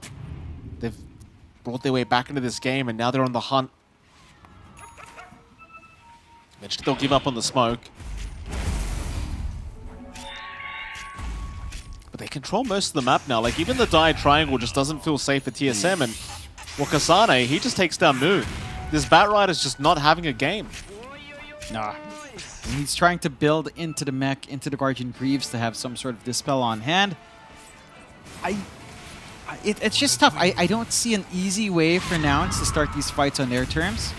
They're going to build into this Axe for Gunnar. It's still a ways off. Maybe that's the item you can kind of play off the back of. It's still not an easy way to start these fights, just off the back of the fact that you don't really have any ways of initiating, at least until maybe Sleep Dart from Lois. And we are inching our way towards that 15-minute mark. So eventually you will see that Sleeping Dart come to play. Wymon? Nah, he's alright. Again, you just don't have the lockdown. Unlucky, I guess. Wymon. I mean, why not? So they're feeling confident now. 3k advantage for TSM. Again, not much action happening across the map, but it doesn't matter. This is what they want. This is what they need to do. And just, what does this Viper do this game? It's going to have a lot of impact up front. I feel like just having the Ag Scepter up is going to be big. The increased damage from Corrosive Skin. You could melt the Spiderling, so they catch Ari. Yeah, they've got Ari on that Snapfire. Gonna buy a bit of time, perhaps. Cookie's there, but it won't matter. So they have to commit Lasso to at least pick up a Snapfire. That's all they've really found in quite a while here now. The rest of TSM, they're just freely farming across the map. This Bloodseeker's completely out of control now. Tomato hitting 7k net worth, working on towards his BKB. Right behind him is Kasane, working on towards that pipe. And once the pipe is up, that's when things get quite painful for Nouns. Because it seems like that's going to be the timing where TSM just start moving as a team. Right, BKB, pipe, how do you kill us? Yeah, it's going to be tough. Most of your damage right now is magical, especially ones coming out from Gunner. You're not quite ready to jump around everywhere with Yamsen yet, of course. I mean, even with the Manta, you're going to need more than that. And their solutions for this brew just, it doesn't feel like it's there. Look at Husky just melting to the damage. Not going to be fully committed on, but it's just, the Spider is very strong right now. Their own jungle, it's not under control. Gunner's at least within 500 gold of his Ags. So again, maybe that nosedive can kind of help you take care of stuff there, but TSM on the aggressive again with another smoke out. Absolutely. Let's see what they can find here. TSM mid lane. Run into the Viper, but opt to not go for that. Instead, they might aim for Moo first. Moo just picks up the mech. TSM just probably won't care about that, though. The vision is there. Kasane, he'll get rid of it. And it seems like Nouns are well aware that they're in that jungle area of the Dire. But there's your pipe up now, Kasane. There's the group up in the mid lane. Gunner. Very far forward at the moment. By the tier 2 tower, Mortimer's Kisses will fly in, and he's got no way of surviving. Very nice pick off from TSM, and well, I tell you, they are really not allowing Nouns anything. This is very smart play from TSM. Yeah, it's very disciplined. It's very in control of TSM. They're just playing smart. They know that now it's just actually has nothing right now. And it does feel like maybe a little bit of Nouns drafting themselves into a corner. I think down the line, your combinations can be nice. Song into Egg. Lasso with Blink Up is going to feel good. Shard on your Ricky is going to feel good. But all of that's still pretty far off. And until any of those tools are up, it just, again, just doesn't feel like you have anything to play with. You just have to surrender the map a little bit, hope for the best on Yamsen, and go from there. They will try to smoke up, though, with Moo. So the two supports will try to go hunting there. I just don't know how you catch anyone. You do have the shard up on Lelis, so at least you have a way of setting up onto one, but you don't really have follow-up control here. No, you don't. That's what's really lacking here for Nouns. They'll move into that Radiant Triangle. Absolutely nobody around this area. Closest person was Tomato, but he just rotates. He seems to know. I mean, everyone's missing off the map, so he definitely knows. And in the meantime, Kasane just casually pushing the bottom lane. He gets a tier 1 tower for free, and now it's going to be a fair bit of damage onto that tier 2. Forcing more rotations from now to try and defend this. And TSM, they're just playing Ring Around the Rosie. They are just forcing them to constantly split on the side of Nouns. I mean, it just seems like they've done their homework. They understand how these kind of drafts work, especially with the Viper. You never really want to force a 5v5. No need to. Yep. Just kind of keep playing this game, keep trying to farm up, and they take over the triangle. And the pressure's all over the place. 4-3, but the map is just divided up very nicely by the side of TSM. You've allowed Tomato to just free farm on the complete opposite end, and there's just no punishment. They are kind of clumping around now on Nouns' end. Sleeping Dart onto Kasane. Got the pipe up, but they've got the initiation with the lasso still. He's taking no damage. That pipe doing so much, and there's a Sonic Wave. They're still trying after Kasane, but he's going to cookie out. He is okay. Instead, the Ricky might get caught, and Lelis is down. That's the pipe timing we talked about, John. The Kasane, for a solid 3 seconds, took 0 damage. Yeah, he's too durable. Like, your damage output is just all magical. The lasso, the Bat Rider, the Phoenix, the Viper. The pipe just solves everything. They're going for more. Oh, Moo's in trouble. Completely surrounded. No way out. He is going to drop.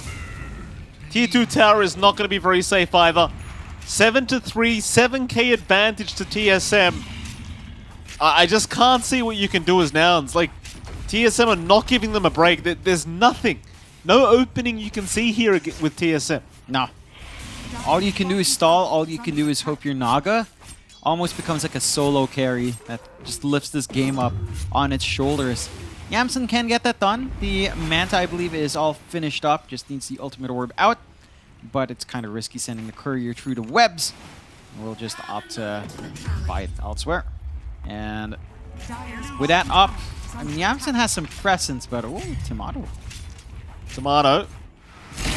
Rupture out. Yamsun gonna try for the TP play. Oh, he's gonna make it just barely. Have that Maelstrom blocked one more time. I may not be saying that, but he will make it out this time. Still, I mean, you look back at the farm of Yamsun, it's pretty rough.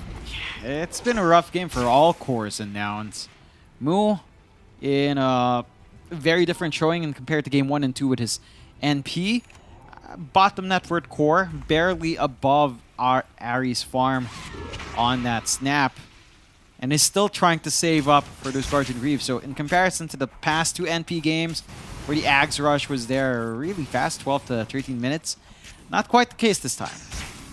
Certainly not. And it's just rough, like for Nouns.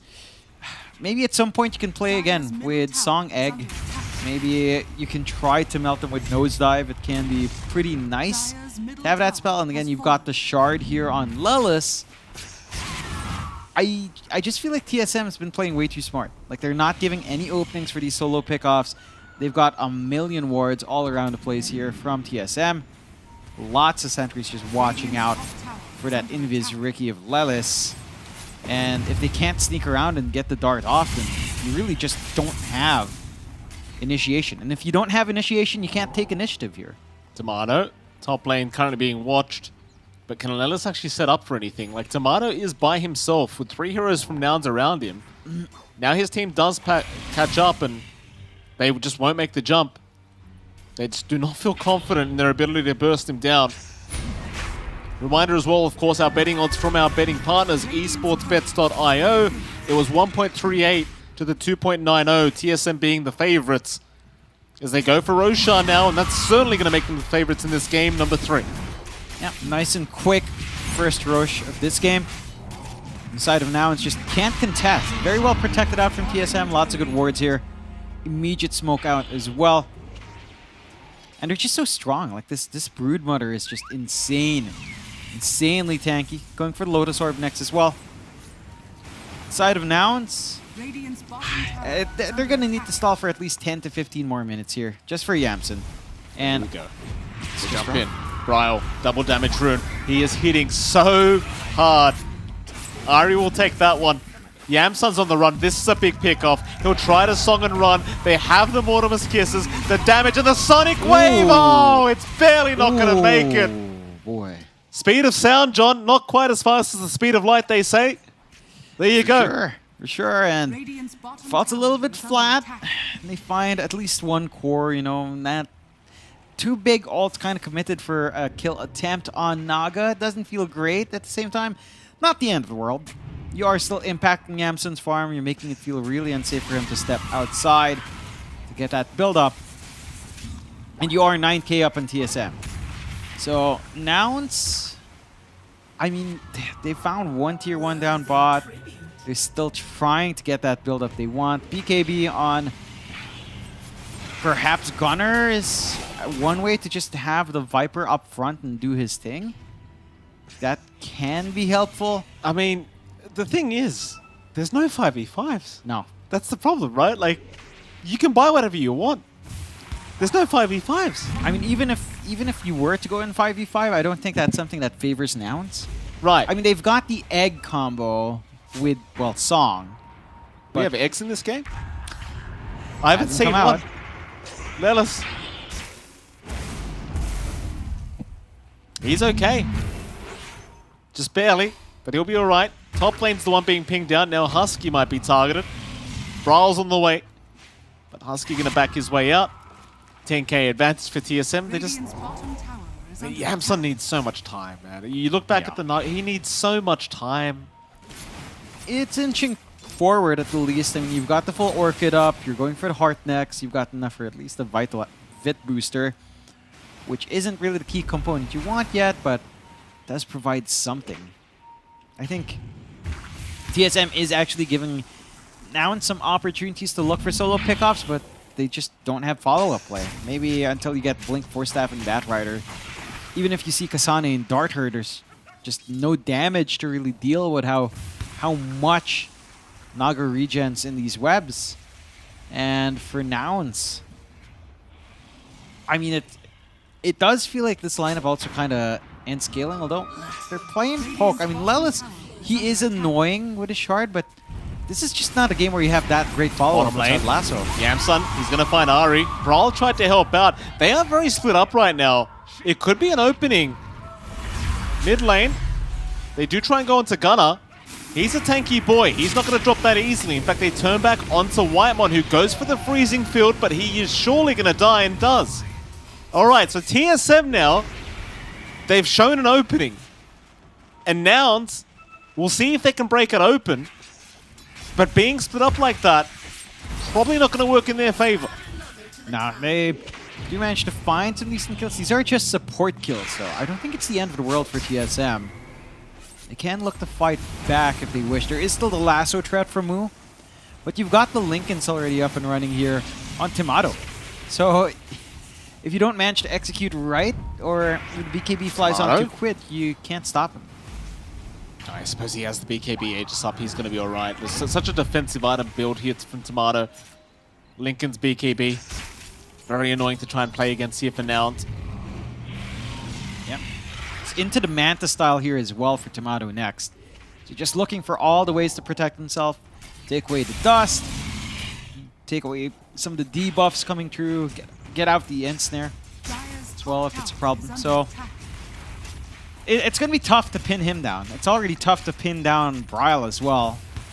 Even Kasane is just not a target that's feasibly lockable at the moment. His top is just being slowly shoved in. Mind you, the wave clear of Gunner is great with the Ags at least, even with the presence of that pipe aura coming through, so you can still kind of work these waves to your favor on Nouns end, but they are stuck with just their one last outer tower, which does fall at the end of the day. It certainly does. Nouns backs against the wall, TSM. It's time to go high ground, I think. Mind you, they'll probably wait for the next Aegis before they do move in. No need to rush this game. It's still close enough for now to turn it. It's only 10k advantage the way of TSM. And, well, Yamsun, he is slowly catching up now. You talked about the Vit booster earlier, but he's getting to that point where he's close to a heart. They are still trying to just push out the bot lane, buy more time, though. Speaking of Yamsun, he has been spotted. Can they get in there for a rupture? Manta. We'll go for the mirror image. In goes the Mortimer's Kisses. The song being committed as well, but the damage is just way too high. With the BKBs, the song just does nothing. Yeah, I mean, you have to farm where you can. You know it's safest down bot. There is vision here from the side of TSM, and they managed to use it really well. Now, I mean, this is what their games kind of devolved to. They've got to just farm in the jungle where they can, shove out waves when they know that TSM isn't around the area. And now it's almost like Nouns is experiencing the same issues TSM experienced in Game 1. They're not able to be aggressive. Maybe it boils down a little bit to the Viper coming out from Gunner. You know, it's just not a hero that can start fights for you in the way that it jumps in, it initiates, it bursts someone down. Not quite. It dominated the lane up against Bryle, but ever since then the impact's just been minimal, to say the least. Yeah. You really just don't have the jump. Like, even Moo on the Batrider, Guardian Greaves is up, but he has nothing like a blink to really initiate here for his team. So they really are just playing a very, very long game here now. It's all about timing. 14k advantage, so TSM still well and truly ahead. Very, very comfortable game so far. Gleipnir up now on Tomato, so even more catch for him. And they are just casually waiting for Roshan. I mean, there's just no need to rush before Roshan's up. Still about 50 seconds till we find out when it is going to respawn. Bottom lane, Mu being harassed here by Bryle. Does Guardian Greaves and just TP away. Nothing Bryle can do to hold him down. Just more than happy to make sure, though, that Nouns is not farming as effectively as they'd like to be. Yeah, they're just choking Nouns out. Gunnar, he's going to move in with a Viper Strike, but he's literally doing the same thing Bryle's doing, just forcing them away. Radiant's middle tower is under attack. Yeah, he needs to ensure that Yamsen's just not going to get jumped. Have a little bit of threat. Is slowing down his own farm as, you know, he's sacrificing here to enable Yamsen, but everyone's making sacrifices right now on Nouns end.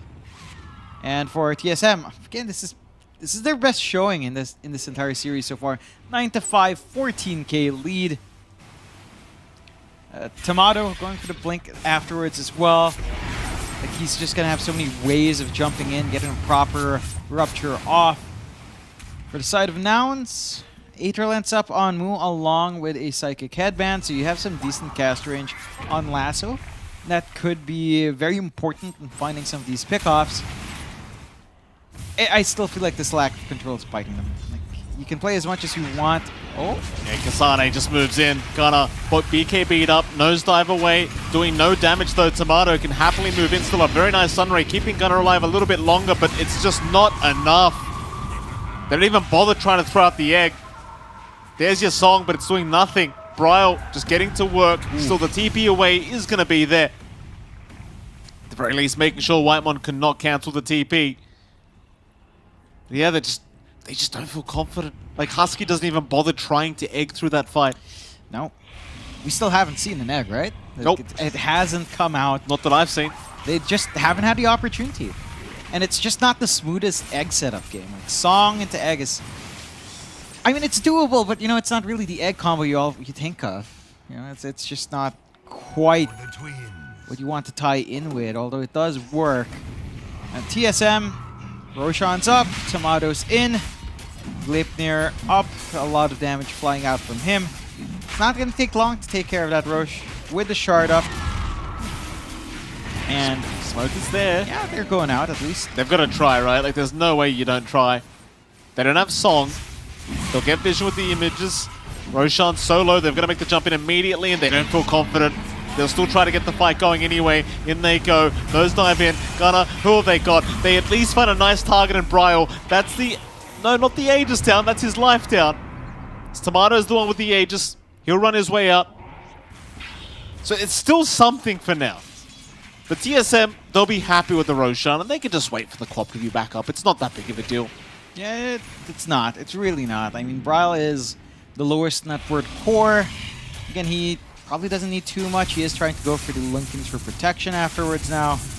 And for Nouns, I mean, you didn't really manage to contest the actual Roche. The Aegis still goes the way of TSM. So you've got almost all the objectives you'd want to hold on to in this map just now. And it's just a matter of farming. Again, whether or not you can farm fast enough in Yamsen that you feel like a massive threat with that Bloodthorn. Yamsen? It's still ways off. Speaking of the devil, Ari playing poking and prod here with the Naga. Scans out, they know exactly where he went, but can they cancel? Oh, the cookie's barely off the mark. Nice try. Gunnar will also TP out just fine. So 32 minutes in, 10-6. 16k advantage. I mean, props to Nouns. They have not allowed TSM to go high ground yet. Mind you, I don't really think TSM have even tried to hit high ground. But it seems like they don't 100% feel confident yet in trying. Yeah, they're just respecting the side of Nouns. I think they know it could still be a tough one. They know that they could be dragged back in awkward positions here with Mu on the Bat Rider. So you just play it safe. Keep farming, keep getting that build up. Again, this match is so important in determining who might go to that major here, so I want to risk it. Oh, Gunnar, that's a lot of damage. Kasane, Sonic Wave. Gunnar, he is still going, but not quite. It's too much. They finally dropped the egg, but Tomato gonna focus it down immediately. No problem. Song is out from Yamsun, but what is it really trying to do? He's trying to get out and just retreat. Can they fight? Can they try? They're onto Bryle. They might have the quap when they do, but can they get Tomato? That's the real question. Tomato's going to turn around and man up. He's a Giga Chat. He doesn't care. man. He'll take down Moon, no problem. Force another buyback. But Whitemon's the only one left for them to take. In fact, he forced stuffs down. Tell me they at least get Whitemon. They will. But now Tomato's back in. The dieback immediately out for Moo. This is a disaster for Nouns. They're still trying to run. Yamsun, how do you get out of this one? He'll just TP, and it will be enough. In fact, Tomato, that's a lot of damage from Husky. Gunner's back in. Can they get anything else? Kasane will use a Ogre Seal Totem, is what I was meant to say, and does get out. And Nouns, I mean, they get a little bit. They defend high ground, but they don't really get too much for these buybacks. No, not the fullest value buybacks coming out from Nouns.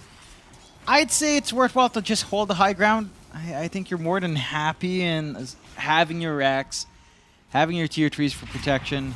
And TSM have to be a little bit careful feeding a couple more fights like that. But I don't really see that happening. Swift Blink now up on Tomato. For Nouns, this game is just tough. Like, there's literally nothing I can see that actually fixes this. Maybe you've already got the shard up in Yamsun for a little bit of a reset. Sane. Okay, this could be something. Kasane, very confident in his positioning. He's given up his life. It's feeling like they couldn't kill him, but they certainly could. Gunner in a bit of danger. The Rupture's going to make it very hard for him to survive through this. He is forced to fight back, and Bryle will have no problem taking him out. But here comes Lelis. He'll try to get the damage out. Moo is there with the lasso. They've got the quap now. Tomato, he'll at least deal with the egg. But it's not a bad team fight for Nouns. Whitemon even dropping Yamsun. He'll pop the song, but he needs to retreat. I don't think he wants to fight. Or maybe he does. Maybe he'll go after Ari instead. Leave Tomato alone. They can't do it with the Bloodseeker, so they'll just ignore the Bloodseeker. Or can they? Tomato, I mean, he's just going to keep going. You certainly cannot ignore this man. Still going? No. I think Nouns have had enough, and so have TSM. But that was a team fight win for Nouns. Yeah, they managed to make it work again, holding on to the high ground. They get their execution on. Spit out's not going to land. And now the Aegis has expired.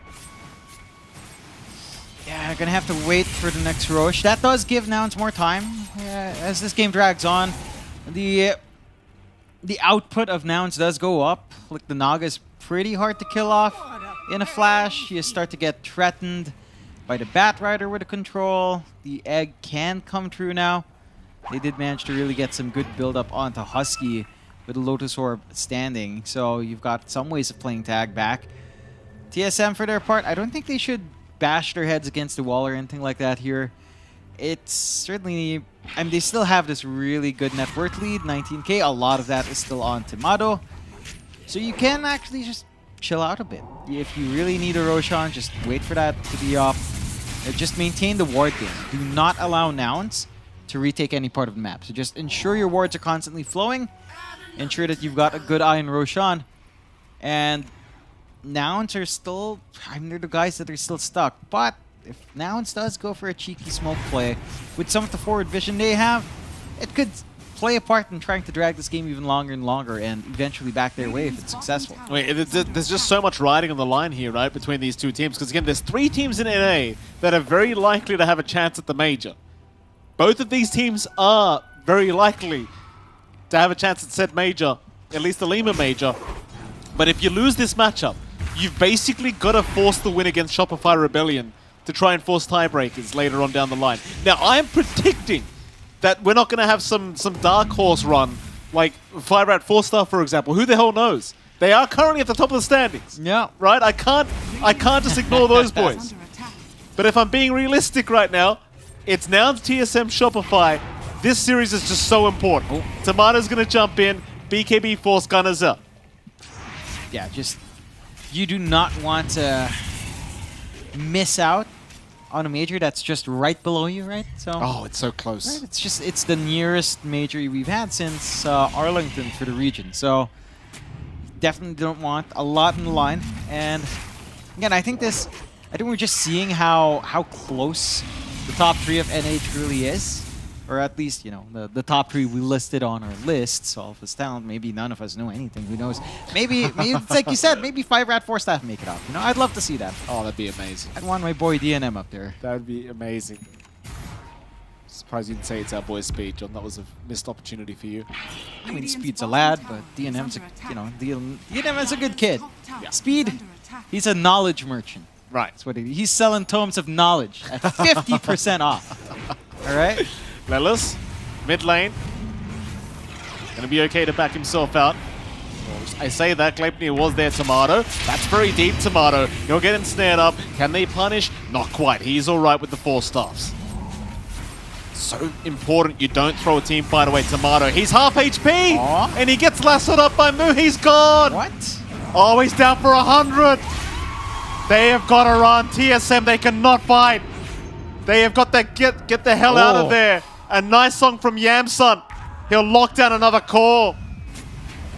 Nice. Well, that's a spit out. Bryle, he'll land on 3. Kasane maybe has a chance at this, or have they fed more lives away? TSM, they're going for the fight, but can they really get it done? Ari, he is stunning everyone with these cookies. Wymo with the freezing field, doing so much damage, allowing his team to retreat. He will sacrifice himself.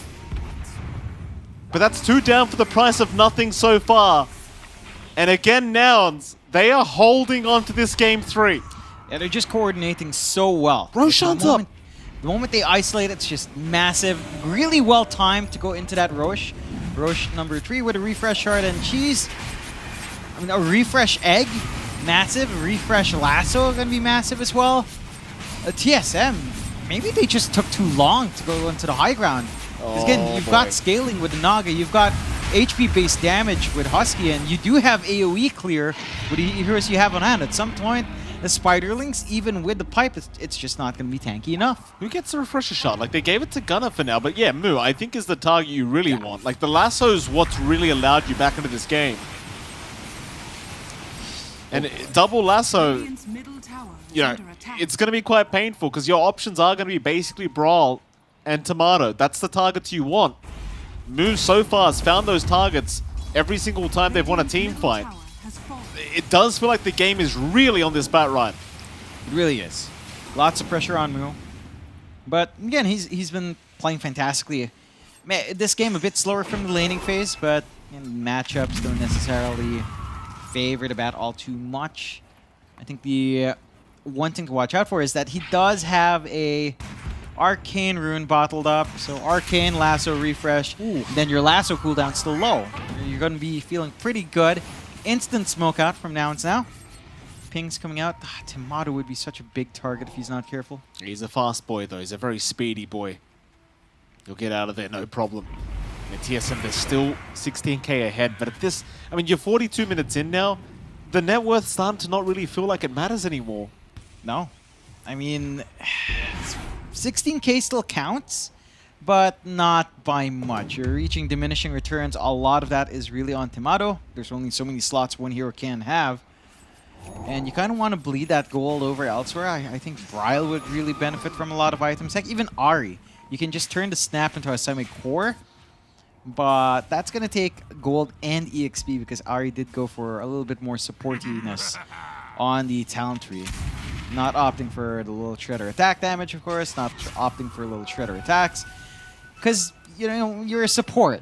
You don't expect yourself to have to pivot into a secondary core because your cores are just being kited around.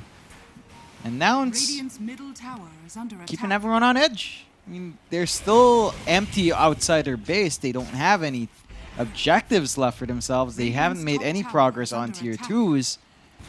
But they have made TSM think twice about jumping them. But they have.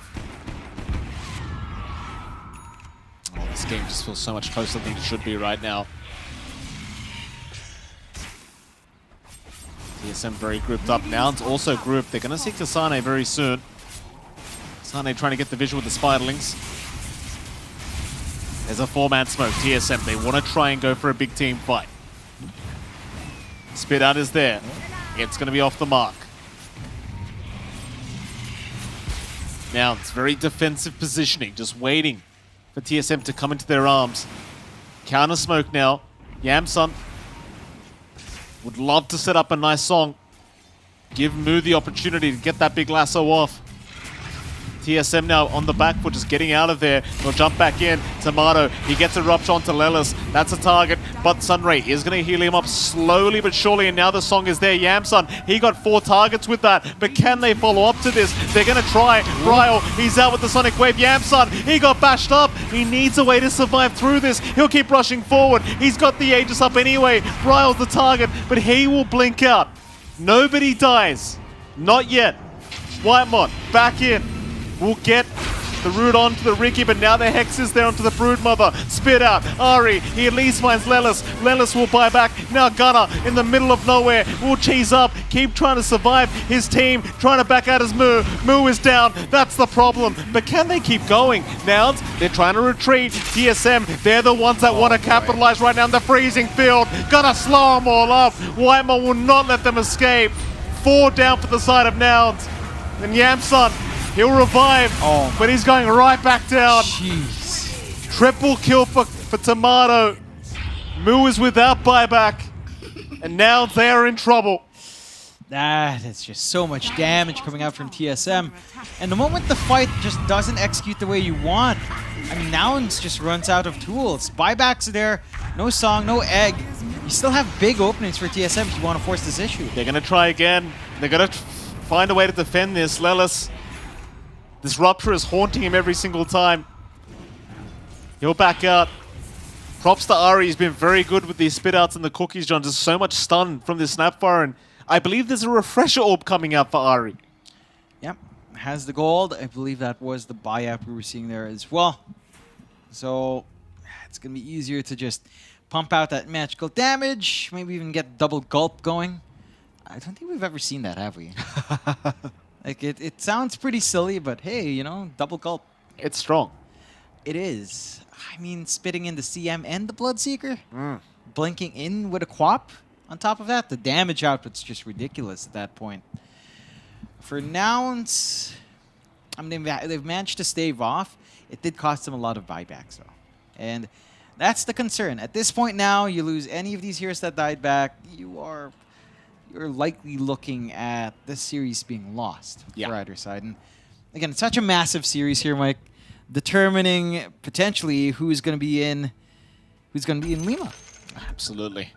You've seen that replay as well. Lelis constantly being shut down. Yamsun taking so much damage early on. They wanted to fight, but they're still just lacking the lockdown. They tried for Bryle, but the Hex just doesn't last long enough. He did end up going for that Kayan San, so he does have that inbuilt status resist. And so he does have a lot of defensibility with that. Still 29k now is the net worth lead for TSM. Again, you mentioned it just then, John, but so much on the line for either side.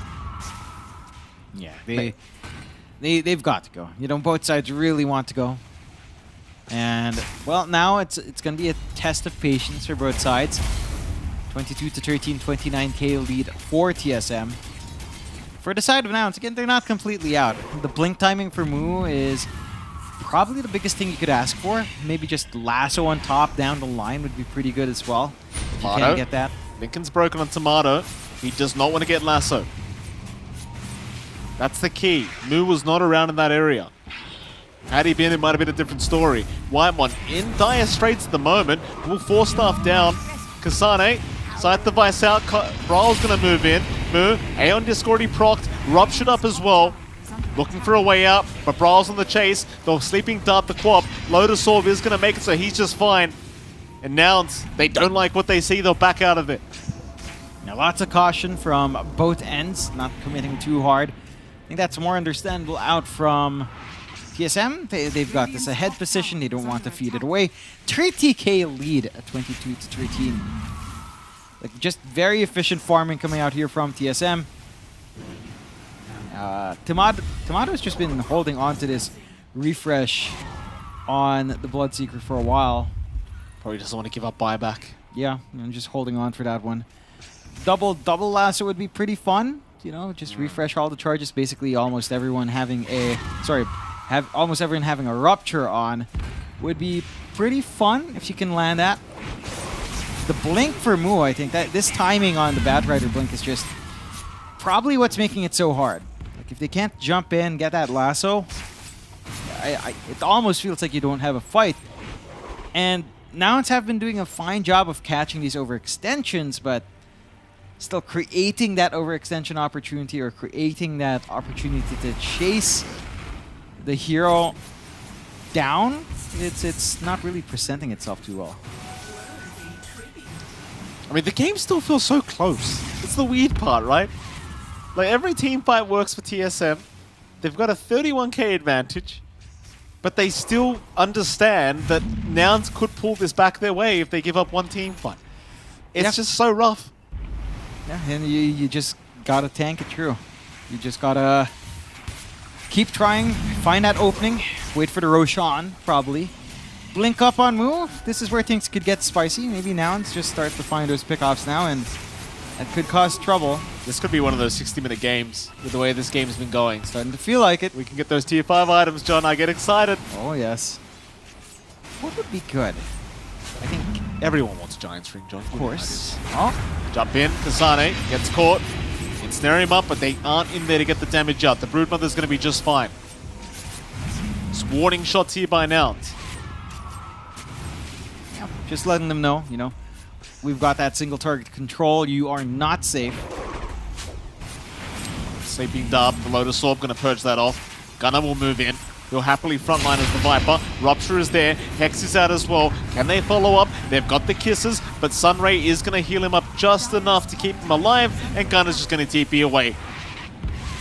Bryle still trying to look for a way to punish. Mu, he's going to jump in. He got a lasso with the Lotus Orb. It was there in time. Aegon has been procced though, so he's all right. Another Rupture being committed now to the Batrider, so maybe they can force the fight. Nouns, do they want to retreat? Do they want to go in? Tomato, he'll force their move. He'll go on to Mu. He's got the Batrider. Now the Sonic Wave landing on all four heroes. It's all too much for Nouns. This game is over, I think, John. TSM, they've got 3 down with that buyback. Make that 4. It's only Yamson left. There's no way to defend this. Surely. No, it's looking pretty difficult. You could try spamming out the illusions, I suppose, but straight for the tier 4s they go, and TSM, they've played a really solid game. Game 1 felt a little bit shaky. Game 2, maybe a little bit more back and forth. This time around, it's just solid. I mean, they're still holding on. This Naga is tick, but what can she really achieve by herself? Not much. Not much, it seems. Although, I mean, the T4 towers are still standing. Let's see what Yamsun can get done. There's too much on the line with this game. But how? What do you do? Yamsun, he's going to move in, but the immediate Hex out into the Frostbite, he's dead. Yep. No dieback, or rather no buyback, and that's it. GG is called. Oh, that's going to be a rough feeling for Nouns. I mean, you won game 1, you look great in game 2, but you end up losing that one, and TSM, they just made it impossible for game number 3. Well, fantastic play. Yeah, they played really well. And, you know, for Nouns, I don't think you should feel too dissuaded. Again, this is your biggest test for both teams. Right. And they had a really strong showing in game 1. If they can just replicate that performance, I think, you know, next time around, maybe they can upset Shopify Rebellion at some point. This time around, TSM, they rallied, right? Like, it was a bit rough. Game 2 was also a bit rough, as you mentioned, but Game 3, they smooth out the creases. Maybe, again, going back to draft, they adjust really well, and they just take it from there. Yeah, I think Moon Meander gave him the old Erwin Smith speech before that game number 2, and it did work out. Still, we'll head back to our panel. We'll see what kind of speech they have to say to us. Thank you very much, gentlemen. And yes, indeed, Nouns find themselves going down 2-1 against the side of TSM, who have passed their greatest test. There was adversity involved in this one, but they make it out in the end. Gentlemen, how you know that this was a very interesting game, right? At the beginning, Gunnar in the mid lane, demolishing the Queen of Pain, right? Gunnar, no, getting demolished, excuse me. I was going to say, he only got his watching the first same game. CS. He only got his first CS at 2 minutes into the game, right? 2 minutes later, though, he's solo killing Brawl through the mid lane, right? Preventing him from being able to do anything. But unfortunately, fear Kasane Spider, the Kasane Broodmother. That was not addressed whatsoever, and even though Brawl had a hard time at the beginning, he didn't have to be the one to carry this game through. Yeah, absolutely not. Kasane on the Broodmother. Like, we are seeing why this hero is permabanned versus them. He did really well this game. He won the lane matchup. Nog is supposed to be the hero that counters Brood the hardest, so that was their answer. And it feels really bad to be like, yeah, we're going to answer your first pick hero because we're prepared for it. The preparation was there, but it just did not work.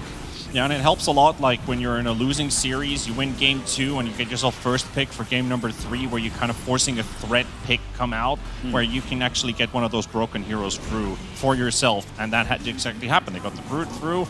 Didn't really see too much of an answer from Nouns on that side. We thought maybe the Phoenix, the Riki, the Naga would be somewhat to deal with the hero, but the further it went, it just felt like this game is sliding more and more out of their hands, and TSM just simply has a really strong lineup in terms of scaling, in terms of how their mid game works, and also strong laners. So I think this is like a very well executed draft, and like the casters also mentioned, good adjustments from TSM. Speaking of strong laners, one of these heroes that we saw being picked up by Nouns, which surprised us all, and you in particular, Panda, were not happy to see it, the Moo Batrider that got picked up there. So did this sort of vindicate your initial feeling of this hero, that it wasn't going to be as effective in this game? And do you think they could have done something different to make that hero viable here? I don't know, pick a different hero. I mean, the Batrider wasn't really... It didn't really feel like it fell into place in this game. Like, it does have a role, yes, but at the same time, like, this just doesn't feel like a Moo hero. Yeah, I mean, I think for Moo, like, one of the challenges he had in this particular game was like, yeah, he wanted to do this flex pick. They wanted to put the Bat mid, potentially, too. He was willing to play it. But at the same time, Gunnar, he really wanted the last pick here, and he chose, instead of going for the Kunkka, which I was wanting him to go, or I don't even know if Pango was in the pool, but that could have been decent as well. But, like, the Broodmother always goes back to the Broodmother, and like Moo, he was doing okay bot, like not great, but he was on Broodmother duty at one point. Yeah. And as a Batrider, you don't want to be that person. You know, Viper couldn't do it either, so he kind of just got sent to the wolves there, and I think he's the type of player specifically that wants to play from ahead. He wants to always be ahead. He's not your best like sacked type of player, so putting him in a position where he's sacked is just not a good team decision. Unfortunately, he was pretty hard sacked over there. And for TSM, though, they had a lot of command over the map. This MVP vote, though, I love it because at the end of the day, the Snapfire from Ari, right? Look at this. Look at these items, Chandra, on the Snapfire. How is this possible? At some point, he had more net worth than Gunnar. Yeah, brilliant build, brilliant hero for the game. It felt like this Snapfire just falls into place where wherever you need him. Always throwing out the Mortimer's Kisses at range. You've got the Gobble Up, which helps out. He did get it quite late into the game, but that also helps out. Your Cookie Shard, really strong, gets that extra range. And he was farming a lot this game. Like, Snapfire's farm was nuts. Like, I was like, you're +4 and you've got more farm than the enemy mid almost. So I was like, all right. I mean, you do you. Yeah, I mean, he ended up with the fastest ever refresher on this hero ever. It doesn't get bought all that often, but the way he was able to utilize it, certainly magical. And another aspect we have to touch on here is, regrettably, the nature of the draw from Nouns. Not only did they not do well from behind, but they can't do stuff much on the map, right? This Viper is a fairly static hero. This Batrider, he didn't buy a blink until at the very end of the game. Third slowest blink all time on the hero. So was there even a way to try and play more dynamically with these heroes? Could they have bought more mobility items? Should we have had maybe an early blink dagger on the Viper instead? Just to try to do something different and make this work out. I think it's a pretty difficult game overall for Nouns here. Like, if they don't do super well in the laning stage, we talked about the Batrider versus the Bloodseeker. It's not an easy matchup. Viper's not your traditional hero to run around and make things happen on the map either. So, like, they're running really low on control, and the biggest problem is, like, they didn't really have map control. If you can compare the map that, like, Moo bought for his team compared to Kasane, it's, like, not even comparable, right? So, like, they had a very hard time finding openings on the map. I think also one of the things that we saw is that most of this game, after a certain point of time, we're only playing on the Noun side of the map. To make matters even worse, Panda, this game ended, right? Before it ended, there was still a tier 1 tower for most of the game in the mid lane, still just chilling there, right? Because not only do they struggle to make things happen on the map, their objective take, looking back on it, it's actually fairly mediocre on the side of Noun. So what do you think was going through their mind when they were drafting this? Did they just fall into this trap of just tunnel visioning into we have to try and win this mid lane matchup rather than having a holistic strategy instead? Well, I mean, kind of the Broodmother question was probably looming in the air. They might have forgotten about it at some point, which they felt like, all right, maybe we can handle it with these heroes. Now they're looking at counter picks, and just feels like, I mean, A couple picks could have been different, especially the Bat Ride. I still feel like it wasn't the hero that they necessarily would have wanted to play, unless it was something that Gunnar felt like, well, I can play the Bat. But was this a decision in the team where Moose says, I'll handle it, pick yourself a lane-winning hero or a game-winning hero even? So they could have put Bat mids, maybe open up another hero for Moo to play with. These are just what-ifs. So, I mean, that's something they're probably going to look at, probably discuss together. It could have been a call from one of the players. We'll never know. I mean, one of the things that we also get to see is Queen of Pain actually getting a win here in the DPC. The first one across all the regions. It might be the last one been a because while. the hero is not that great.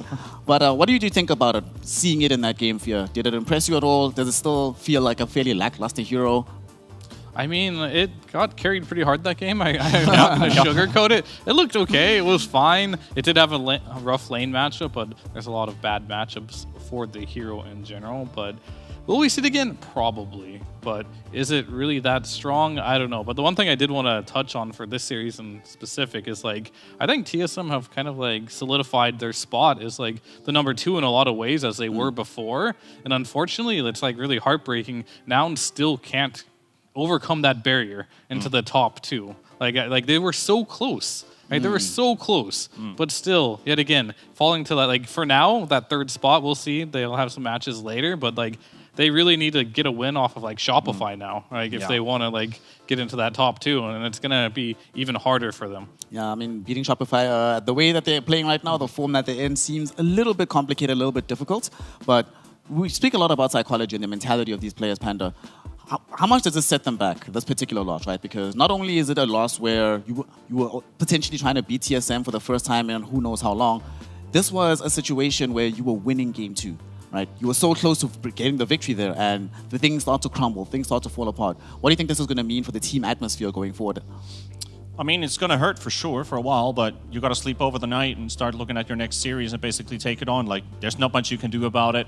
The games have already been played out. Just try to roughen around the edges. Gunnar already started off a great series. I think they've got a lot of strength that they can still fall back onto.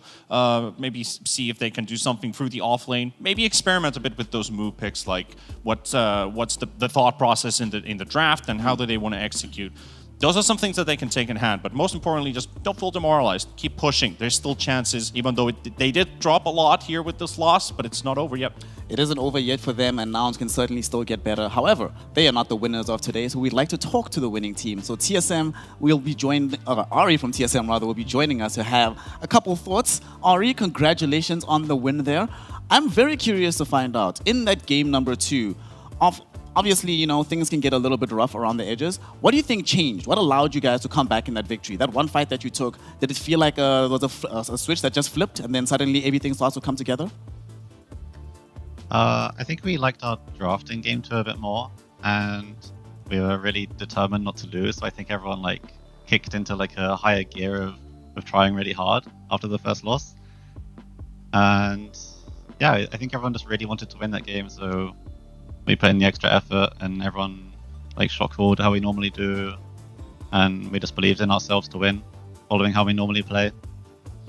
Kind of following up on the question from Snare, did you feel like the first fight that you won was basically a moment where you felt a mental relief, or did you trust your draft and your timing basically all the way from the start? I'm not sure about my team, but for me, it was a relief to win the fight. Like, I'm quite an aggressive player naturally, and I don't really enjoy when we're losing the early game or, like, things seem a bit rough and we can't really make moves. So when we win that fight and the map opens up and we can start making moves, that really makes me feel relieved. I like that a lot. All right, that's great to hear. Also, a bit of a fluff question here, but do you consider yourself to be the new flag bearer of UK Dota? Not particularly, but I suppose so. All right, so my first question will be, so yeah, after that game 1 loss, Moon Meanders, your coach, did he end up giving you guys, like, a good speech, or, like, what did you guys do during that time between game 1 and game 2 to, like, get your thoughts together and head into that, you know, game number 2 after a rough game 1? Moon Meander basically just said he messed up the draft and the game was just, like, not how he expected it to go, and next game will be better if we just play how we normally do. He just tried to lift the atmosphere and make everyone feel better and, like, like the next game will be different, and everyone just tried to dismiss whatever happened and just focus on the next game.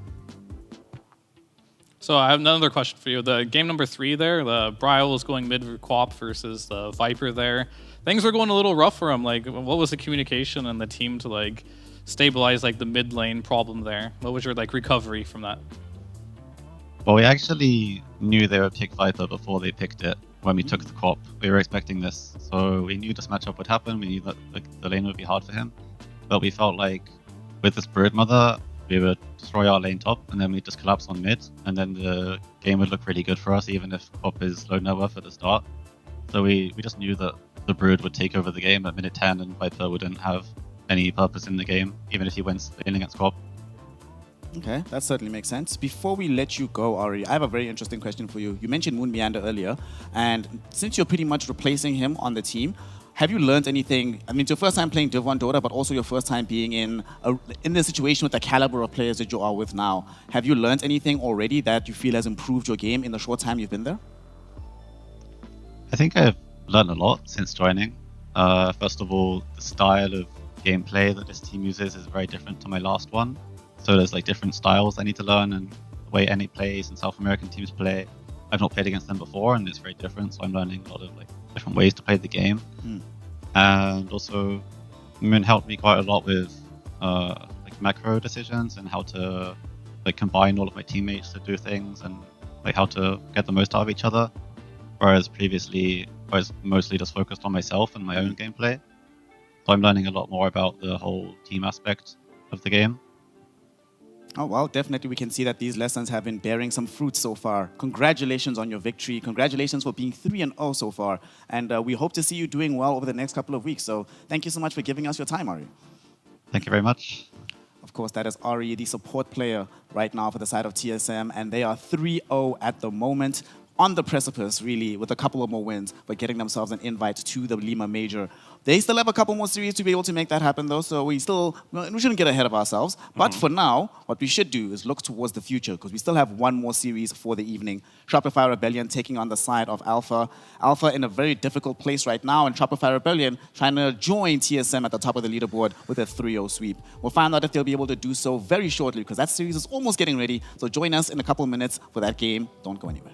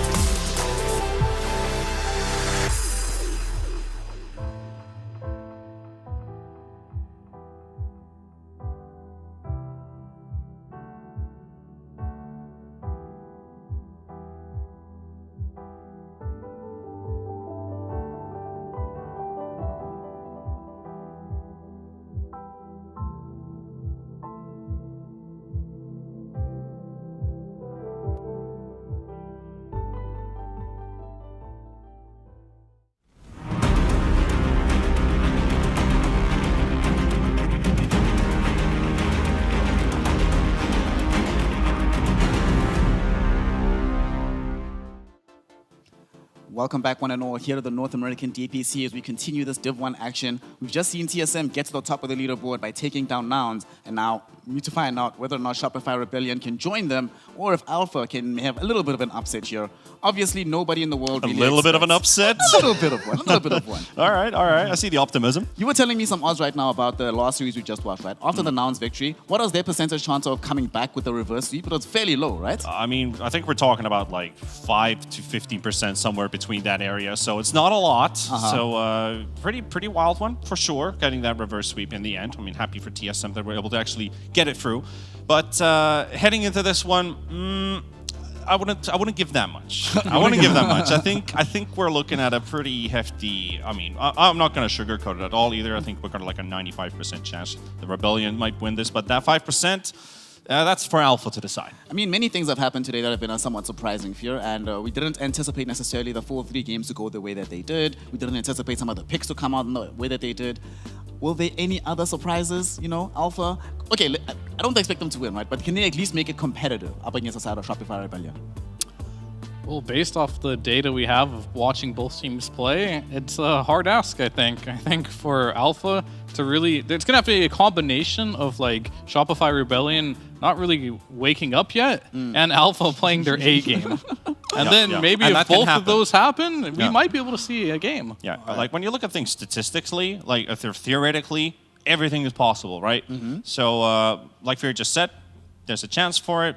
How big is it? Not probably that going to be that huge, but I think all starts from the draft. What Alpha decides to let through, they went for the Brood ban, smart, and then of course the Doom. So that leaves us with the Rubiks, the Linas, maybe the Nagas. Basically, those are the more common picks to go for at the start. So let's see how they open this one up. Well, they're all going to go for the Lina, and the trend that we saw began the other day by Shopify Rebellion of them not caring if the Lina is on the enemy team will be continued today. And the reason they don't care, you were mentioning, Fear, that you believe Tusk is one of the great answers to this Lina hero, but also this Rubik. You don't have to worry about Lina if she just never comes online, right? And Rubik will be able to win the lane for you generally. Yeah, I mean, this opening, they've done it before against the same Lina opening, so they're comfortable with it. But one thing I do want to say about this series, they might not have a big chance on Alpha, but if they do manage to upset, that's what we're here for. We're for the upsets, right? If they do win, they'll go in the history books. So I'm really looking forward to see what Alpha can bring here. They did get Lina. This is a hero that, in general, will win you your lanes, or it should. It should, in theory, right? If executed correctly. So that is a good thing going for them. It looks like Shopify is not really afraid of this hero, and I don't think they're a type of team to clown on teams because they think they're a tier above them. I think they legitimately think this is a counter to the Lina. Maybe they think this Lina is a little bit overrated here too. I wouldn't be surprised if there was a major and the Lina isn't changed, that they would do the strategy against a top tier team as well. I mean, even when Lina's been afforded to them when they had the availability, they were like, cool, whatever, we don't really care about this hero. Yeah. So that might be the case, that they just feel it's overvalued at present. We want to see what this is going to be paired with to help it out. This is the second time we see this paired with the Ogre Magi Panda. The last times didn't really work out, but Clockwork being banned out, which is the traditional pairing now in the lane, does feel like Ogre might be encroaching on that territory of the next best thing in order to just be a beefcake in front of the Lina. Yeah, that works. I mean, Rebellion, they banned the Clockwork. That's my #1 go-to hero with this Lina. So Ogre kind of fills in the void, let's put it that way. It fills the gaps, basically. It gives you everything. Veer also talked about the high damage output this hero has early on. Even Veil's build-ups kind of helps Alina too, because she also has a part of magical damage added into the mix. But having Tusk and Rubik is kind of nasty to go up against, even for this Ogre, because they're usually heroes that are... Well, Rubik is usually out of range of this Ogre to catch when we look at team fight perspective. And then Tusk, yeah, you can stun him, you can slow him, but this Ogre still feels pretty soft, especially if this Tusk is a core Tusk that goes for Desolators. Ogre armor doesn't even care at that point. Yeah, I mean, just if you do get too far behind, Tusk will pretty much one-shot all the supports in Dota at the moment. That's why the hero is so popular. So, yeah, as far as draft goes, do I like this Lina Ogre opening? It screams just we want to win our lane, right? And against a team that is arguably the best, I mean, to my opinion, definitely the strongest laning team in NA. Maybe worldwide, it's just one of their biggest strengths. It might not even be enough for you to even do that, but I get the idea of wanting to do that, but now you're leaving yourself open without team fight. So they need to find a way to get some team fight. You need the whole package here. Yeah. Well, let's see. What is still available that offers us some team fight? Obviously, Ogre's playing the 5, so we can't necessarily slot in a Phoenix or anything like that. I wonder. What's actually available in the offlane? Have we seen them play Mars yet? Yeah, so basically Mars, Magnus, DP is what Monsters played so far. Out of those... All team fighters. All team fighters, yeah. They're basically all available in the pool. I like the idea of the Magnus, especially now that the Doom is banned. We've seen how that's already worked out before. Mars could also work, because if Rebellion is if we decide to pick Mars, then Lina's capability drops by half because of all the projectiles getting blocked by the Colosseum walls. But basically, if you go for it into your team, you have lockdown, you have a follow-up with the Ogre, so both of them work nicely together. Ogre even slows them down, helping Mars catch them. Gap closing gets easier. I think Mars is a pretty solid pick for Alpha, but what do you think Rebellion is going to respond to that then? If they do the Mars, I mean, I'm just thinking in my head, like, Mars could be good, but then you kind of need to pick a position 4 ranged, which would leave you with maybe your Hoodwinks or something. Yeah. Just One like hero that. that we did see a lot of is, Hoodwinks banned too. So maybe they go a different direction. We talked about the Ricky. It won 2 games in a row. We talked about how it did great against the Tusk. Can set up for the Lina stun. I'd rather them go, like, if they are going to pick this from those 3 heroes, I'd like to see them pick the Ricky, get it in the game. And, you know, if you have to pick DP to make it happen, so be it, right? Yeah. But I don't think they want to pick, like, a Mars plus Ricky. And if they're going to pick a ranged plus 4, Dark Willow. Dark Willow could work. Yeah, you could do that. I mean, it depends on what route. I guess they could also go for something like the Skywrath as well. Could be good. They've got options here, but I think I'm really starting to like this Ricky the more I see it. So whatever gets them to pick it, I would be happy. So Fear is a Riki enjoyer after all. Yeah, I'm a Ricky fan. Ricky fan, you are not going to be. People are not going to be very happy with you because now people are going to pick it and lose. So silence would actually definitely be nice. Oh, that's the other obvious hero, huh? Yeah. Again with the Mars. Yeah. I smell a Mars coming. Feels like a Mars game. Yeah. we There it go. is. Hey. The classic combination, Snapfire Mars. You see it in so many games just because of how powerful it is in the mid game. It does get countered up by BKB pretty hard, but you almost guarantee win these like mid game, early game, pre BKB team fights just with that combination. And before this, they were super reliant on the damage output from the Lina, so makes it a little bit easier in that regard. I like the fact, Panda, that this is not just team fight, but it's stuns, right? Just ways to hold heroes in position, not just slow them down, but ideally enable Lina to get them from 100 to 0 in the duration of these stuns. But this is also Shopify Rebellion. What do you think they're going to respond to here with? Because they could go for the Saberlight hero now. It could be the Saberlight Tusk. Arbed could be the one that's playing the Tusk. So they have a lot of flexibility. And generally speaking, Arteezy always gets priority at last pick. And they have second pick this game. So that's probably not going to change today, is it? You also know who's in the pool? Lycan. Wait, what? Oh. I mean, they could go that route. Like, I don't see why not, but if it depends on what they want to do. Like, if they want to get on top of the Lina, they could pick something like a Primal Beast with Mirana. That could work. But hey, why not pick Lycan? You're playing against a lot of heroes that Lycan is really good against. They're not really caring too much. The combination itself with Mirana, who's going to be 5, I guess, in this game, it's not the best, right? You don't have a stun, but I think the Mirana's going to look to just play with the Tusk, right? And then Rubik's just going to make the Lycan work. So good call there. I mean, Lina hates playing versus hero. Yeah, Lina hates Lycan, so that kind of evens it up a bit. What I wanted to ask you, Snare, a question. Can I do that? Of course. All right. So, out of these 3, which is your favorite? Mars Snapfire, Mars Willow, or Mars Phoenix? Mars Phoenix. I'm a China enjoyer, man. So it's gotta be Mars Phoenix all day, every day. Like, Yeah, that's a fair besides, enough. I've always had this thing of whenever I see team fights, the more circles, the better. So Yeah, that Mars makes Phoenix sense. has some very nice circles together, and I like healing heroes just in general. So, There's a fun interaction. Like, if depending on which slow ground you're putting the arena down and Phoenix Egg is on top, if Sniper is 2 high grounds above, you can shoot in until the egg is at a specific level. Then it starts being blocked by the Colosseum walls. that's interesting. Yeah, That's a very interesting stat there. Yeah, I saw that in a Finnish in-house tournament. I was like, that only works in specific scenarios, but it's a very specific Extreme interaction. specific But it's fun. interaction. It's fun. That's what Dota. One of the best things about Dota is that it's all these tiny, niche, random things that you see it for the first time and you're like, oh wow, I didn't know you could do that. Yeah. So what do we want to see here at the end though for Alpha? Because we still need a hero that's going to occupy the mid lane, right? Ideally, they can move around Maybe. the map. I mean, they have their choice, right? Now that they see this Lycan, they could just be like, hey, Lina mid, let's pick a better hero against this Lycan in the safe lane. That's always open to them. Because, like, it's either they do that or they try and counterpick Tusk mid. And I really enjoyed the Ember versus Tusk. I think Tusk doesn't deal with the chains very well, but it's banned. So I think you might as well just put that Lina mid right now and pick something in the safe lane that's going to, like, pressure this Lycan a bit more. And if you really want Lina to be this hard carry, it can. I mean, I brought up last game the Kunkka. It's that hero just deals kind of with like the zoo very well in itself, and that'll give you some more tempo.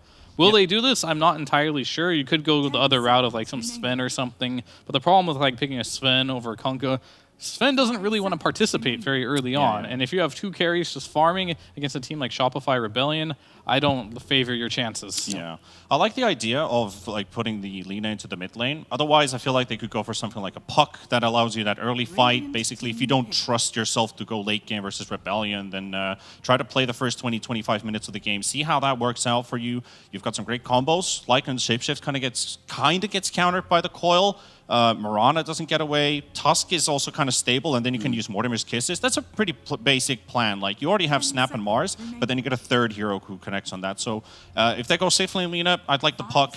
If they put mid Lina, I don't know. This could be a Slark. Could be a Slark banned? Slark is still in the pool. Slark's still in the pool. Not banned just yet. So we'll see which way they go.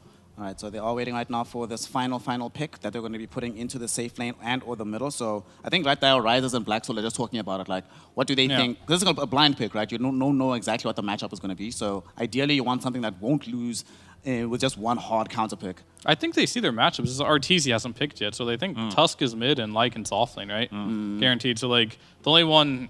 I mean, RTZ just gets to see the carry matchup. They literally waited to the last second just so he could see the carry matchup and not even worry about the laning stage. So, and they went for the Kunkka. I do like this approach. It's going to definitely give them more early game potential. And I think they came into this series realizing that, like, lanes are important. And this also gives them a lot of team fight. They've got the Mars. They've got Kunkka now, Snapfire. Their draft overall, it functions. It works. It's just, can they execute? That's only going to be the question. And now RTZ has pretty much the pick of the litter, right? Yeah. What kind of hero does you want to play? Do you want to see him play outrange the Lina potentially with like a sniper draw? You could go with something that enables this Lycan and his Ags. Like, you could bite for someone, or...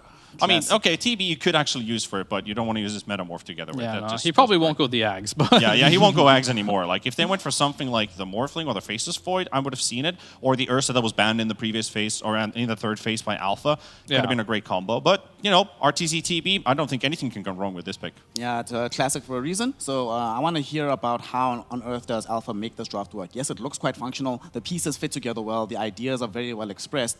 But Fear, what do they need to do up against the side of Shopify Rebellion to actually win this game out? Outside of just, like, winning the lanes, but what do they do to transition out of the lanes into the mid game if they want to succeed here? All right, so they don't even need to win this Mars lane, in my opinion. Well, they do need to win the Kunkka lane versus Lycan. And then they need to make rotations onto RTZ. Terrorblade versus the Snapfire, it's squishy. It's really squishy. If they do get an Arena Spear onto RTZ at some point in the early game with the kisses on him, make him feed a little bit. Make RTZ feed and just... it's okay if you don't win your lane, but you also need the Kunkka to not, like, drop the ball versus Lycan lane. That's going to be super important. So FTD has played a little bit here, and quickly, Panda, when you look at this draft on the side of Alpha, right, you were saying earlier that you have 95% odds for Shopify Rebellion. Has this draft changed your perspective at all? Well, I mean, not by much. I mean, I guess it comes to, like, aggression play. How many stacking attempts are we going to see? Does the Lina pop off? Does she hit her timings? I don't think we're going to see too much of a change from what I previously said, but I wish Alpha luck. Well, I wish Alpha a lot of luck as well, because we would love to see some upsets here in the NA DPC, and especially another Game 3 in a row. We haven't had that yet, but today might just be the day. To find out, we're going to be throwing it to our wonderful casters. We have the magnanimous Mike and the judicious John. Gentlemen, take it away. Thank you so much, Snare. The magnanimous... I don't even know how to say that. I don't even know what he called you. Thank you very much. This man's ridiculous. Where's these words coming from? These words don't exist.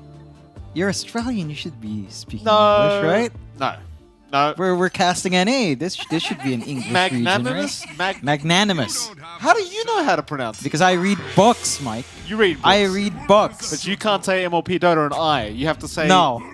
Me and MLP It's a Dota. stylistic choice. Right. My style is me being dumb. But what's not dumb is this matchup. Of course, Shopify Rebellion up against Alpha. And Alpha already offer a sneaky smoke. We've seen this a couple of times in NA. Very reminiscent of a different region, of course, that used to do this as well, Mike. But they've got an interesting angle. Nice forward ward. But they walk past each other, I think, just outside the cusp of vision. Shopify Rebellion, obviously, you and I had a look at the odds from our partner esportsbet.io earlier. The odds weren't as bad as the last time we saw Shopify Rebellion for their opponents. Right. It's 1.07 versus 7.63 or some such, Let right? me get you the exact... Yeah, 1.07 and... I don't have them on me. I think it was 7.63. Okay. Around that value, or around 7. 1.07 to 7, roughly. Esportsbets.io, Jonathan. Yes, You say esports. esports bet. It's esports Bets. bet. There's an S. It's a plural. All right, my mistake. You want to make fun of my English? I'll make fun of yours. Yes, exactly. You see, everyone's laughing now. Thank you, Mike. There you go. You got them going. Oh, goodness me. There you go. Still, Alpha versus Shopify Rebellion. Very, very excited to see how this one pans out. Obviously, Shopify Rebellion, the very heavy favorites going into this, but I know my boys Alpha, John, and they've got a shot. Well, it's not as heavily favored as the last time we saw Shopify Rebellion, so now Alpha has a better shot at that upset, and they have an interesting draft. They've got ways of handling the Lycan, theoretically. They've got a really good foundation to build off of for Rises here on the Lina. So I think you should be able to kind of scale in. You've got ways to stall out fights. You've got really good team fights. It's all just going to fall back to execution for Alpha here. Are you going too far here, Alpha? Because you are still up against the Mirana, who's going to have Arrow. You've got a Tusk as well, who can go shards. Ooh, that's a wasted sentry. That it is. Shards out. Blocking the Tiger at the very least. Tiger's still going for a run. The battle begins. He's going to be just fine, though there's a reflection out from Arteezy, who's still trying to go for the fight. Tiger, still being chased by this wolf, flies on the chase as well. They really want the Ogre. They're going to let him go eventually, instead going after Wish. Meanwhile, across the map, Rise is in trouble, because now Saberlight's going to go for body blocks with these wolves, but needs to attack as well. So a bit of harassment out onto Rises as he still gets chased down. Back up top, more action breaking out because now Fly's overextended. Oh boy, but there's a first blood to come out. Alpha, they do at least lose Tiger in the end, but Fly hands over first blood. Yeah, that's pretty big for Alpha, just a little bit more gold going their way. Not too much in shared EXP though. But yeah, you send a message, right? You're here to play. You get that nice first blood for yourself. And honestly, that's already better than the last time we saw for the teams up against Shopify Rebellion. So, Monster, he's on his signature Mars. This lane up against Arturus, Terrorblade shouldn't be the worst thing in the world. You've got good aggression with a Snapfire here as well. I think for Shopify Rebellion, it feels a little bit more passive when you've got like Mirana TB. So I think that's one thing they're going to have to watch out for. At the same time, Reflection Slow is pretty nasty. So down the line, you could maybe try to aim that arrow down and harass. At the least, you can always just Star Storm to harass, and there's not too much they can do about that. Although, again, once the stun combinations are up with Cookie Spear, it starts to get a bit crazy, as we do have a bit of lag here. Oh, we do have a bit of lag. That's perfectly fine. Can have a look at this bot lane as well. Saberlight crit against Tiger, and of course Rises on that Lina. Saberlight, obviously, one of those very annoying plays to have to play against. You like those Zeus-style heroes. He's got the Lycan now. We've seen this man play this multiple times, and you get the Helm of the Overlord. Then supports just start getting deleted. It's very, very frustrating to have to play against. Looks like Alpha have resumed. Lag's over. But yeah, 1-1 so far. We're only about 1.5 minutes in. Not too big of a deal for either side. Yeah. Still a lot more of the laning phase left. And I expect the bot lane to go fairly all right. Maybe Rises has a little bit more in the laning phase here. Just has better range, should be able to farm safely. Tiger's putting his body forward to kind of sacrifice and cop the hits. In fact, Crit is losing a lot of HP just from trading with Tiger. Ogre Magi, very hard hitting support, of course. And again, Rises not really being stopped too much by Saberlight, but Saberlight allowed to build up as well. I think the early timings of Lycan here are going to be a little bit more fearsome if that Dominator comes. Finds Fly again. Second time Fly dies at this game so far. Very, very nice here for Alpha. Meanwhile, bottom lane, Tiger going for a bit of a chase onto Saberlight, not able to catch him all the way. Crit able to save the day with the lift, but so far, Alpha have the lead in terms of kill score. In fact, now Crit's getting chased down. Fire Blast will land. Crit, they'll try to get the vision onto the Rubik. There's your Ignite as well. He's going to try and juke them out. A very nice juke so far, but Rises, he seems to be very well aware where this Rubik's gone, and that'll be another 3-1 the way of Alpha. All right, Alpha, they're feeling it now. I mean, you go 3-1 up against Shopify Rebellion. Your laning phase, your side lanes feel so strong. You're finding everything you could possibly ask for. Even the mid lane is something that's arguably much better for Alpha here as well. Melee matchup for Kunkka, X into Torrent. Abed, so low. Doesn't have a way of filling up his bottle as well unless we see a TP out, but Crit doesn't even work his way down there. So Soul doing a great job mid. Everyone else doing a great job in the side lanes. It's a bit rough for Shopify Rebellion. This does feel like a lineup where if it slows down a bit, you are going to be stalling out for your Terrorblade to kind of grow big. And to be fair, With Fly dying up top, it does leave room for Arteezy to just farm as he wishes. So you're making some much needed sacrifices. You just have to be concerned because Monster is a monster of Mars, as we've seen from previous tours. Very good pun, Jonathan. That he certainly is. Yes, he is. It is a good pun.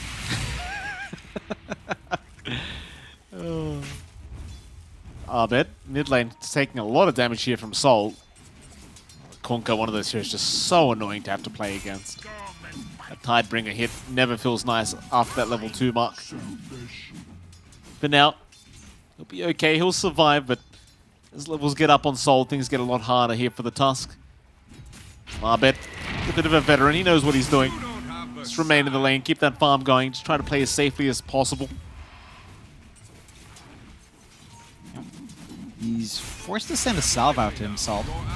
Grid Really just don't. Rises, falling very low. The Wolves just chasing him down, but they are going to expire. So Rise is going to be okay, but doesn't really have much more regen left. Has had a Tango being passed on by Tiger. Crit doing a fantastic job, along with the Wolves of Saberlight, and just harassing Rises constantly. Meanwhile, Fly again being chased down by Wish top lane, which does eventually leave him alone. Now Fly, not having the greatest time here on this Mirana. Just Alpha very persistent in trying to abuse their timing to just make sure Fly can't stay in lane. Yeah, but I think it's worthwhile for Fly to cop that. Because, again, Arteezy is just not receiving pressure. He's still finding the farm that you'd want on the TB. He's not copying the combination of Cookie into Spear. Although he's going to have to watch himself going pretty far forward. Without the Mirana around, there is a little bit of a threat, but they don't quite find the angle. So you're kind of fine. Bot crit is low again, though. That he is. Crit will get chased down here on this Rubik. Tiger, not able to get the job done. In fact, now Saberlight going to try and protect and turn this one around, and does do so. There is going to be a Light Strike array. Crit barely going to drop, but now Rises. He is in pretty big trouble because we know Saberlight's going to micro these creeps very effectively, and eventually will find a kill. Double kill his way, tips out immediately for Rises. Saberlight, he's one of those guys. He pulls off a nice play. He does not hesitate to press that tip button. No, he definitely doesn't. And you can see that difference in the side lane shining out, right? You're sacrificing your support. Fly. Fly's going to go down again. Third death here for Fly. Meanwhile, mid lane, they do find Tiger, so it might be a support for a support trade. Crit with a nice rotation, enabling Arbet. In fact, Crit's the one to take the kill anyway. Yeah, so you sacrifice your support, and this time around a support for support, but in the side lane comparison, Fly's dying up top, but you're finding Rises down bot. That's much more worthwhile. Yeah. Right, so even though the skill core, what am I saying? Kill score is favoring Alpha. Never I think mind, the John. bigger kills are on Shopify. Bot lane, Rises, gets caught out. And probably will just drop as they chase him down into the tree line. He'll try to give it a bit of a fight back. The Wolves are on the chase. Arbet, he's got Snowball in 4. There's a cheeky little Fade Bolt, and the Wolves eventually might just get the kill, though Arbet wants it for himself and will commit the Snowball for it. Fire Blast, I believe, landed on a Wolf to make matters worse. Yeah, and the Wolf doesn't even die. So, not the best feeling in the world there. As I was saying, Nick, you are finding more impactful kills. Abed's already out for rotations. You compare that to Soul hanging in mid. I mean, he's doing well in Conk. He's farming really well, but he's not really allowed to rotate. Arteezy does get managed to get a good Sunder off, so not under pressure. You're in a situation where your Terrorblade is solo laning up against Mars and Snap, and that's not being punished. That's a problem. The fact that Artur is just allowed to work this lane, keep the farm game up. 1 versus 2 as Terrorblade, no Metamorphosis, no mana, and there's no threat.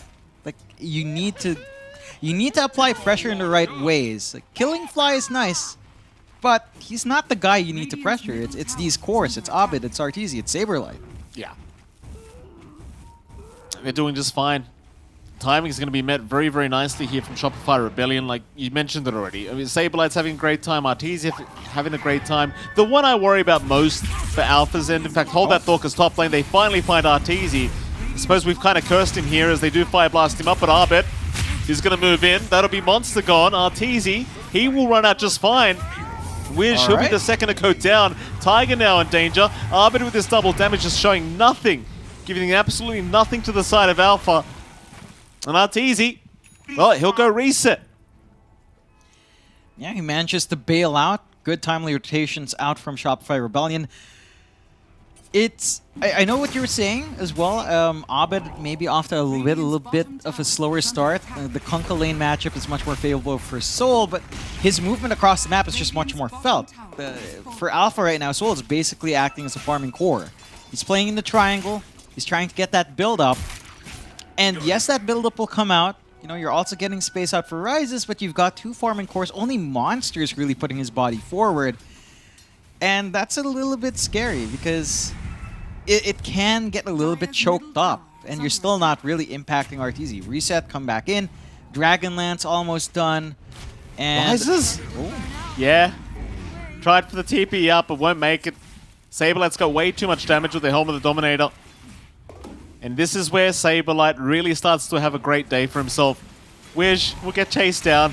Torrent is nice. Saberlight's not done though. He'll keep chasing for more. You can X him back, but his creeps do not get X back, so Wish, he is still on the run. Meanwhile, Monster goes down topside. Saberlight, they are trying to punish the Lycan as best as humanly possible, but he just walks out. At the very least, they do save Wish. But they lost their offlane Mars. yeah, that's costly. And again, it's just a lot of space that Shopify Rebellion manages to create. They're causing havoc on the map. It looked like a strong start for Alpha as well. They were punishing some small misplays out from Shopify Rebellion, but now they're fully in control. Pushing mid, although... Yeah, mid lane. Saberlight's been caught. Crit, very, very nice lift up there. Make sure Monster cannot get the follow-up. Rises is here. They've got Soul even. So it seems like Saberlight is finally going to get punished, but Abed, he just walks right in. He sees Rises and he takes him out. A very nice arrow from Fly. Threading the needle. That'll be a double for Abed once again. And so they get Saberlight, but it just costs so much. Yeah, it's way too much. And your tier 1's still down to 370 HP anyway. One little shove and it's going to go next wave once Saberlight is back in. And you still have all the space for Arteezy. You're dragging all these heroes mid. The Terrorblade's still going to be a massive issue. You had to bring Rises in. You're making some big sacrifices on Alpha to try to match the space from Shopify Rebellion. So far, Shopify Rebellion having a great game. 6-11. Alpha, they've smoked up. They're going to try and hunt down Arteezy. There's a scan onto the Terrorblade. They know exactly where he is. Good counter scan, though. Very good counter scan. Arteezy, he'll be just fine. And the problem is you can't really go that far into this T1 tower. Because Shopify Rebellion, they still have a TP point. Yeah, it's not a clean rotation out for Alpha. Maybe if they moved a little bit earlier, instead of showing on mid, then trying to smoke out like this, it would have been a little bit obvious to get the scan off. Now, you know, just hang back, farm up a counter smoke from Shopify Rebellion. Abed might be able to intercept. Do they want to go, though? It's only Abed and Crit. Tiger's a much easier target in the mid lane. And here comes Saberlight. Fly. Not going to land the arrow, but it's really not going to matter. Monster's going to try and TP in, and it seems like Alpha might force a fight, but it's already too late. Shopify Rebellion just walk out. Saberlight still finds the tower with the dominated creep. They don't even kill the dominated creep, in fact. Yeah, it's just there. Just manages to live true. 6-12. Top tier 1 faults as well to the Terrorblade. Of course, Terrorblade can get a solo push going by himself with Metamorphosis.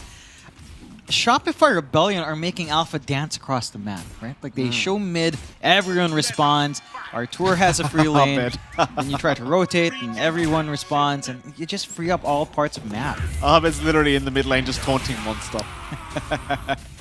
Oh, goodness. I mean, that's just confidence, right? Like, you're playing Tusk, you're just hanging around the mid-tier 2 tower 13 minutes into the game. Just knowing nobody's going to be there to catch you anyway. Yeah. It's all about mental warfare, and Abed, he's bringing the SEA spirit to NA. That he is.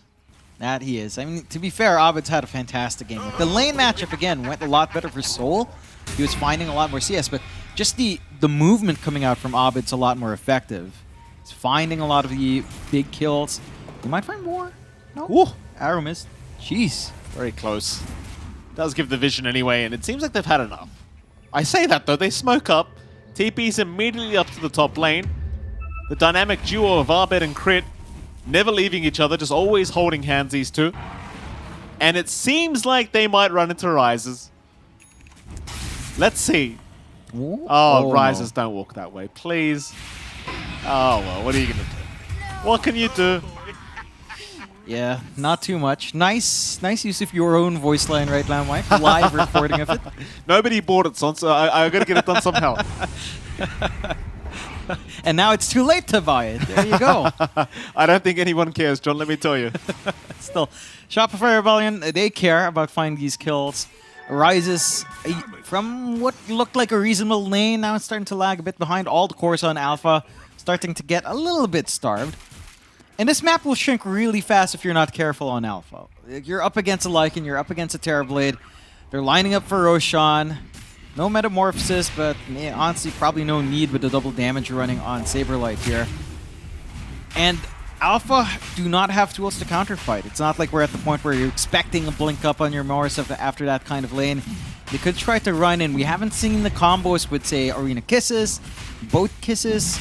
None of those combos really came online yet, and maybe Alpha can opt to try to take a team fight off the back of it, but now it's just a bit too late. That it is. A big smoke up. Or rather, Moonlight Shadow, I should say. Into the Radiant Triangle they go, Alpha. It's hanging back. Arteezy's very deep right now.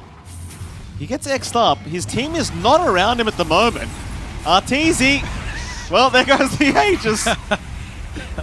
His team is trying to get there in time, but Arteezy's going to get stunned up. Whoopsie daisies. Whoops. I guess they read the map wrong, John. If I recall right, someone on panel said Shopify Rebellion wouldn't be the kind of team to goof around. Yeah. I believe that was Mr. Fear. So maybe, yeah, just a little bit. I can feel Fear's presence in the room right now, in the green room. He's sitting there and he's staring right through the door right now. He really is. He's It not happens, happy. right? Sometimes you just, you have a relaxing game, you lose track of what's happening. Still, Tier 3 is under siege. Tier 2 already gone down bot. They've got the Ancient Black Dragon already with the full Helm of the Overlord out from Saberlight. AC on the assembly, and how do you stop this push? Like, Alpha does have the push, but we're 16 minutes in onto the high ground. Yeah, well, what are the comms from Shopify Rebellion? Like, hey guys, we just lost Arteezy. Let's push high ground. It's time. Arteezy's gone. Off we go, boys. Oh. Boros punch in, Tiger. He's gone. Bye-bye. It's like Shopify Rebellion, not only they're taunting Alpha, they're taunting their own carry at this point. Like, we don't need you. Arteezy, you can sit there and watch. Look at Abed. He's just toying with Rice. But that's enough. What? Leave him alone, Abed. Oh, here we go. Snowball in. Give him the old Walrus punch. There you go. Rises. Can he make a play? No, he certainly cannot. He is gone. Oh, man. He just got into their heads. He was like, hey, I'm here. You know, are you going to LSA? He just held on to his blink. LSA right in front. Blink forward. Okay, Shopify Rebellion. Yeah, maybe they're having a little bit too fun. Yeah, too in much. Alpha. I mean, it's not like they're completely out yet. Again, we haven't seen the combination. Of what? Of Arena Kisses, Boat and Top. We need to see at least one team fight like that on maybe just 2 cores you catch out, or even 2 supports. I mean, we saw it once on Arteezy, to be fair. Saberlight. Here we go. There's a boat. There's some kisses. That's a lot of damage, but Saberlight may not care, but no, he does. Oh. Fire Blast locks him down. Arteezy, he does not mind. He still moves in anyway with the TP. And Alpha, well, they've expended everything. So all they can do is try to run. Wiz will drop eventually. Saberlight getting his vengeance from the grave. Soul, he's going to be okay to TP as the Walrus Punch was already committed. 8-16 now, 18k, or rather 8k net worth lead. Shopify Rebellion, I mean, they're just, you know, maybe a bit of goofing around, but ultimately it still seems like they're in full control. That they are. I don't think they'd goof about if they didn't feel confident. I think Alpha, I mean, that's the kind of move we needed to see. at least a pick-off play with Kisses +1 spell. In this case, X boat rises. That's so deep. It's the same spot. That's so deep. But I mean, Saberlight's going to tip because he knows. I mean, you can't farm there. I mean, he already died there before. I know, John. It's... I mean, you know, what can you do? There's Even no if he space. didn't die, John, you probably shouldn't be farming that deep. Yeah, but your jungle's gone. You don't have a lane. Mid lane, Fly. He's going to get speed up. Ooh. Arbet's there to save with the snowball. And, well, see if they can get themselves out of there. And they can. In fact, they're moving right back in. Just chipping and chopping at Monster. The Mars just can't survive through it. He's gone. In for more they go. There's a Walrus Punch onto Wish. Shards will block him in. And they're just really, literally just poking and prodding. Yeah. They don't need a lot of commitment out to get that done. Fortify already forced out as well. They should have a clear run onto the tier 2s now on Shopify Rebellion's end. And... Oh, Pet. They're just still going. Crit, hit him with the cookie himself. Fly will take the kill. They'll at least maybe, please tell me they at least find Fly. They will not. Saberlight's going to move in. Wiz will hold him back. Another Walrus Punch out from Arbed. Right onto Rises. Saberlight just juking and jiving in the arena. Sunder from Arteezy going to give him a reset as well. X is out. Onto Crit, I believe, so they've got at least the Rubik to try and play with. Saberlight's moving back in, however. They'll find the Rubik, but in comes the cavalry. Wish is gone. Who are they going next? It might be Monster, but never mind. Arvid's getting stunned up. He'll go for a snowball, and he should be just fine to get out. Yep, just a little dive in behind the tier 2s. Nothing too strange about that, with how far ahead Shopify Rebellion's at already. And the side of Alpha, I mean, it's just a tough game, right? Like, it was such a strong start with a few kills. Then again, it's just on Fly, but you know, you find a kill, and they're just not able to really do, I think, as much as they'd wanted to there. 9-21, and Shopify Rebellion.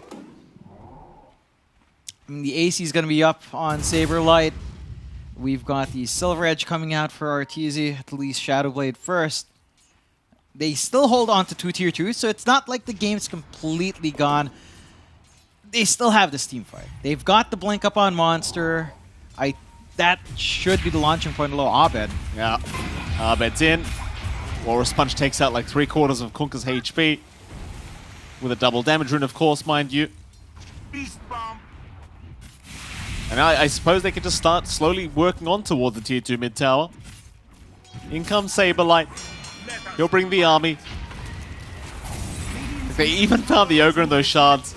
Arvid gonna force maybe another kill. The creep's getting it done. Tiger still running. Lifted up. Dragged right back. Still alive. But it's just the creeps. It's just the creeps. Oh boy. It's hard to watch sometimes when that happens. Well, it is the Lycan. You know, if you're as big as this with AC already up, things just melt. And so will objectives. Tier 3 not going to take too long, although they aren't fully going in on mid. I mean, they're kind of splitting their focus. Smoke out. Again, Blink Arena is here with the Kisses. They just need to find the target. See what they get done. I mean, they're smoked, but someone's going to make a jump in. Bot Rack's still being chipped away at by Arteezy. Maybe a spear back, but no, the BKB's way too quick on the TB. Monster's gone. Saberlight will take the kill, and that opens up perhaps the mid lane for them. So still trying to defend. Soul is there with the X into the boat. Saberlight will take it. Cookie as well. Saberlight being locked down, but Arteezy, a nice Sunder, keeping Saberlight alive. Laguna, the right clicks. It's barely enough to get the Lycan. Shopify Rebellion. Do they want to keep going? I don't think they do. That'll be enough for them. They'll back up. Yeah, they show some respect for Alpha's lineup, as again, any kill here would probably rubber band pretty fast once you start to find 2-3 heroes. So they play it safe. And they just go back for Alpha's end. We need to see a little bit more of that. Just punish these overextensions. Abed's in again. Oh. Tiger narrowly avoids the arrow. Monster going to try and move in with the arena, and Fly gets caught out. Abed still going with the BKB, but at least Fly is down. It seems like Abed may have had enough. Crit also looks like he's going to be just fine to walk himself out, though. Abed, no, he hasn't had enough, John. He wants to move in again.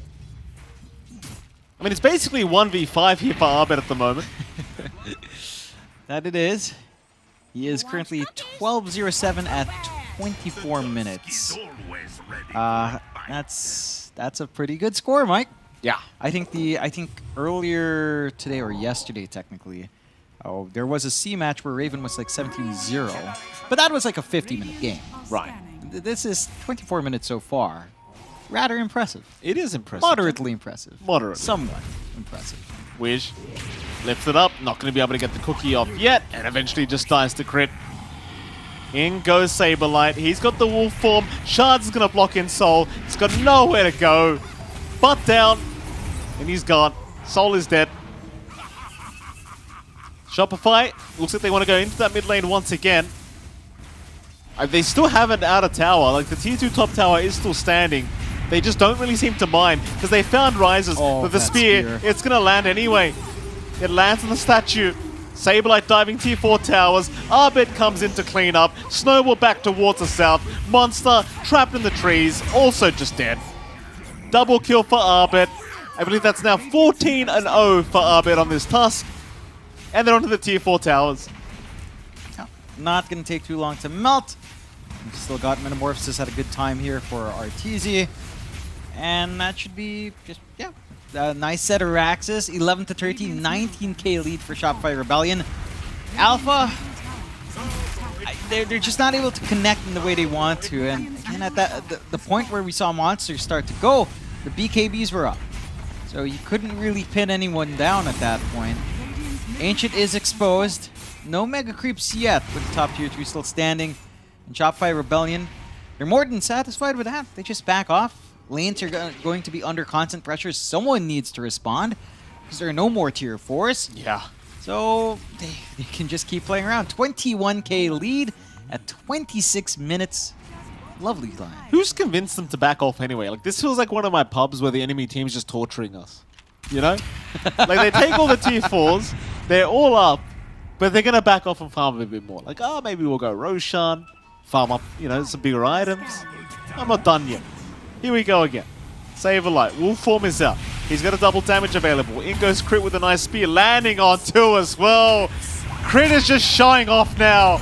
Monster, he drops the arena, but it means nothing. Soul's trapped up. Meanwhile, towards the south, Saberlight is just eating everyone alive. Is it time to call it? Someone throwing the towel. It's feeling like it, Mike. I don't know what else to say. They've tried. We've seen Monster. He has blinked in and arena'd, and the BKB's just ruined that. Yeah. Rises. Crit is on fire. Rises forced the BKB defensively to get out. Ancient is still exposed. Saberlight's focusing on it. Soul is getting taken down. Eventually, they've just got to go after the Ancient. It looks like Shopify will put them out of their misery for this game, number 1. As they go for a bit more. A very dominant kind of game from Shopify Rebellion. And, you know, there's no nice way to put it, John. They were really messing around. I mean, Abed, he goes, what was it, 14, 15, and 0? Yes. And he was just frontline the whole time. Like, he was diving tier 2 towers in like 10 minutes.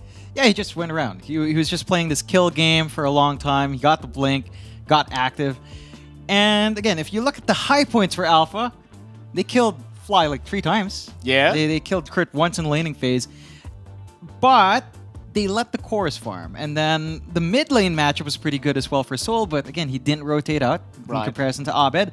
And I think you have to keep that momentum. It was also Fear who said, you've got to play fast against Shopify Rebellion. You certainly do. With that, we are going to go hear from Fear as we are going to send it back to the panel. Thank you very much, gentlemen. Win directly for Shopify Rebellion. Few surprises. The one good thing, though, let's talk about positives for the side of Alpha. They did win the mid lane, right? right? As mentioned, they won the mid lane. The only issue is that they didn't do much with it, Panda. And unfortunately, doesn't matter when you're like 1,000 net worth ahead of your counterpart when he has 5 kills on you at the time. Also another positive, they scored more kills than their average in this tournament so far, so positives, PMA. But yeah, you're right. I mean, some things go well, some things don't. I think Alpha supports are actually taking quite a lot of kills from their cores. We saw Rises was like, yes, I finally get a kill, and Ogre smack. Yeah. Oh, damn. Ogre smashed. Yeah. Unfortunately, this is a 4th loss for Lina here in the North American region here, and this hero, it feels like it's a very interesting place to be, right? Where all the best teams don't care about the hero it feels, they can just leave it alone, and the teams that sort of need a win, they play it, and it still doesn't really necessarily work out for them. It was looking a lot better this time around, honestly. Like, it was winning the bot lane, but, you know, Crit, he's just too good. Like, he baited the Ogre in, and then after that, I guess Saberlight was too good too, and, like, body blocked the Lina. Lina committed to finishing this Rubik off. So they ended up trading her life, or sorry, the Rubik's life for 2 kills, right? Yep. And then after that, Abed just came down and killed the Lina. So I don't know, it's just a little bit outclassed outside the laning stage. Last time we did see it was a Saberlight Darkseer against the Lina. Like, they just crushed him from start to finish. This time around, Lina had a game. But it's just Shopify is just too strong and baiting. Unfortunately, and I think one of the big things that we saw in this game is that they really struggled to start fights properly on the side of Alpha. By the time that Monster picked up his Blink Dagger, they already had access to the BKBs on the side of Shopify Rebellion. It becomes very difficult to start fights from there. But also Abed, what a performance coming in from this mid-tusk. The Blink Dagger pickup. You actually mentioned something very interesting, that he wasn't even utilizing the blink to jump in and save. He would walk close, like trusting his teammates to say, you're not going to die just yet. I know you're good enough to try and avoid some of this damage. I'll get there, I'll utilize the blink, and then afterwards we can blink forward and keep chasing. Obviously he's going to be the one that gets the MVP vote here, but how could they have stopped that kind of play, this kind of performance coming in from him? From the side of Alpha? Yeah. I mean, that's a tough question, because when you're playing from so behind, like itemization-wise, level-wise, you talked about them reaching BKBs. That already counts as the Mars ulti. Like, what you going to do about that?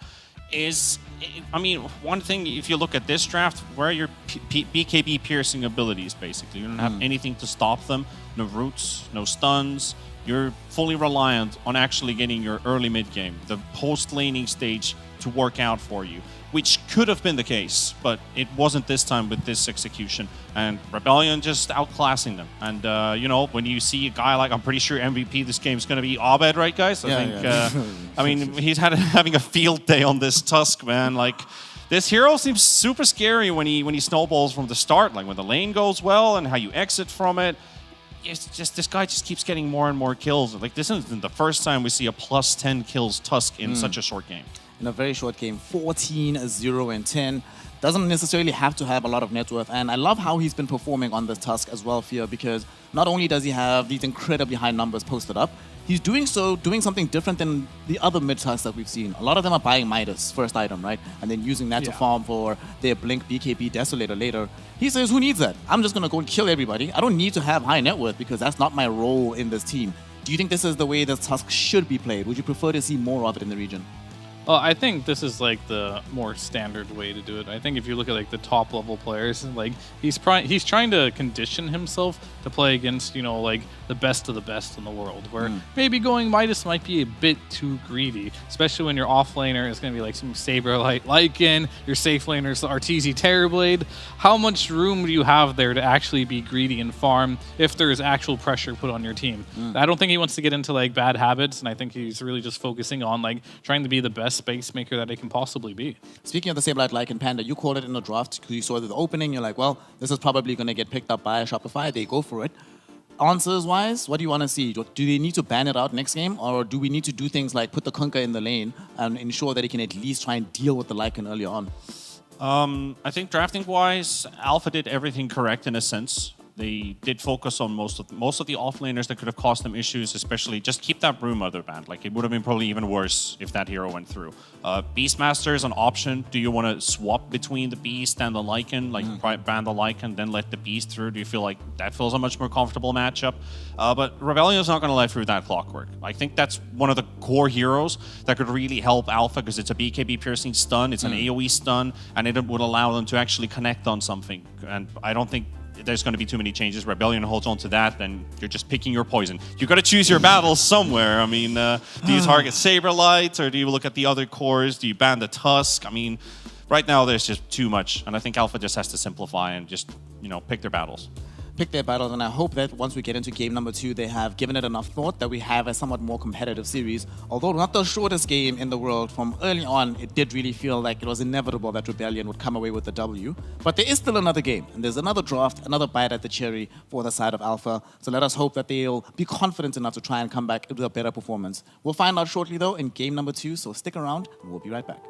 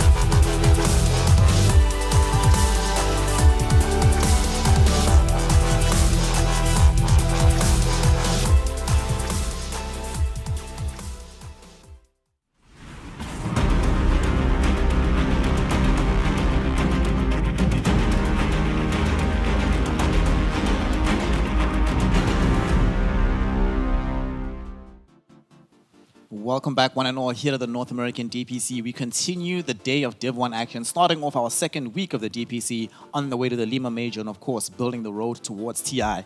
Shopify Rebellion, one game ahead of Alpha right now. And Alpha, they kind of need a miracle, because if they continue on this track, they will end the day 0-3 on the leaderboard. Shopify Rebellion end the day 3-0. So, one team much happier than the other with how things have gone. Yet again, I'm joined by T Panda and Fear. And Panda, let me start with you. Should they just start picking heroes like the Lycan themselves, if they even have a Lycan player available on the side of Alpha?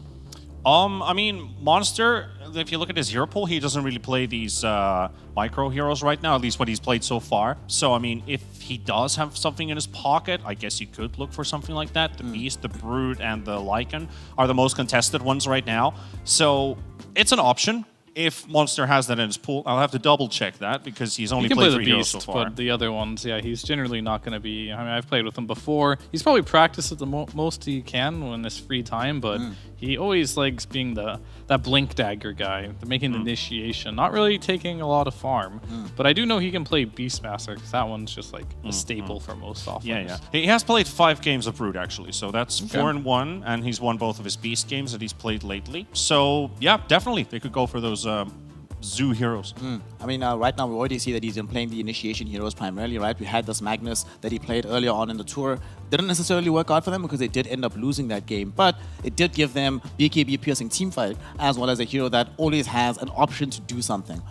Sometimes this Mars hero, you can fall into the trap where you just feel a little bit useless at some point in the game. So, but it's also a little bit risky, right? Going for this Magnus hero. If it doesn't work out, you have to be picture perfect, and if you miss one RP, suddenly you don't have any teamfight remaining. There is another way that they can go about this, though, Fear. They could just try overload teamfight, right? Just go like Phoenix, Magnus, Snapfire, whatever you need to do. Just get as many of these teamfight heroes as possible, and then just hope and pray that you can find a decent initiation. Yeah, I would argue last game, though, they had quite a few teamfight heroes. I don't think there's any hero you can pick at this point that's going to give you the advantage. You just got to play better. Like, it's gotten to the point where, like, yeah, you can pick this, and that, but their draft last game looked pretty good. I was pretty happy with it, but, like, I wasn't super happy with the laning choices. I feel like the Lina could have worked in that lane. I kind of stressed it, but, like, just a couple mistakes here and there, that's the difference. Like, you can't give, like, that team an inch. They'll take a mile from you every single time. And I feel like Kunkka would have been a lot harder to fail in that lane, whereas mid lane would also went evenly. All you can do in a little bit in drafting is just kind of make your life easier for you. But even with those small things that I mentioned there, they were in a good spot for the most part to do well. The only lane that didn't go well, it was, like, the Mars lane. But I just don't see at this point in time any of these teams that are like struggling right now to be able to beat the Fly and RTZ lane, no matter what heroes you pick. So you need to find some salvaging like point in the mid game, because like if he could pick the Beast all he wants or the Lycan, I'm pretty 100% confident he's gonna get owned in lane, and those aren't comeback heroes. Yeah, I'm on the same board with you. You already hyped up the Fly RTZ lane, how strategical, how well they execute, how well they know all the matchups basically, and how they execute. It's like clockwork basically. Everything goes well and good success. Like if you look at Saberlight and Crit, maybe they're still kind of finding their place in 1 and 2 things. Saberlight is a super aggressive player. Does Crit align into that? So there might be a weakness that Alpha could maybe find to exploit. They did find a couple kills, but they were pretty costly kills in the end as well. But they were unnecessary in my opinion. Unnecessary, yeah. Speaking of that lane that we saw on the bottom side of the map for Alpha, that was the Lina game, right? And in this situation, we've seen Lina now go 0-4 in the NA DPC so far.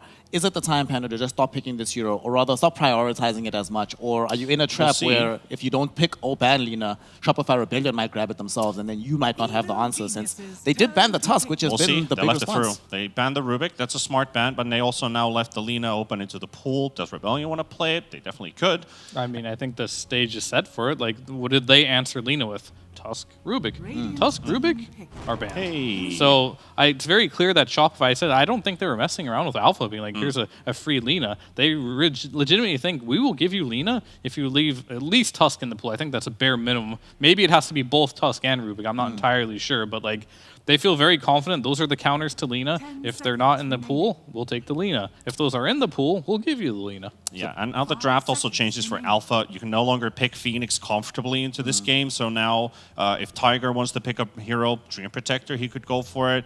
Enchantress is also in the pool if they feel like they want to bring that hero up. Clockwork unfortunately banned, so that kind of takes already like 1 or 2 of what he would go to. He could go for the Ogre again, but now you don't have the Ogre-Lina combination anymore. So I'm thinking he's going for Treant or the Inch, or then we look for Monster. Potentially could grab Lycan or the Beastmaster. Like I think the Beastmaster, like Fiora already said, could be a potential pick, and just ban the Lycan in the next phase because you already picked your offlaner. I don't think Rebellion's going to be picking double cores in the first phase. They'll most likely go for the support. They go for the Lycan instead and bring up the Hoodwink. Yep, got to take the Lycan away. You have to deal with it in some fashion, right? Because I think Rebellion probably are feeling confident enough that they could first phase it in tandem with this Lina. But this Hoodwink hero, yet again, is going to emerge. I want to see them. I don't want this Hoodwink to be one of their only forms of initiation. I want to see a little bit more. When you look at this lane, how does it feel to you, Fia, the Lycan Hoodwink lane into a Lina +1? Well, it depends on what we see Fly pick here. It doesn't feel super strong. I mean, you wouldn't think the Rubik Lycan lane would be super strong either, right? So, like, I don't think any Lycan lane is designed to be a strong lane. It's designed to get Lycan out of the lane, get some farm, and then more importantly levels. And when he gets those, that's when that hero really takes off. It looks like, all right, so at TI, we saw Fly play a lot of the Sven on position 5 with the Shard, gives a bunch of armor. I could see them going that route. A lot of people might be like, oh, Sven versus Lycan, that's obvious. But, you know, we live in different times now. Sven is a support now. Lina is a carry. So I think that's the route that they're going to go for in this particular game. That seems to make sense to me, Panda, because if you do that, then you also have some kind of way to deal with the Lycan army, right? When you have that additional armor, it can help out a hero like Lina a lot. You keep speaking about how she doesn't have that much natural armor herself. Sven helps ameliorate that problem by just being there, buy a shot early. And also, it's a hero that eventually can just stand in front of Lina in the laning phase, and afterwards, he's the one that can buy a Blink Dagger and help start fights in an additional fashion for them.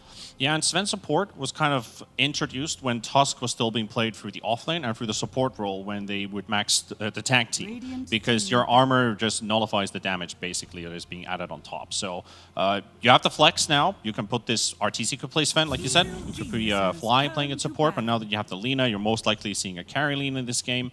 And into the second phase bans, Alpha, I think they just banned the Beastmaster. This obviously looks like the most obvious choice here. Saberlight still got his Darkseer. He could still bring something else. He's got a huge hero pool. We talked about that a lot in week 1. So even if it's not a great Darkseer game, he's still going to find a hero that works. You know, that guy's just he's a talent. Really, really good at Dota and a wide bevy of heroes. And also the fact that he can play different styles, right? I think that what's very interesting because Shopify Rebellion tend to switch up who's starting the fight, right? Some games is going to be Abed and Crit, other games is going to be Saberlight and Crit. Well, Crit's always going to be involved in that mix, but they can decide deeper into the draft. Now that he's not going to be playing his Ember Spirit, not going to be playing his Tusk, what are we thinking for Abed in this game? We know that Arteezy is likely going to get his pick at the very...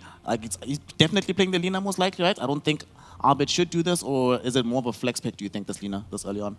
I don't think Lina's going to be a flex. I think that's pretty surely. Yeah. I mean, it's possible. You know, it's a Shopify Rebellion now. It's a new team. We've seen Abed play a couple of these like ODs and stuff in the mid lane. Not going to count out entirely, but most likely with this Sven pickup, I'm kind of leaning for that direction. Unless they went Arteezy Sven, Lina mid, that's kind of like a good duo. A little on the greedier side, but it could definitely work. I don't think they're going to do it, but we'll see. But I do think right now Alpha's lineup is it's interesting. I talked about before, like the Hoodwink and why do you pick it when Rubik's banned, right? That's fine, but they need to pick a hero for sure that makes something happen in the mid lane because you need that setup. And to answer your question, what do you think Abed's going to play? Probably the Tiny. That makes the most sense. He seems to like really want to play these space makers for the team, give Saberlight. It's just the meta right now for the most part. Like farming in the mid lane hasn't really been a thing for, I want to say, a couple of years now. Like the mid laner, the more you can rotate, the more you can make stuff happen on the map with these power runes, the more impact you have. And more importantly, losing mid lane is a lot harder than losing a side lane, and it's less impactful to lose your mid lane. Definitely. Speaking of supports that we could probably see in this game, Fly are probably going to be playing the Sven. Are we going to be having maybe Crit reprise his old Morana? Like nowadays, the hero is primarily played as a 5 position, but back in the day, he used to be really, really good at this on 4. And this is a decent combo, right? Multiple ways to set up for a long duration arrow and just lots of scouting across the map. So what do you think about that idea, Panda? I mean, solid idea. I'm just kind of looking at what does Abed actually want to play this game. There's only a couple that he's only recently played, so we might see something he hasn't played in a while, but he's still going to be a pretty solid mid laner no matter what he's going to be playing or bringing into the game. We saw the OD, he was super confident with it, which we also talked about. But the CM coming into Alpha, you wanted to talk about him? CM, I like CM here. Yeah, because I feel like it's an all-right pickup. You still got the Frostbite that will work into your favor, the attack speed slow, which is most likely the reason why they picked this hero, because CM kind of trades off her armor with attack speed slow, which is the main reason why the hero works so well against physical damage dealers. She's not so great against magical damage dealers because of that. So it's slow. It kind of takes away from the Lina, but not too much. It's still +5 support in the end. So it's a good kiting tool. There's a pretty intriguing hero, though, which might actually tell us Abed might be going mid because of the Earth Spirit. I like that one. I'm so happy to see this. It's been a while since I've gotten to see Crit Earth Spirits. I doubt it. This feels like a pretty cancerous lane, doesn't it? Like Earth Spirit, Darkseer. Does not seem like a very fun time to be playing into. Gives them a ton of reach as well in pretty much all quarters of the game. One thing that's also going to be great is that pre-BKB, there's an obscene amount of magic damage coming out from Rebellion right now. So I'm glad that they pick up a hero like the Bloodseeker, who will be buying a very early BKB, because I do not want to see them in this trap of, well, we can't even approach a fight, because by the time we even start dishing out damage, half our HP pools are already gone. I mean, I will say Alpha's lane should be really strong if they play it correctly against Shopify, but you have to worry yet again, like, their laning is super strong. I can also see a world where the CM just feeds. relentlessly in this lane, right? But Possible. like, all you really have to do for them is the team kind of has to stay back. You have to put all your pressure onto the Darkseer. You have like enough lockdown to get the Blood Right combo off, and the lane could be pretty good for them. But it is a good combo from Shopify Rebellion. They do have like the vacuum now with the Sven stun, whether it's core support, it's still a good combination throughout the game. I really don't think Lina can go to any role but core right now. I think just like with the changes to the passive support, Lina has just been nothing but dead. So, I mean, on both sides, I'm kind of looking at both drafts. Alpha, they got some good things going for them. You know, they got the Lycan, who's a good counter to the Lina. If you ever rupture the Darkseer as well, he doesn't want to run away while ruptured, or anyone really, even the Lina. So like, they have tools to deal with Shopify's draft here. Yeah, they could still go for something like if Abed's hero decided, if it's decided they want to pick it last, the Tiny is still in the pool. You've got some pretty cool wombo combo potential here with the Vac walls and the Ags from Tiny, a lot of slow from the Echo Saber if you built that up. Sven stun, Lina has a lot of burst. So they banned Storm. Okay. Yeah, that's almost like a meme ban in a way. We know the history. But yeah, I mean, Storm is also one good hero for Abed. I think we're going to see a Tiny, but it could also be out of what he's played so far. In the previous series, you mentioned Puck as a hero. I mean, in this game, this is a bit complicated. There is a CM roots available, but that could also be something, right? Just something that jumps forward. But I'm a bit hesitant about the Tiny because then it would leave them in a position of having 4 melee heroes, 3 of them being strength heroes.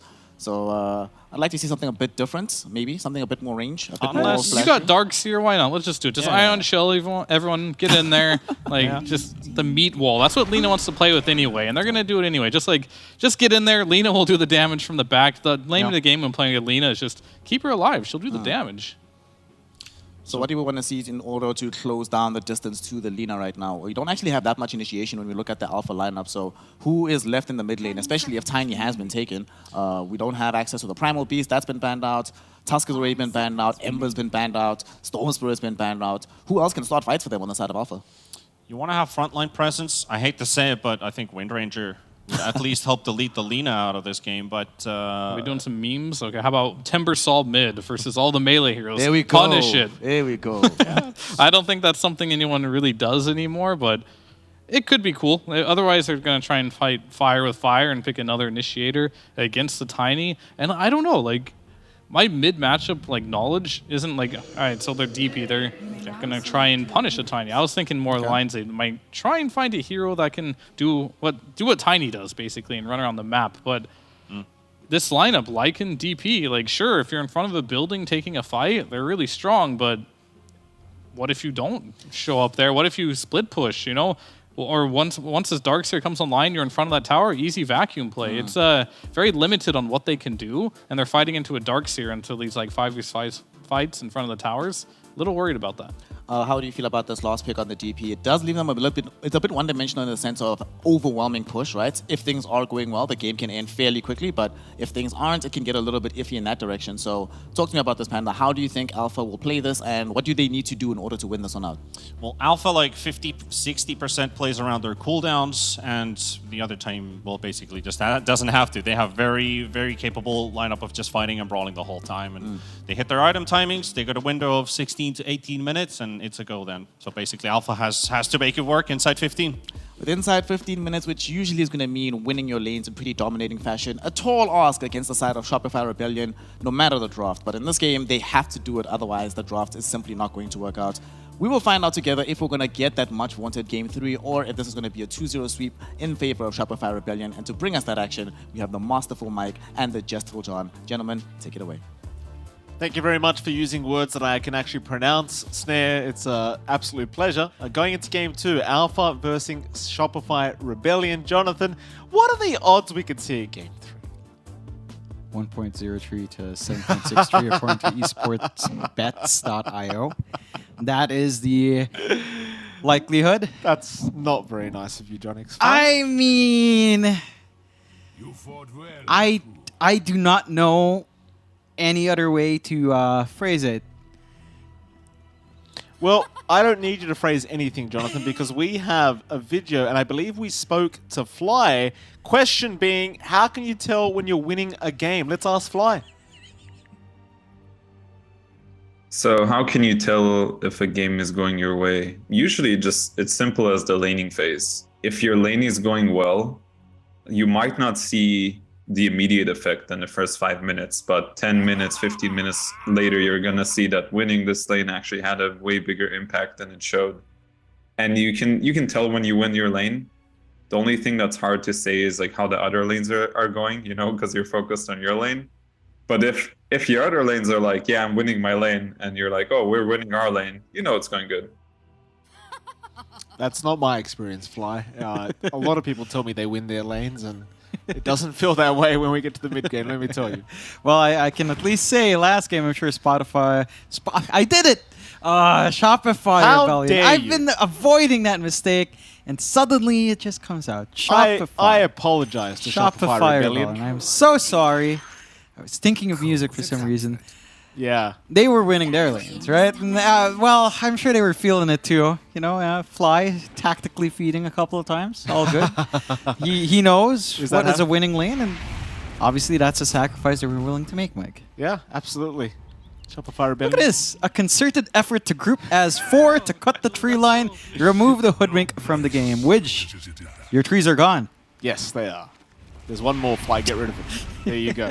Even more. TZ, he's not happy about these damn trees. He's chopping down even more. You know what sucks? It used to be like a 5 to 6 minute respawn for trees, right?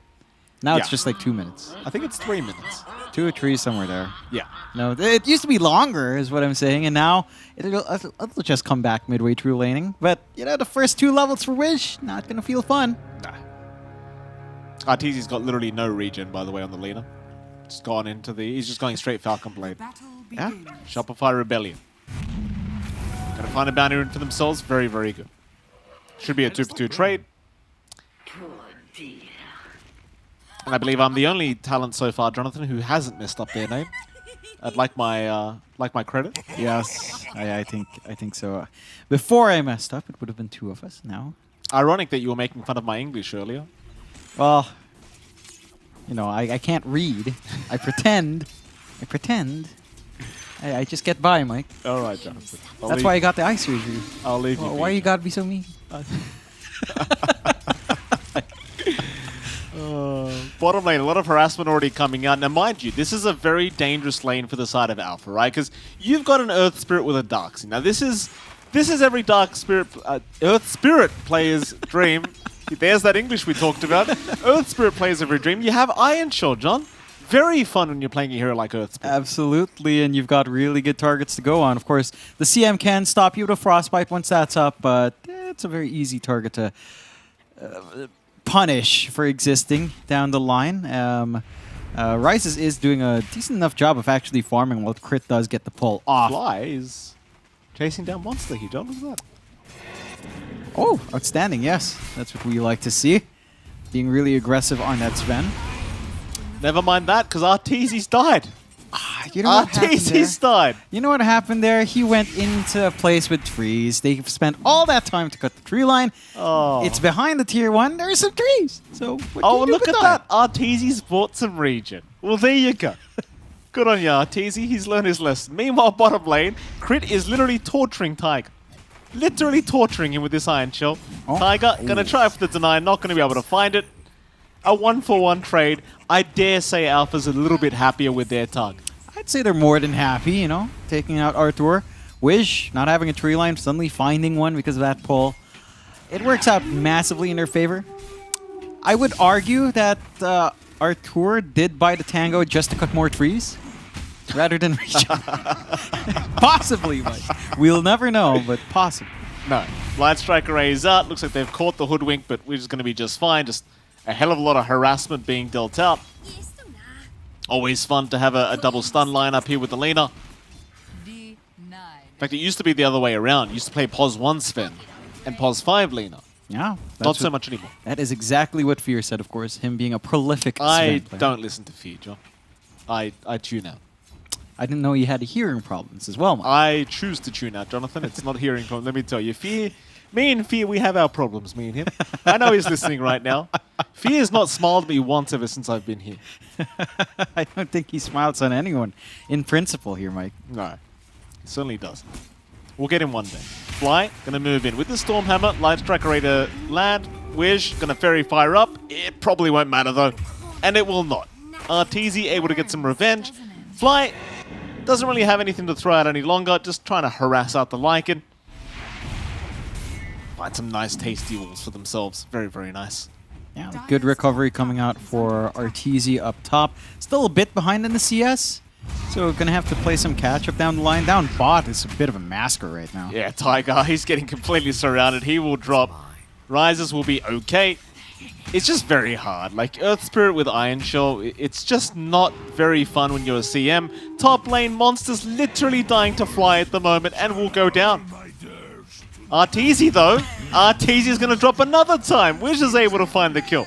Yeah, they're finding some punishment here on Alpha, finding some big core kills. Remember last game we were talking about who exactly was dying in Shopify Rebellion, and it tended to be Fly. This time, they're finding the core kills, at least on Arteezy. So, you know, it's a better story for Alpha. It allows them to build a little bit more momentum.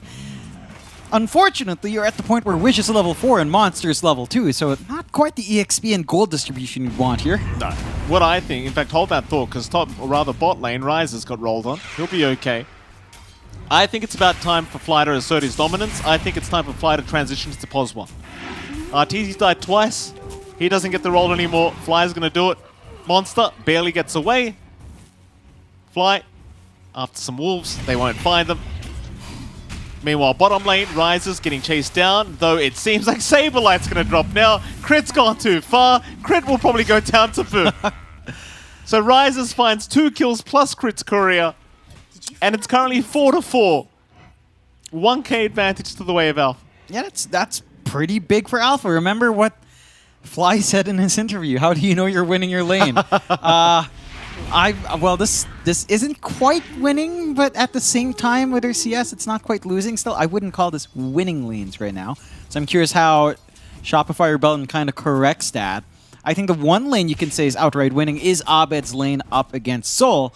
Tiny versus DP. Abed's been working the lane quite nicely, although Soul's not too far behind. But it's probably your most stable lane. And Soul is still set to have a decent enough level 6 timing. They can start to play around the push potential coming out of the Death Prophet quite nicely. Considering the pressure you're getting on the side lanes here as well, Alpha can start to open up the map in a big way, and that could make a massive difference in comparison to Game 1. Yeah. Bottom lane, a bit of a creep skipping going on now for Shopify Rebellion.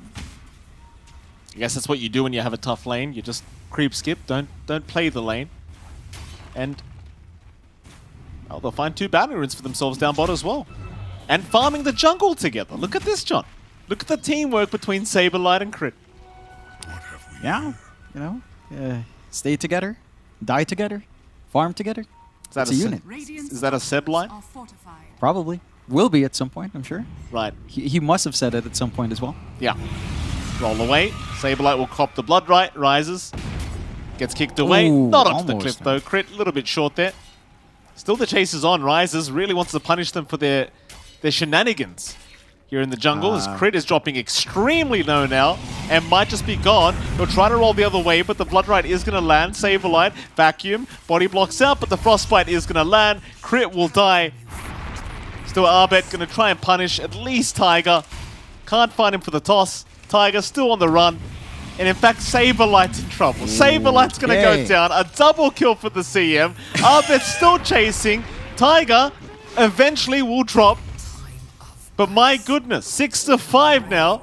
Shopify Rebellion, Jonathan, really struggling in this game number 2. Yeah, look, maybe they're having a little bit too much fun. Alpha's capitalizing on that. They're definitely having fun right now with how the lanes are turning out. Rise is #1 in that word. Already has that Rupture ready to go. Free space for Soul down mid to play around with Exo. He did manage to get some good damage onto that mid-tier 1. Alpha has a good foundation in this game. Like, despite those odds we saw from esportsbets.io, this is, well, a bit of a rockier start for Shopify Rebellion. I think they've got to have a little respect here. Although, to be fair, you're back at the same point where Arteezy's been left alone up top, and you can't really bully him out with Lycan and be hoodwinked too much, at least. Roll in. Ryze is going to be targeted. Abed is here, and he's had enough of the messing about down at bot lane, though they do miss out on the Bloodseeker. In fact, we're just going to rotate. There's a Rupture out onto Saberlight. Saberlight's going to have to tank the Blood Right damage, but can they get the job done? Wish he will bushwhack and it'll be fine. In fact, more rotations to come from Alpha. They want Abed on that Tiny. Abed, he just came to help out his team, but his team, they are way too far behind, so they are just going to drop. Yep, they're really getting aggressive down bot. Ryze is really letting Saberlight know what he thinks about the lane so far. Maybe that's one way to find out if you're not winning your lane. Your enemy tips you. Very good. Could be one way. 8-5, Alpha doing pretty damn well. This is a fantastic start. Ryze is, again, farming quite nicely. To be fair, the trickle-down gold isn't quite there. Soul and Monster are off to a slower start. Arteezy and Saberlight are still doing pretty well. Abed kind of tying out with Soul. So your timings are still kind of lined up here for Shopify Rebellion to kind of hit. It does feel like they didn't quite get the value out of the Earth Spirit and Darkseer lane, and Saberlight's in trouble again. That he is. We'll go for a run, but the Frostbite is there. Saberlight, he's just going to die. Another time. Is that his? Oh, it is. The arcane ring. The creeps. One of the neutrals died. What? He probably Iron Shelled the Centaur Conqueror. What? Or was it crit? Oh, yeah, maybe, yeah. Oh, no. Oh, boy. It's an arcane ring. So wait, that is... if crit hit the damn jungle and the Iron Shell gets the kill, then the neutral will fly to... That is... I thought it has a range limit. That's something that always happens when you have a Spirit Breaker around charging through. It's actually so infuriating. That's hilarious. They have 2 arcane rings. Alpha literally have everything for success. Everything for success. 9-5. Smokes out. 2 arcane rings. Can you ask for anything more? Not quite. Let's see what they can do with it. Oh, this is a fantastic start to this game, number 2. Oh. Sorry, just 1 arcane ring. I think my game bugged out and showed me 2. Okay. For some reason. 1, still good. It's not yours. Feels like 2. Here we go. Alpha. They'll move into the mid-tier 1 tower. Shopify, big avalanche out from Abed. Crit will move in. Massive magnetize connecting on 2, but a freezing through from Tiger's a big problem. Fly is gone. Tiger dropping low. So is Soul. They'll try to get to work here, Shopify, but they're a little bit behind. Still, they're fighting back, but Arteezy goes down. They're chasing Tiger. But Saberlight, he will give his life away for this. And now Shopify. What have they done? What have they done in this game? Well, they're playing a heck lot better. They're the aggressors. They're the ones jumping in. They've got the lineup that can rip through these objectives, and they rip through mid. They open up the jungle a lot more. They can start to eat into that farm that Arteezy might want for himself. And Shopify Rebellion, maybe they get a little bit too aggressive in the laning phase. They keep lining up down bot. The response from Alpha was on point. And we have a fire alarm. Oh boy, here we go. Oh, here we go. All right. Well, that's not good. Hopefully things are okay. Hopefully there's actually no fire going on. So anyway, state of the game, 12-7, very slight net worth lead. We're looking at a replay right now of that previous team fight, and it turns out if you give that much away in your laning stage, doesn't matter how good you really are, you are still probably going to lose the team fights. And Alpha currently have a 61% win probability in this game. Yeah, it's looking pretty good. 11 minutes in. Net worth difference isn't that big, to be fair, but it sets a really strong foundation for this team to find some success here. Like the farm is building up now for Ryzes. You're hitting your item beats here on Monsters Lycan. His Overlord shouldn't be too far off if this maintains the momentum. And the Kai Sanj for Soul is also just going to be massive. Also worthy of note is that Wish has been getting a lot of those kills, so he does get a lot of EXP. Level 7 is a pretty good mark for that Hoodwink in the laning phase. And for Shopify, you need to recover. You need to give Arteezy some room now to build up. You do have the go-ahead, so it looks like everything is good, fortunately. And yeah, again, they kind of commit too hard on trying to make this Earth Spirit and Darkseer combination work down bot, so much so that they were punished for diving. And that's the beauty of just having this simple combination of CM Bloodseeker. It's really easy to punish when someone runs in. Like it's such a great way to stop Earth Spirit from rolling around and to stop the Surge from being really impactful. And you can just easily turn it into kills. Light. Mid lane. Oh, the Frostbite's not going to make it in time. Tiger, he was just barely out of range. Tier 1 top tower going down here from Alpha. They'll be very happy about that. No such thing happening on the other side of the map.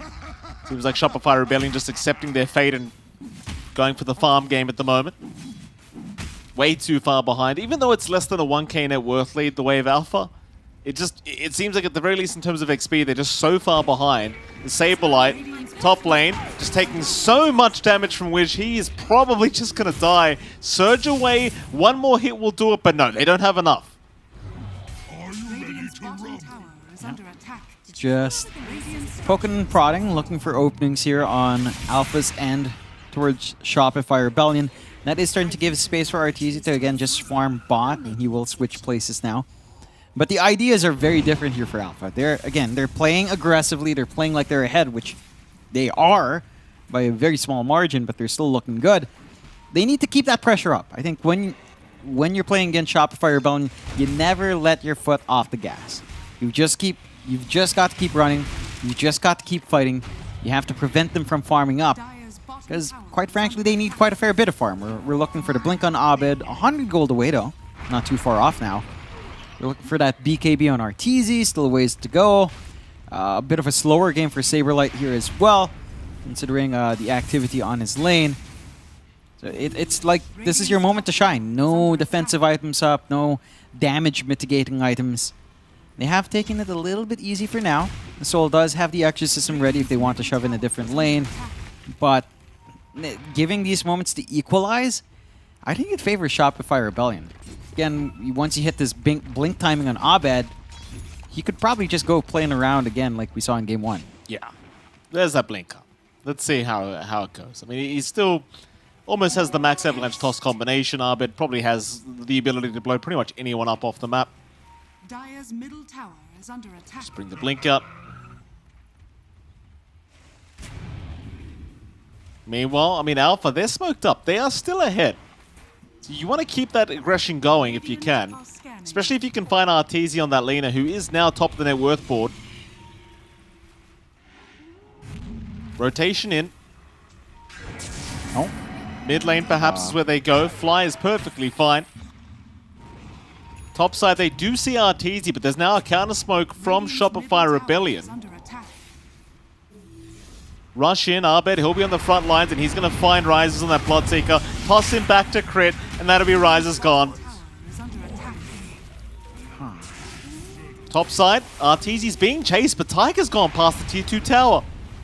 Tiger's dived right past the tier 2 tower on this Crystal Maiden. He is probably just kind of screwed. Meanwhile, towards the other side, Wish does get caught out. That's your dominating spree being given back the way of Shopify, and of course Saberlight. He's been waiting roughly 10 minutes for this moment. The tips start flying out. Yeah, and all of a sudden, Shopify Rebellion off the back of 3 hero kills take the net worth lead themselves now. Again, it's been fairly close for the two teams in that interim period. I have to say one very weird thing that always catches me off guard. Toss into roll. A rolling Earth Spirit can collide with something flying in the air. Correct. How does that make sense? Bottom lane. We get into Rises once again, John. Hold that thought. I'm trying to come up with reasoning. Give me some in-game lore. Why can this rolling boulder... Well, it is a boulder. Perhaps the Tiny isn't tossing them as high as it looks, John.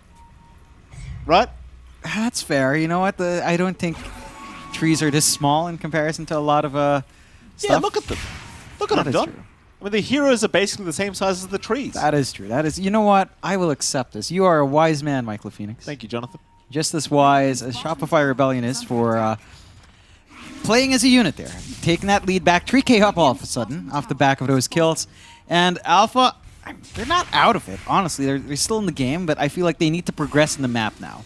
You were goofing around the lanes, you found some kills, you took some good tier 1s. Now you need to elevate that. Take over the jungle, shut down map space, and go for tier 2s at some point. A sharpshooter on Crit. He's actually quite tanky now, just with that Vid booster. It's like Shopify not finding the fight they wanted, will back off. I mean, Arteezy's kind of huge now. In fact, top 3 net worths on the board are all on the side of Shopify Rebellion. Into the mid-tier 1 tower they go. Saberlight getting tips from Monster now. Saberlight will not forget. Saberlight will remember this. In fact, he might remember right now, John. Monster misses or avoids the roll, still gets caught out, and he is gone. Go on, Saberlight. You know you want to do it. Give him the tip. Oh. Might have to wait it out. Sol moving in. Saberlight getting stunned up. Might just die, and does. Fly still running. Alpha. They'll find another. They do lose the mid-tier 1 tower in the process, however. Yeah, it's a back and forth. It does feel pretty good for Alpha, a support in the core for at least 1 core. Mid-tier 1 is a bit of a worrying thing. Shopify Rebellion will now just constantly smoke across, as they have been. The mid-tier 1 hasn't really stopped them from doing that, but it was a bit of a protection coming out there for Alpha. And again, they haven't made too much progress inside the laning phase. It's still a bit early, perhaps, to consider that. So they blow up Wish here as well. Yeah, just a bit. Jumping in, Avalanche toss combination, more than enough to deal with the Hoodwink. Not much she can do. So 14 to 13, 4K advantage. Everything's still going swimmingly here for Shopify Rebellion. Arteezy pretty much out of control when it comes to the farm game. Going into that Shadowblade up next, already has the BKB up. Helm of the Overlord is there from Monster, but I just kind of question, like, it's great timing. Can you capitalize though? They have to. They've got to find something, force a fight, find a pick-off, go for a tier 2 somehow. It's Shopify Rebellion that's taking the initiative now, though. Another smoke out from them. There you go. Tiger in position to break the smoke. Fly will rush in. Tiger goes for the Frostbite, but they've got the vision out now on the high ground. Monster, he does get Fly, but they'll lose Tiger. Meanwhile, to the side, though, Arbit, he's a much bigger target, and he has been called out. He'll try for a TP away and barely makes it. Still crit. He's going to lose his own life to Rises. So in the end of that, at the end, Shopify Rebellion, I mean, they are still maybe underestimating Alpha. They do kind of rush in, and they do get punished another time. Yeah, and for Alpha to find those opportunities to punish it's a good sign. You know, they've got fight left in them. They need to be able to translate these wins into map control, maybe get some D wards going. The wards of Shopify Rebellion are still standing in the exact same spot, so they still have a rough idea as to where Alpha's playing at, and that can lead to a couple of issues down the line. Still, they are scouting out the top jungle just a bit, not fully committing for any sort of high ground fight there. Alpha. Still looking good, of course. Reminder as well, the betting odds here from our betting partners, esportsbet.io, 7.63 to 1.07. Shopify Rebellion naturally being the favorites as Sol. Move in, Saberlight. Actually going to avoid the sharpshooter somehow. Fly takes it to the face. Shopify still looking for a big team fight. I mean, Arteezy's so far. As long as the laner can hit people, there's no way they really lose. Yeah, just built up. BKB, excuse me, BKB Maelstrom into the Shadowblade next. Smoke out from Alpha, though. And here we go. Alpha, they'll try. They'd love to find Arbed first if they can. But, problem is Sol is the one to get caught out. Arbed, just a toss up. Won't go too much further. Goes the chase. Saberlight, he'll be the one to be ruptured up on that Darkseer. Still running, still trying to survive. They'll drop the vacuum. No wall available. It may not matter though, because Sol is going to give up his life and Rises. Just rushing around with his BKB, but can't do much. Meanwhile, a frozen field going on. Tiger does get cancelled off. It's a very weird engagement between these two as Arteezy still being chased. Wish trying to at least find the laner, but can't quite. Wish. He's going to make it up. Rises. Can't say the same for him. Now, Shopify Rebellion, they're building in. I mean, it's what you said. Their timings are there. The BKB, the Maelstrom. They've got the damage, and they even out the game. 17-17, 8K lead up. Alpha, I mean, they've been trying, right? They've been going around with these smokes. Not quite as successful as what they were doing in the laning phase, but the effort is there. I feel like they need better vision right now. They only really have this triangle vision right now, whereas a while ago we saw Shopify Rebellion with like a really good cross-section of the river. So they had always had a good idea as to where Alpha was playing from. I think that's what Alpha needs to get more. They need more information as to where Shopify Rebellion's playing. They need to be able to move in and punish these isolated heroes, convert that to a tier 2 with Exorcism or just with a creep armory that you'd have around from Monster. Kind of go from there. Abed. Avalanche toss combo up. Wish still alive for now. Running. Crit. Really on point with the rolling boulder though. Is going to find the hoodwink. Shopify, that's going to be enough. They'll back out of there. Not looking to try and force a tier 1 top tower. Not without Arteezy around, that's for sure. Speaking of Arteezy, he's going into the Satanic next. Almost has it. Yeah, that must be one of the faster Satanics we've seen, hasn't it? A Maelstrom BKB Satanic with Falcon Blade. A casual plate mill there as well, for good measure. He's got it up. It's on the way. Yeah. Roshan time for Arteezy. Considering the start that Shopify had, it is ridiculously fast. It is. It's an insane rate to bounce back in here. Let's smoke out first, though. And we go. Roll, crit, not going to land it, but still does land the boulder smash. That might just be enough to secure Wiz's life, and it is. Wiz is gone, rises, he pops the BKB, but he can't fight. Arteezy's right-click damage is so high. Laguna out, Arteezy's still chasing Tiger down. It's not going to be enough. But it's just like, you pop this BKB, and now he gets caught anyway. Abed's going to get a double kill. Soul pops the ulti now, but chances are they're just kind of screwed. Wall is there with the vacuum setup, and Soul is dead. Yeah, that's massive. Oh, they found the 5th one as well. Absolutely massive commitment coming out from Alpha, and now it's starting to feel like they're streaming in one by one, at least in that very specific fight. They kind of just rush in, they feel like it's an opportunity, isn't quite.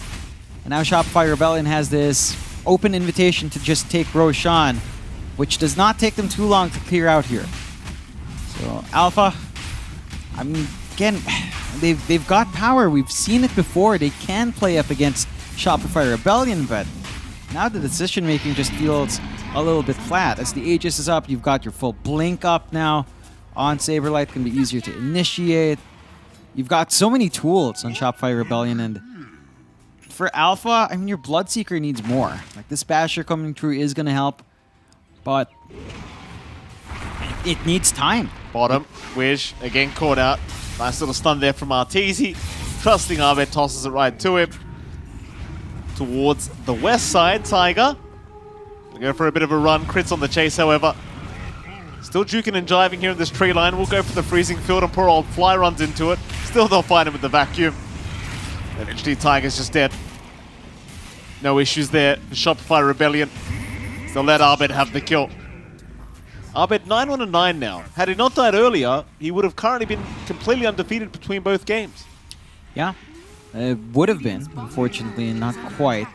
Still, I think overall, you know, I'm not sure how to explain that laning phase, though. You know, just going back to what Fly was saying. Maybe they were trying to test Fly's feelings on winning lanes as they find Soul. They call that a handicap, Jonathan. I suppose so. I suppose so. Doesn't feel like they gave enough of a handicap, almost. Not currently, it doesn't. I think Shopify Rebellion are kind of just sending a message right now. And that they are. And they managed to find that bot here, too. Outpost ready for the taking. I mean, at this point, it's looking pretty tricky into how you jump the back line here and just kind of focus on the Lina. I mean, I guess that should be Monster's job. Rush in, shapeshift, the Overlord creep, try to focus in. But Shopify Rebellion just playing such a great team game right now. Like they're just working themselves really well, playing off each other's strengths. There is hold from Alpha. They can shove back on these waves quite nicely with the Hoodwink, with the Bloodseeker, even with the Death Prophet as well. But I don't know how you take fights now. Like there's just too much coming out on Shopify Rebellion, and you just haven't made process. 18k at 27 minutes. I mean, that's a lot. It's a lot. And most of that's just on Arteezy. Look at the Arteezy's net worth compared to everyone else. It's just... It's classic Arteezy. He's just been hitting creeps the whole game. And he died like 2 times in lane. Yeah. To Widge. Yeah. Solo. Yeah. I mean... That did happen. I mean, that's already the ideal for Alpha. You managed to get that circumstance, and then they suddenly start rotating bot and leave Arteezy alone, and this happens. Whoopsie daisies. Arbit messes up the toss back a little bit. Arteezy has a very nice Grove Bow, so he's just going to stand outside of tower range. No issues here for Arteezy. Very balanced. I still remember when you could do this with the range aura that Venge had. Ah, yes. Those were very ugly days. Yeah, I hated that so much. Jump in. Tiger, not going to get blown up, but eventually Arbit will just toss the tree, force a buyback out from Tiger. Arbit, he'll just literally walk out with the Rupture. Doesn't seem to mind the damage too much, because Arteezy's there to back him up. Arteezy just seems completely unflustered. I mean, this is literally the definition of too easy for Arteezy at the moment. Yeah. It's just nonplussed by anything happening in this game right now. Just focusing on those buildings. And the mid-racks are set to fall. That's the fortified down with no refresh because the tier 3 is already gone. Yeah. So 1 racks, they could swing down. Bot, top, it still has a tier 1. So, you know, you have that going for you right now in Alpha. There it goes. Oops. Bottom racks, perhaps, for Shopify Rebellion? Yeah, why not? Nothing stopped them. Full AC up now as well in Arteezy. Excellent. This is some sick timings. Arteezy just casually breaking records for the DPC. Very, very good to see. I mean, I'm not sure if they are breaking records right now. He's just farming extremely fast.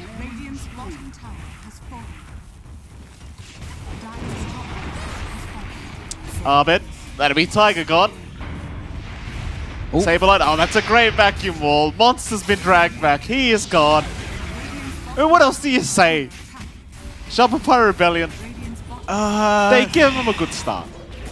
And then this happens anyway. Arbit gets caught out. He's gone. Or rather, Arbit catches Widge. Widge is gone. Yeah, this... I mean, to be fair, I don't know anyone that would have expected different from this game. And I think, again, game 2, Alpha finds a lot more. They're still going, though. Yeah, they are. Arbit's just tossing them back. Anyone else? That's it. GG. Yeah, that's it. That's... What can you do? Yeah. What can you do? I What mean, can you do? The odds, I think, told the story from the start. You know, 1.07 to 7.63 in favor of Shopify Rebellion esportbets.io. And it's rough. I mean, Alpha, they haven't had the easiest time in the DPC so far. No. Shopify Rebellion, I mean, to be fair to them, they haven't faced off against either TSM or Nouns, right? Right. They have been playing some of these teams that are fresher, are less experienced, and I think for Shopify, this is an expected result. Right. Maybe they play around a little bit more in comparison to the previous series. I feel like, you know, it's a warm-up, but we saw some moments where Alpha would find some things to pick off from them, and I think that should allow a little bit of tweaking from Shopify Rebellion for those other teams they have to face here. All right, well, with that, Jonathan, we are going to throw to our panel. Let's see if they have anything to say about this this game number 2. Game number 2 in the books, Shopify Rebellion come away with the victory. And Panda, you were talking about how you want them to be able to do well in the first 15 minutes of the game, to be able to clean things up, have a decent laning phase, and then that'll give them the opportunity for a victory. They did all that. They did. They did all that. It still wasn't enough. it was a spicy start for sure. Starting to look like what's going on with Arteezy, what's happening with Saberlight. But Alpha played things really nicely and played to the strengths of their draft. I think when you look at the Bloodseeker, you look at the heroes like the Lycan. We kind of, when we talked about this Lycan, like, is he going to get himself a good lane or not? What kind of the dynamic is going to be? It looked actually so much better because Wish on this Hoodwink just made some really good plays. RTC out of position a couple times, got killed, and it didn't stop there. They just kept on finding more and more pickoffs, but you know, a timer ran out. Yeah, well, you have to ask the question, was it the Lycan that was doing work to Lina, or was it just Wish on his Hoodwink, pretty much doing it solo there? I mean, he had a fantastic performance on this Hoodwink, doing really well, but unfortunately, Monster just couldn't find a groove in this entire series. Like, just having a rough one all around in both games.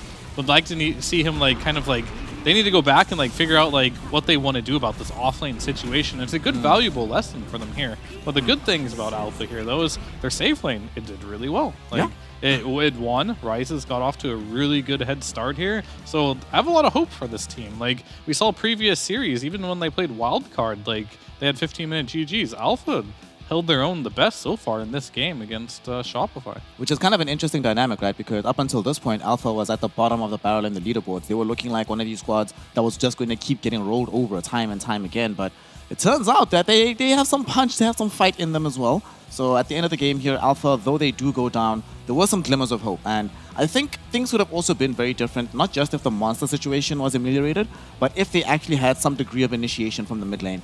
Didn't really feel like this Death Prophet was able to have that much impact. You know, the Exorcism Ghost, we only really saw it utilized once for the sake of pushing. Every other time it was used try and take a fight, and then the fight doesn't necessarily go their way. So now I go back and think, would they have had more success if, let's say, they had a Spirit type hero from the mid lane instead? Yeah, when you look at those cooldowns, it basically means that you have 90 seconds to 120 seconds of downtime after that, so plus, of course, the activity duration. So I think it's a good read from Rebellion, understanding that, okay, if they pop their ulti, you see that they want to achieve something with these. Exorcism especially meant for pushing. They try to do like a soft commit. They get their attention, they make them know that we're here, slow down their utility usage, then they're basically the Exorcism spirits. They don't just get to stand under the tower doing free damage. Rebellion is going to do something to slow it down. So they're wearing down seconds, they're minimizing damage taken, and then they strike. So that was some good understanding that Rebellion knows, like, if they have their ultis down, what can they do to us? I mean, our draft revolves around short cooldowns. We can fight the whole time as we want to. We hit the item timings that we need, and the game's in the bag. And Alpha, really reliant on having one condition always on, and if you don't have that, it feels like half a fight. Yeah. And now we're going to be looking at this MVP. Not going to be surprising when you see the name that's going to pop up on your screen. One thing I do want to talk about, though, is now we have the first Lina win thus far, right? Abed, of course, did his thing across both games, played amazingly. This Lina, it feels like it could have...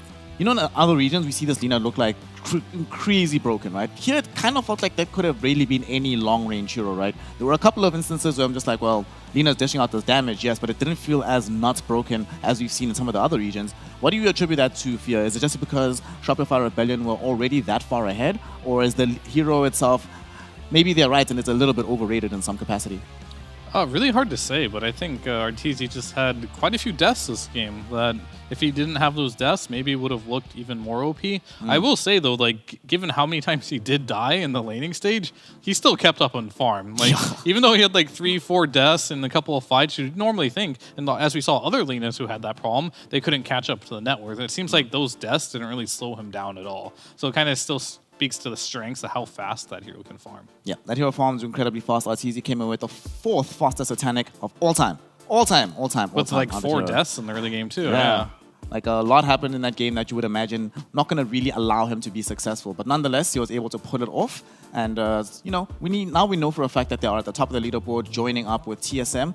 3 wins in the back pocket for them. Very, very, very good performances. A bit shaky at the start, but eventually they pulled it all together. But, you know who we really want to talk to? You know who's going to be really fun to talk to?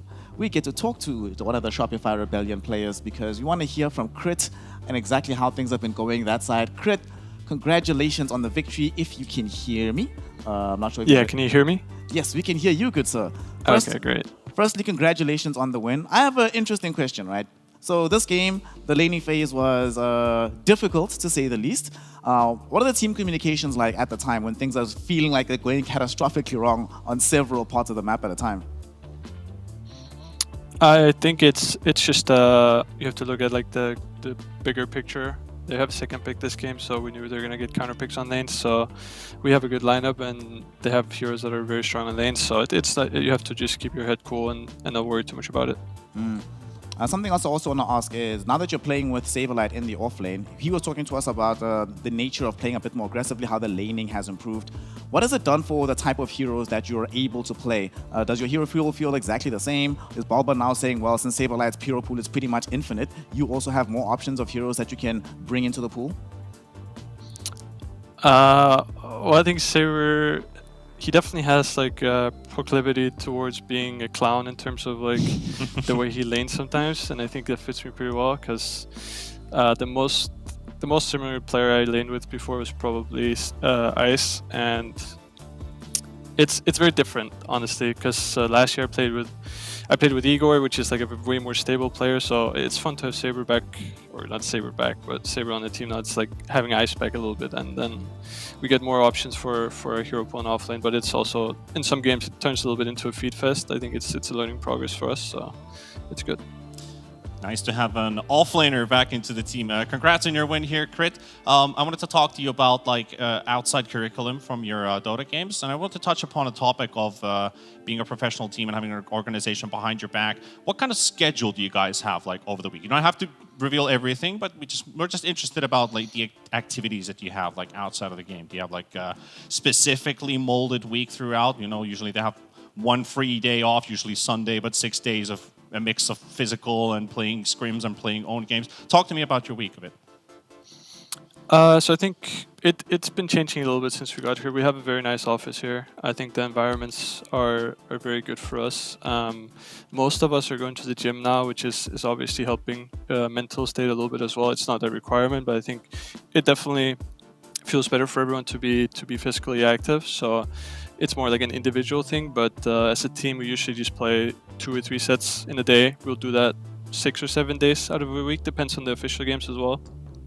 This DPC is kind of condensed, so we don't have off days like after every official match, but yeah, it's mostly 2 or 3 sets a day, and then some days we have some team activities, like the other night we played some board games, you know, this type of stuff. We'll go out for dinner, and then that's pretty much it, yeah.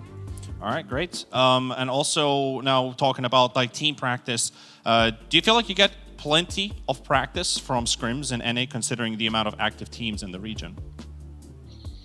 I definitely think that compared to last year, this year NA is a lot worse. Last year there was 3 good teams, I think, for a large portion of the year, and I think Nouns and Wildcard were also very competitive. This year, I think TSM is a bit of a question mark because we haven't seen them that much, and then we just completely lost Quincy Crew. So I think that hurt a little bit for the region. It looks like Nouns are stepping up, so that's nice. So then maybe we still have 3 good teams, but then the rest of the teams are very new as well. There's a lot of foreign players that have never been here before, so it's kind of a question mark still, I think, at this point. I think we practice a lot with European teams.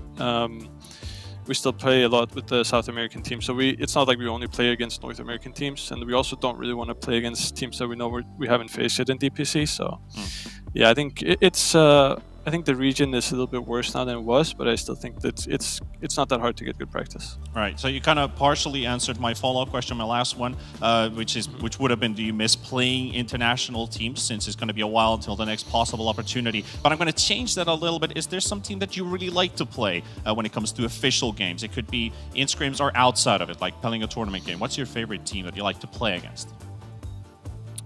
I think the obvious answer right now is Liquid, just because they're kind of on like a hype train, you know, everyone's kind of hyping Liquid up. I think that's a team that we are very friendly with, like we have good relations with them. So it's definitely, it's fun to play against them. It is also like we really want to beat them because they're probably one of the best teams in the world right now. So yeah, I think that's probably one of the more enjoyable teams to practice against, and also one of the teams that I would enjoy playing official games against. All right, hello Andreas, I've got a quick question for you. Assuming you qualify to like all the majors, which one are you most excited to go to this year? The one in Lima, the one in Berlin, or the Bali major? I think I know the situation in Peru is a little bit spicy right now. I think even with that, I think Peru is gonna be wild. I think that's probably the most exciting one. I think for myself, obviously Berlin, because I know my family is probably gonna go there, so that one is also. I think all of the locations are pretty good this year. I think it's a good balance. That's a hard question. I will say Peru just because SA just never had a tournament. You know, it's like I think they're just gonna go ham. All right, before we let you go, Cret, because as you mentioned, you still need to go and practice with your squad and train more. I'm curious, what's your favorite album? My favorite what? Album. Music, huh? Well, I'm not a big album listener, but I listen to a lot of different genres. I don't know what my favorite album would be. Do you listen to metal music? No, I don't. Oh, that's damn. probably one You of the would've been my only bro. thing I don't. That's probably one of the only things I don't listen to. All right, I'm all alone here. All right, so you're a very genre person. We're going to keep you to it eventually. When you do find an album, let us know, and then we'll let all your viewers know as well what they should listen to get as good as you. But Crit, thank you for giving us your time, and we'll let you go back to practicing. So thank you so much, and congratulations on your victory. Thank you, guys. Have a good night. Good night. Good night. And that is, of course, Crit, 4-player extraordinaire from the side of Shopify Rebellion. And one of the things that I found very interesting about this game in particular that he mentioned is that he knew that they were going to have a difficult start. And sometimes it's important knowing that your game is going to be difficult at the beginning. We also heard this earlier on from TSM, that they knew that the Viper pick was coming to deal with the Pino Pain. And they're like, you'll deal with it, be strong. Eventually, the draft will actually start to pick up. And all you have to do is play the game properly. And if you trust your team, trust yourself, eventually you'll win. Yep, positive mindset, just, the clarity that you're going to have success in the end, and trust in your teammates and trust in yourself. I mean, it's always not just a game of one player, right? Yeah, it's not a game of one player. It gives you a little bit of leeway, too, in the laning stage. You don't have that pressure on you that you have to, crush all lanes. If you do happen to win a lane you're not supposed to win, it's just a nice surprise for the team. Nice surprises are always there, but what's not going to be too surprising is the current state of our leaderboard. So let us take a quick look at how things have gone after today, the first day of week number 2. The way that things have gone right now is, of course, that's going to be the sale of the games you see tomorrow, but Shopify Rebellion at the top, TSM at the top, and Crit himself mentioned that they're probably not going to be playing against teams that they haven't played yet, and they haven't played TSM just yet. So it's going to be interesting to see how these two teams stack up against each other. One thing I like about this, though, Panda, is that because they play each other so much later in the season, that also means that TSM has time to develop, right? Time to get stronger, time to build confidence, time to build momentum and team cohesion, so that potentially that series actually is much more competitive than it would be otherwise. It also gives more data for Rebellion to scout out, basically. What kind of drafts are they looking for? What are the quirks of their gameplay, which brings them together? But you're true. You're absolutely right about that. That they are still kind of in untested waters. I think. Crit also mentioned there basically that TSM is a bit of a question mark and they don't know too much about it. So it's a pro and a con, but it's going to be one of the most... It's probably going to be the hypest series at the end of the entire Division 1, basically. I have to wait all the way into the end for that as well. When it came to their series of TSM playing earlier on today, I guess that was also a bit of a... thinking who's going to be second, who's going to be third. Now I'm starting to think like what we saw from TSM, they've got the guns to actually go all the way to number 1 if they can beat Rebellion, but time will tell. Time will tell indeed if they can do so. And of course, speaking of time, today's matches are over. However, the DPC very far from concluded. So let's take a look at the games that are coming up tomorrow. We have, of course, to round out the day, Alpha versus TS Gaming. That matchup is kind of intriguing because this could very easily be the two teams that are slated for relegation. Both of them have a 0-3 loss rate at this point. But the first series, Fear, that is an entertaining one because Wildcard and Firebrand forced off. These are teams that we're still not exactly sure how they rank relative to everybody else. And I think we're going to learn a lot there. And the players themselves, relatively new teams, will learn a lot about themselves in the game itself. Yeah, these are the middle of the pack teams. We didn't know Bait coming in, what they would look like. I would rank them with them as Bait, played both these teams, went to 3 games in both of those series. So, and both these teams did beat Bait. So we'll see who the strongest mid-tier team is, or maybe, who knows, maybe 5-Rat 4-Staff will upset us and beat a Nouns or something, or a TSM somewhere down the line. You never know. Yeah, the fun fact for Wildcard is it's a kind of a must-win series for them, right? Because they're sitting at 1 and 2. So if they go 1 and 3, that means Alpha, Bait, Theoth, they all have a shot actually at maybe forcing tiebreakers later on into the tournament. So Wildcard is kind of like they need to win. 5-Rat are happy with a win. Yeah, being happy with the win at some point is just good enough, you know? Get the win, stay in the division, try to grind things out. They can take cues from Nouns, who we saw earlier today, who might not be at the level of a TSM or a Shopify Rebellion just yet, but they had to start somewhere, and them staying together and being consistent allowed them to find their own niche. So we're hoping that the rest of the players in these newer squads can do the same over time. With that, though, we are going to be ending today, the first day of the second week here in the North American DPC, but there's still a lot more Dota to come, so you do not want to miss any of it. Make sure that you are following the channel and stay tuned for every single second of NA DPC action. From myself, Snare, with T-Panda and Fear on the panel, with MLP and John X Fire on the casting desk, and of course PTP on the observation, we say good night, and we'll see you tomorrow for some more Dota 2 action.